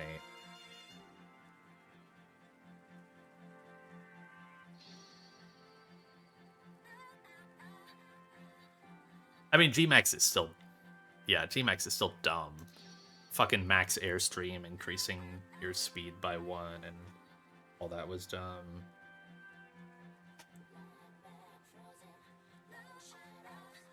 You had, like, the one that set rain and shit. The one that set sun as well. Oh my god.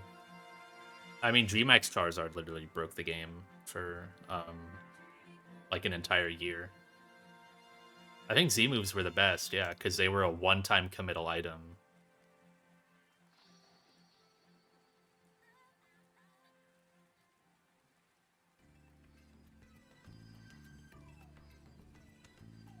Okay. I wrote down about 2 words before hitting. So I Earthquake here. Oh wait, do I Earthquake? That's what I was trying to decide. So one thing I could do is I could Rock Tomb Blastoise, so then it's lower. But I also really want to guarantee the Lantern death.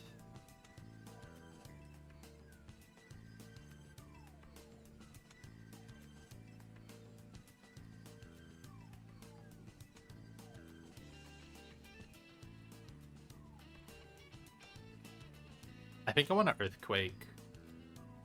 Because I'm not baiting... Because the next turn, I'm baiting Focus Blast, and if I kill Lantern, I can kill it with a non-spread move. I can just go... I can pivot to Dragapult, and then just, like, dual chop the Lantern or something. It doesn't have a healing item.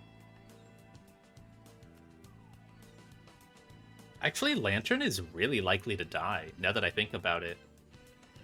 Because it's getting 1 Life Orb tick if it hits Hydro Pump on Garchomp. It's not a big deal, but it's pretty likely to die. Because it would take 33 damage, dropping it to 304. That's like half of my Earthquake rolls naturally. But I guess I can plan around it living.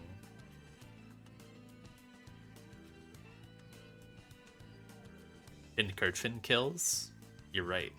Yeah, it kills the Volt Absorb Lantern. You're right.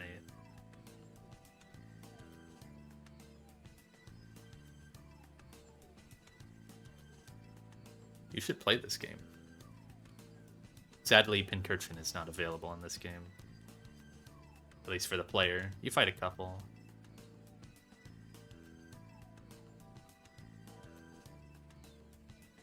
Thoughts on Pincurchin? Oh, just separate? Pincurchin's funny. I don't know. It's kind of a dead mon slot just to set terrain.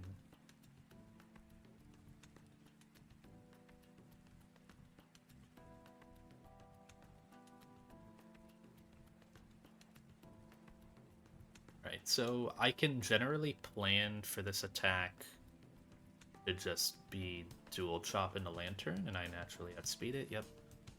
So this would be dual chop, Lantern, and then ideally here it's a 2v1. And Dragapult comes in on Focus Miss for no damage. Then, so I gotta think about this. So Dragapult is Life Orb. I do underspeed Blastoise. And at this point, I have to switch Garchomp out. I think I just go Conkeldurr. Because I can... I'm baiting Icy Wind on either side. It's always Icy Wind. And even when I get speed dropped, Dragapult still outspeeds this. So I can just Darts because it's a 2v1. And then go Conkeldurr. And Conkeldurr with Choice Band does 42%. This was Life Orb damage? Really? Wow. 53. But yeah, it's 2 sets of darts with the Mach Punch in there, so... Yeah. Okay. This should be good. Oh, I'm so scared to run this, but... Dragon Darts. Give it Conkeldurr. And Conkeldurr really, at this point, has taken, like, no damage. It can easily take this Icy Wind coming in, and then it's gonna die before it takes another real attack. This is a 10-turn fight. Dragon Darts, Mach Punch. Am I ever worried about Dragapult dying because of the Life Orb tick? So it takes no damage coming in. It does 10% to itself on turn 2, and then it pivots out.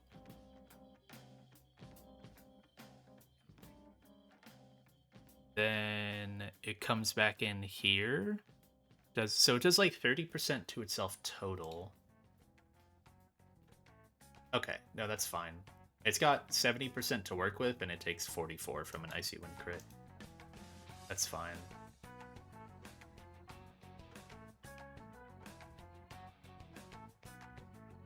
Alright, and I should never get owned by Togue XP. I don't think it can own me.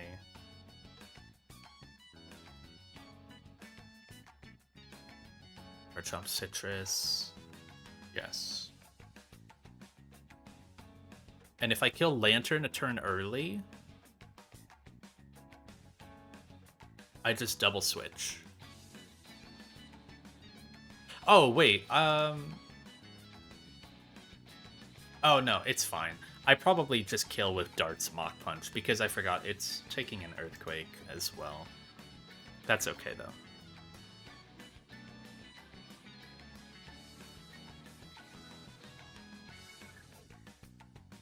When does Beedrill come back in? It's like Lantern, Yeah. It's Lantern, Ludi, and they both have fast kill on Togue.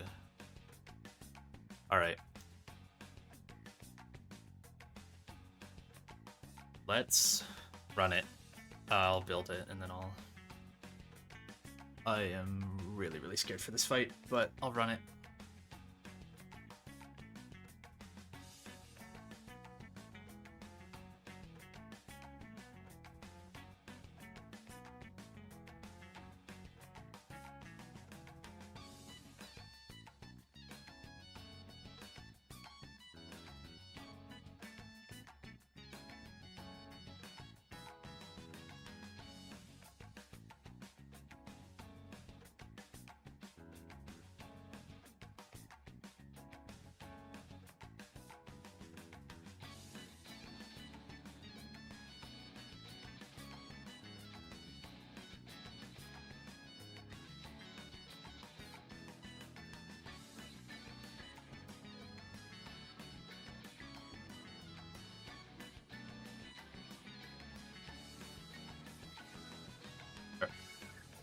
Jax had DM'd me about a bug, but that's like pretty relevant on this fight. But I am not utilizing, or not like going down a road where that bug wouldn't matter. Loki is here. Whoa. Deal.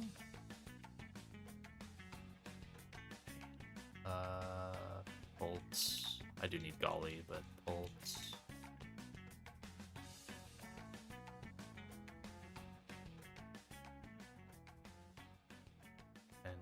Kelder Garchomp. I'm kind of bringing a lot of goats to this fight. It's pretty silly.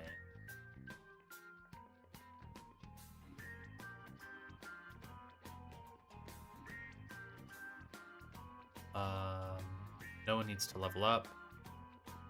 So Togue needs the... Where is it? The Iron Ball. Make itself slower. This drops it to like 90 speed and it underspeeds everything in the fight, so that's fine.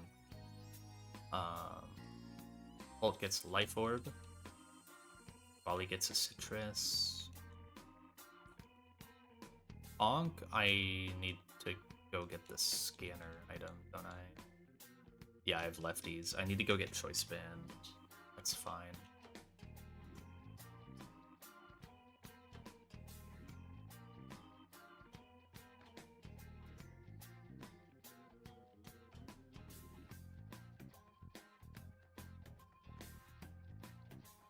Okay. Choice Band. And Citrus on you. No moveset changes. You having Rock Tomb is fine. I could probably teach it T-Punch as backup. Is that true? It doesn't matter. I'm just clicking Mach Punch. Let me make sure Mach Punch does the thing I need it to. So it's burned +1. Yeah, it does what I need it to. Okay. And that is kill Stoutland after a turn of Iron Barbs.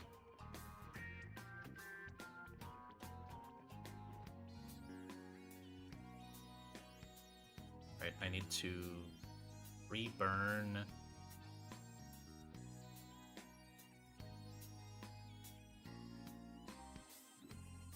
Bonk. And then I'll need to pre-damage. I guess let me get rid of the rest of these notes I had.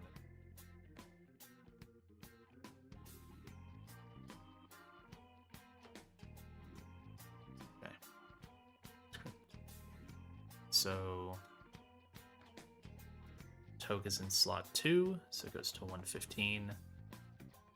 The Lysopod is in slot 4, so it goes to 128. I think after doing this fight, I don't even get access to an encounter.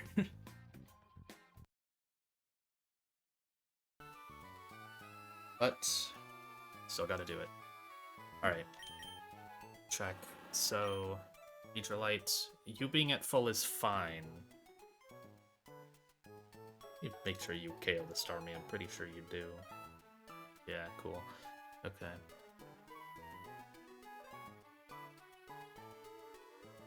Being a baby is fine. Everyone's 89 in the Cal. Yes, except for Togue. That's fine.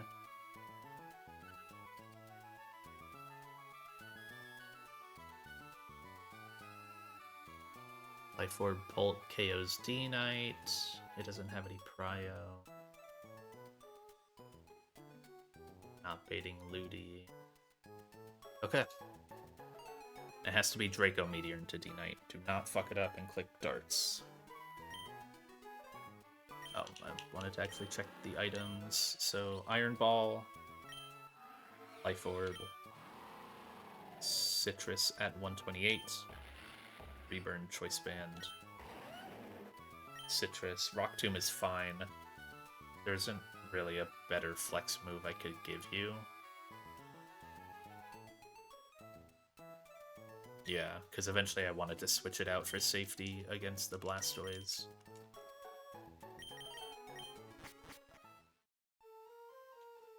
Sure, my repellent is on.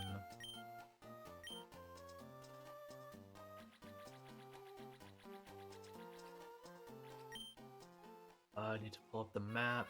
So, I forget. I think it's the one that the girl walks around.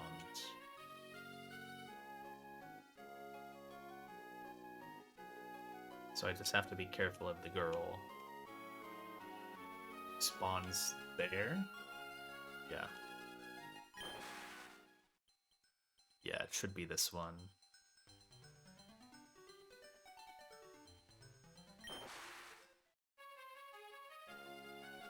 Perfect. Okay.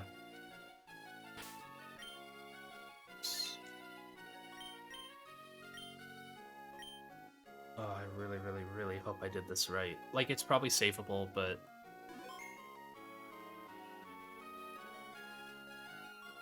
as long as the Golisopod thing works. Yeah, and I get down to 1... So 126 is my exit range. I get down to 122 off of Mineral. I'm at 128. Yeah, I'm literally 1 HP above exit range. And it just barely works. Okay.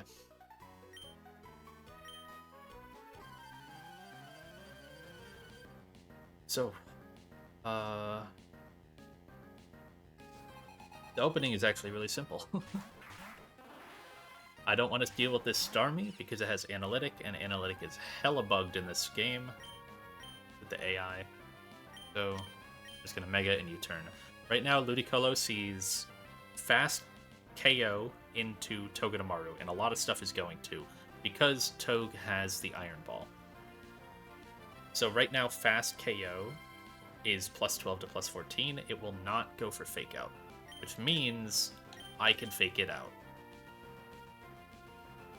You redo that, so Mega, U-turn, Starmie, Fake Out, Ludi.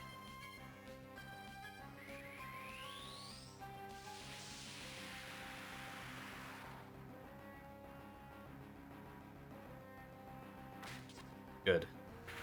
I was worried it could Fake Out there. Yeah, we're fine. Oko the Starmie, and I go into Dragapult.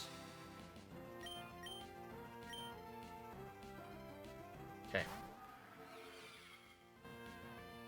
It baits from slot 2 on the Togue side, so it sees Dragonite fast KO on Togue.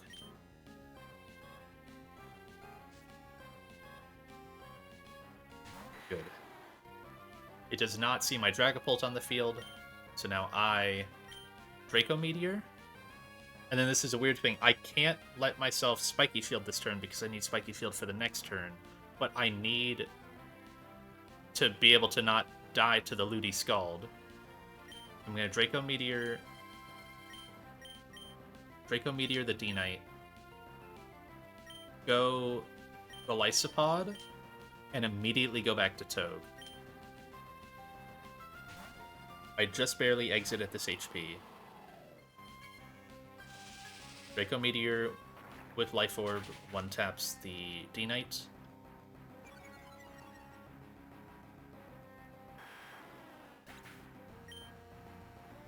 Good. Did not gain as much XP as I wrote down. Scald.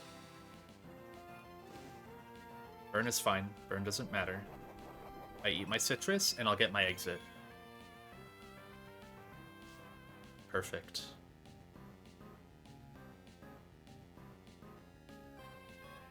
And I'll end up at...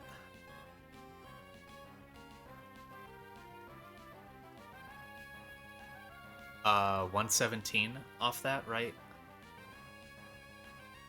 Off another Scald, 35. Yeah, 117. Okay, we're safe. Yeah. I don't know why. I shouldn't have been doubting that. So we go right back to Togue. This resets, or just like gives Togue that extra one stall turn it needs. So now it can Spiky Shield here. I can't Fake Out because I need to get Dragapult off the field. Stoutland sees Fast KO onto Togue, and Ludi sees Fast KO onto Togue. So I'm free to switch the left side to Conkeldurr. And I Spiky Shield, because I'm taking 2 attacks. I can't just Fake Out.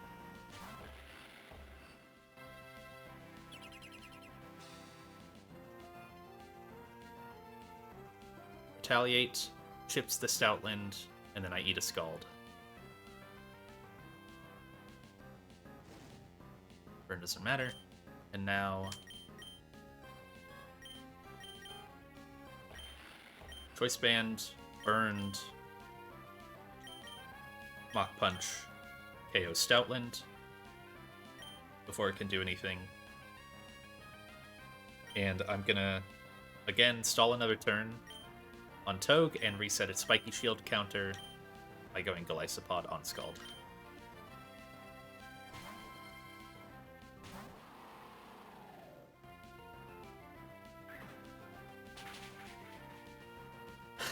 Damage is so dumb. I'm now locked into Mach Punch, but I'm not really staying in much longer.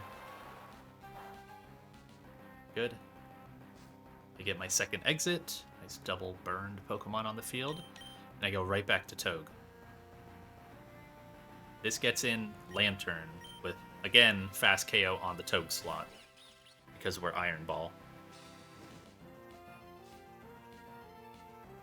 It sees Fast KO with Hydro Pump and 1 roll with T-Bolt, or Thunder.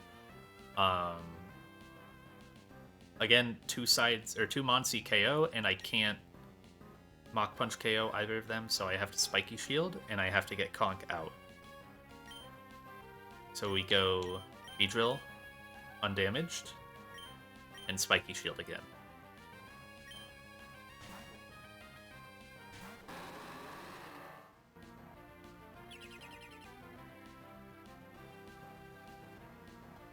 Scald, Hydro. Good. Now, I finally get rid of the Ludi.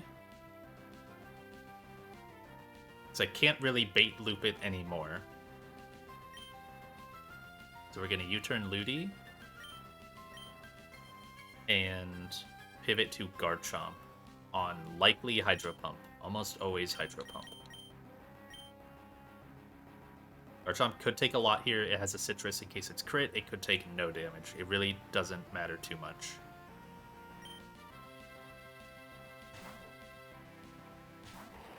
Couldn't use Golisopod because the moves can miss. And also if it's Thunder, I just lose Golisopod. So Ludi goes down, and I bring Togue right back in. So now it's just in slot 1. There's no, like, specific Mons to bait anymore. It's just Blastoise, but this resets Togue's ability to do stuff again.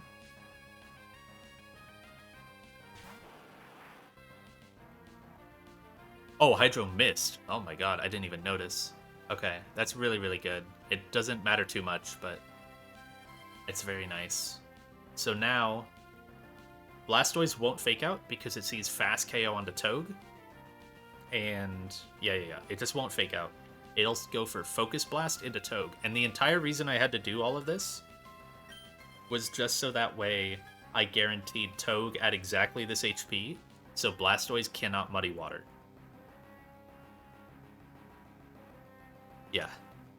If it ever took a Fake Out from Ludi on entry, crit, or like even rolls of it, I think. Well, no, just crit. Would have made Togue then bait Muddy Water, and Muddy Water is just the worst move ever. So now with Togue on this side, again, I'm baiting 2 kills. I have to Spiky Shield, because I'm also going to Earthquake. Earthquake probably won't kill Lantern unless I crit, because I got the Hydro Miss. But that's fine. Spiky Shield, and Spiky Shield won't hit Garchomp because it's not a contact move. Focus Blast. We do like 30% to Blastoise. Whoa. Okay, that doesn't matter, but yeah, that rolled high, but it had to crit to kill. And now I'm going to fast kill the Lantern before it can attack, so it's only Focus Blast. I go back to Dragapult, and I just dual chop the Lantern.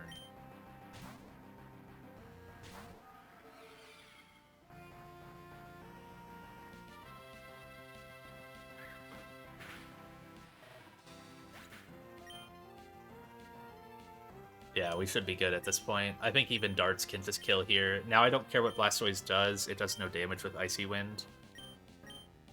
This could straight up kill. I'm going to get out and go to Conk, just in case. But Togue didn't even end up leveling up somehow. He got way less XP than I even mathed out for it to get. Yeah, this should just kill, because I got the crit. I just Mach Punch it the next turn. Oh my god. What a fucking fight. Oh, now it levels up. Awesome. Jesus. That's supposed to be one of the easier fights. This stretch.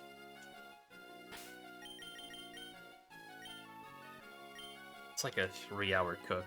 I gotta go to bed. I really want to do the next fight because you unlock a ton of encounters, but I have to go to bed. That one took way longer than I thought.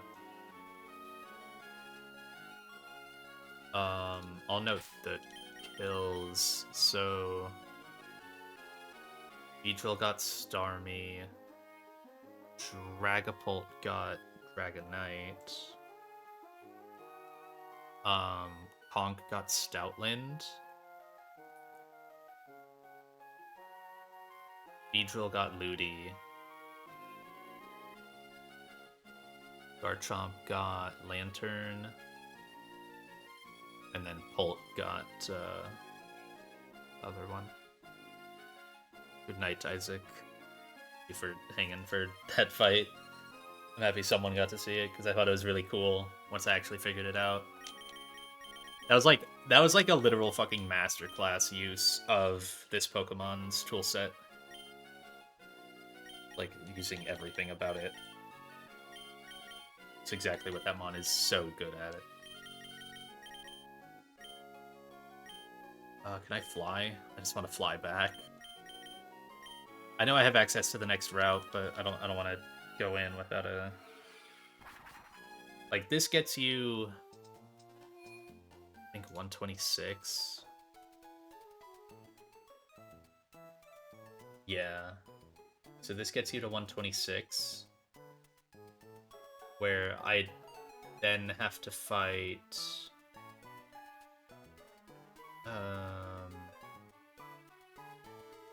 There's just a bunch of optionals.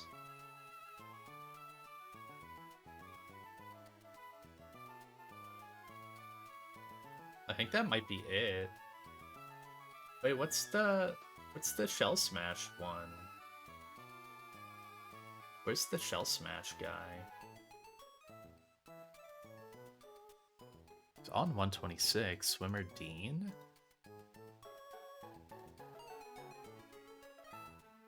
I don't see a Swimmer Dean.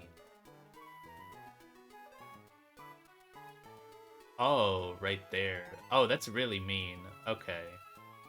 Yeah, that is the last guy. And then you gotta... Damn, that is really mean. Because that person walks up and down, so you gotta, like, cross them and then... I see. Okay, it works, though. Yeah, and then you get the 126 underwater encounter. You can technically go east for 127?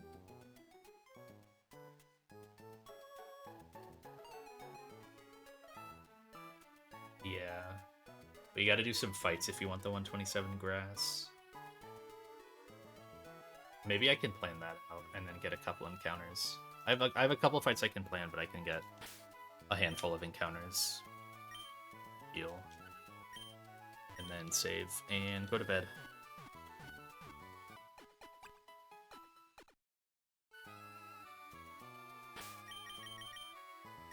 Whoa.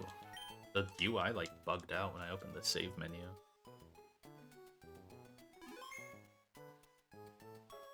Alright. Thanks for hanging, gang. Next time I will basically try to get to Sutopolis.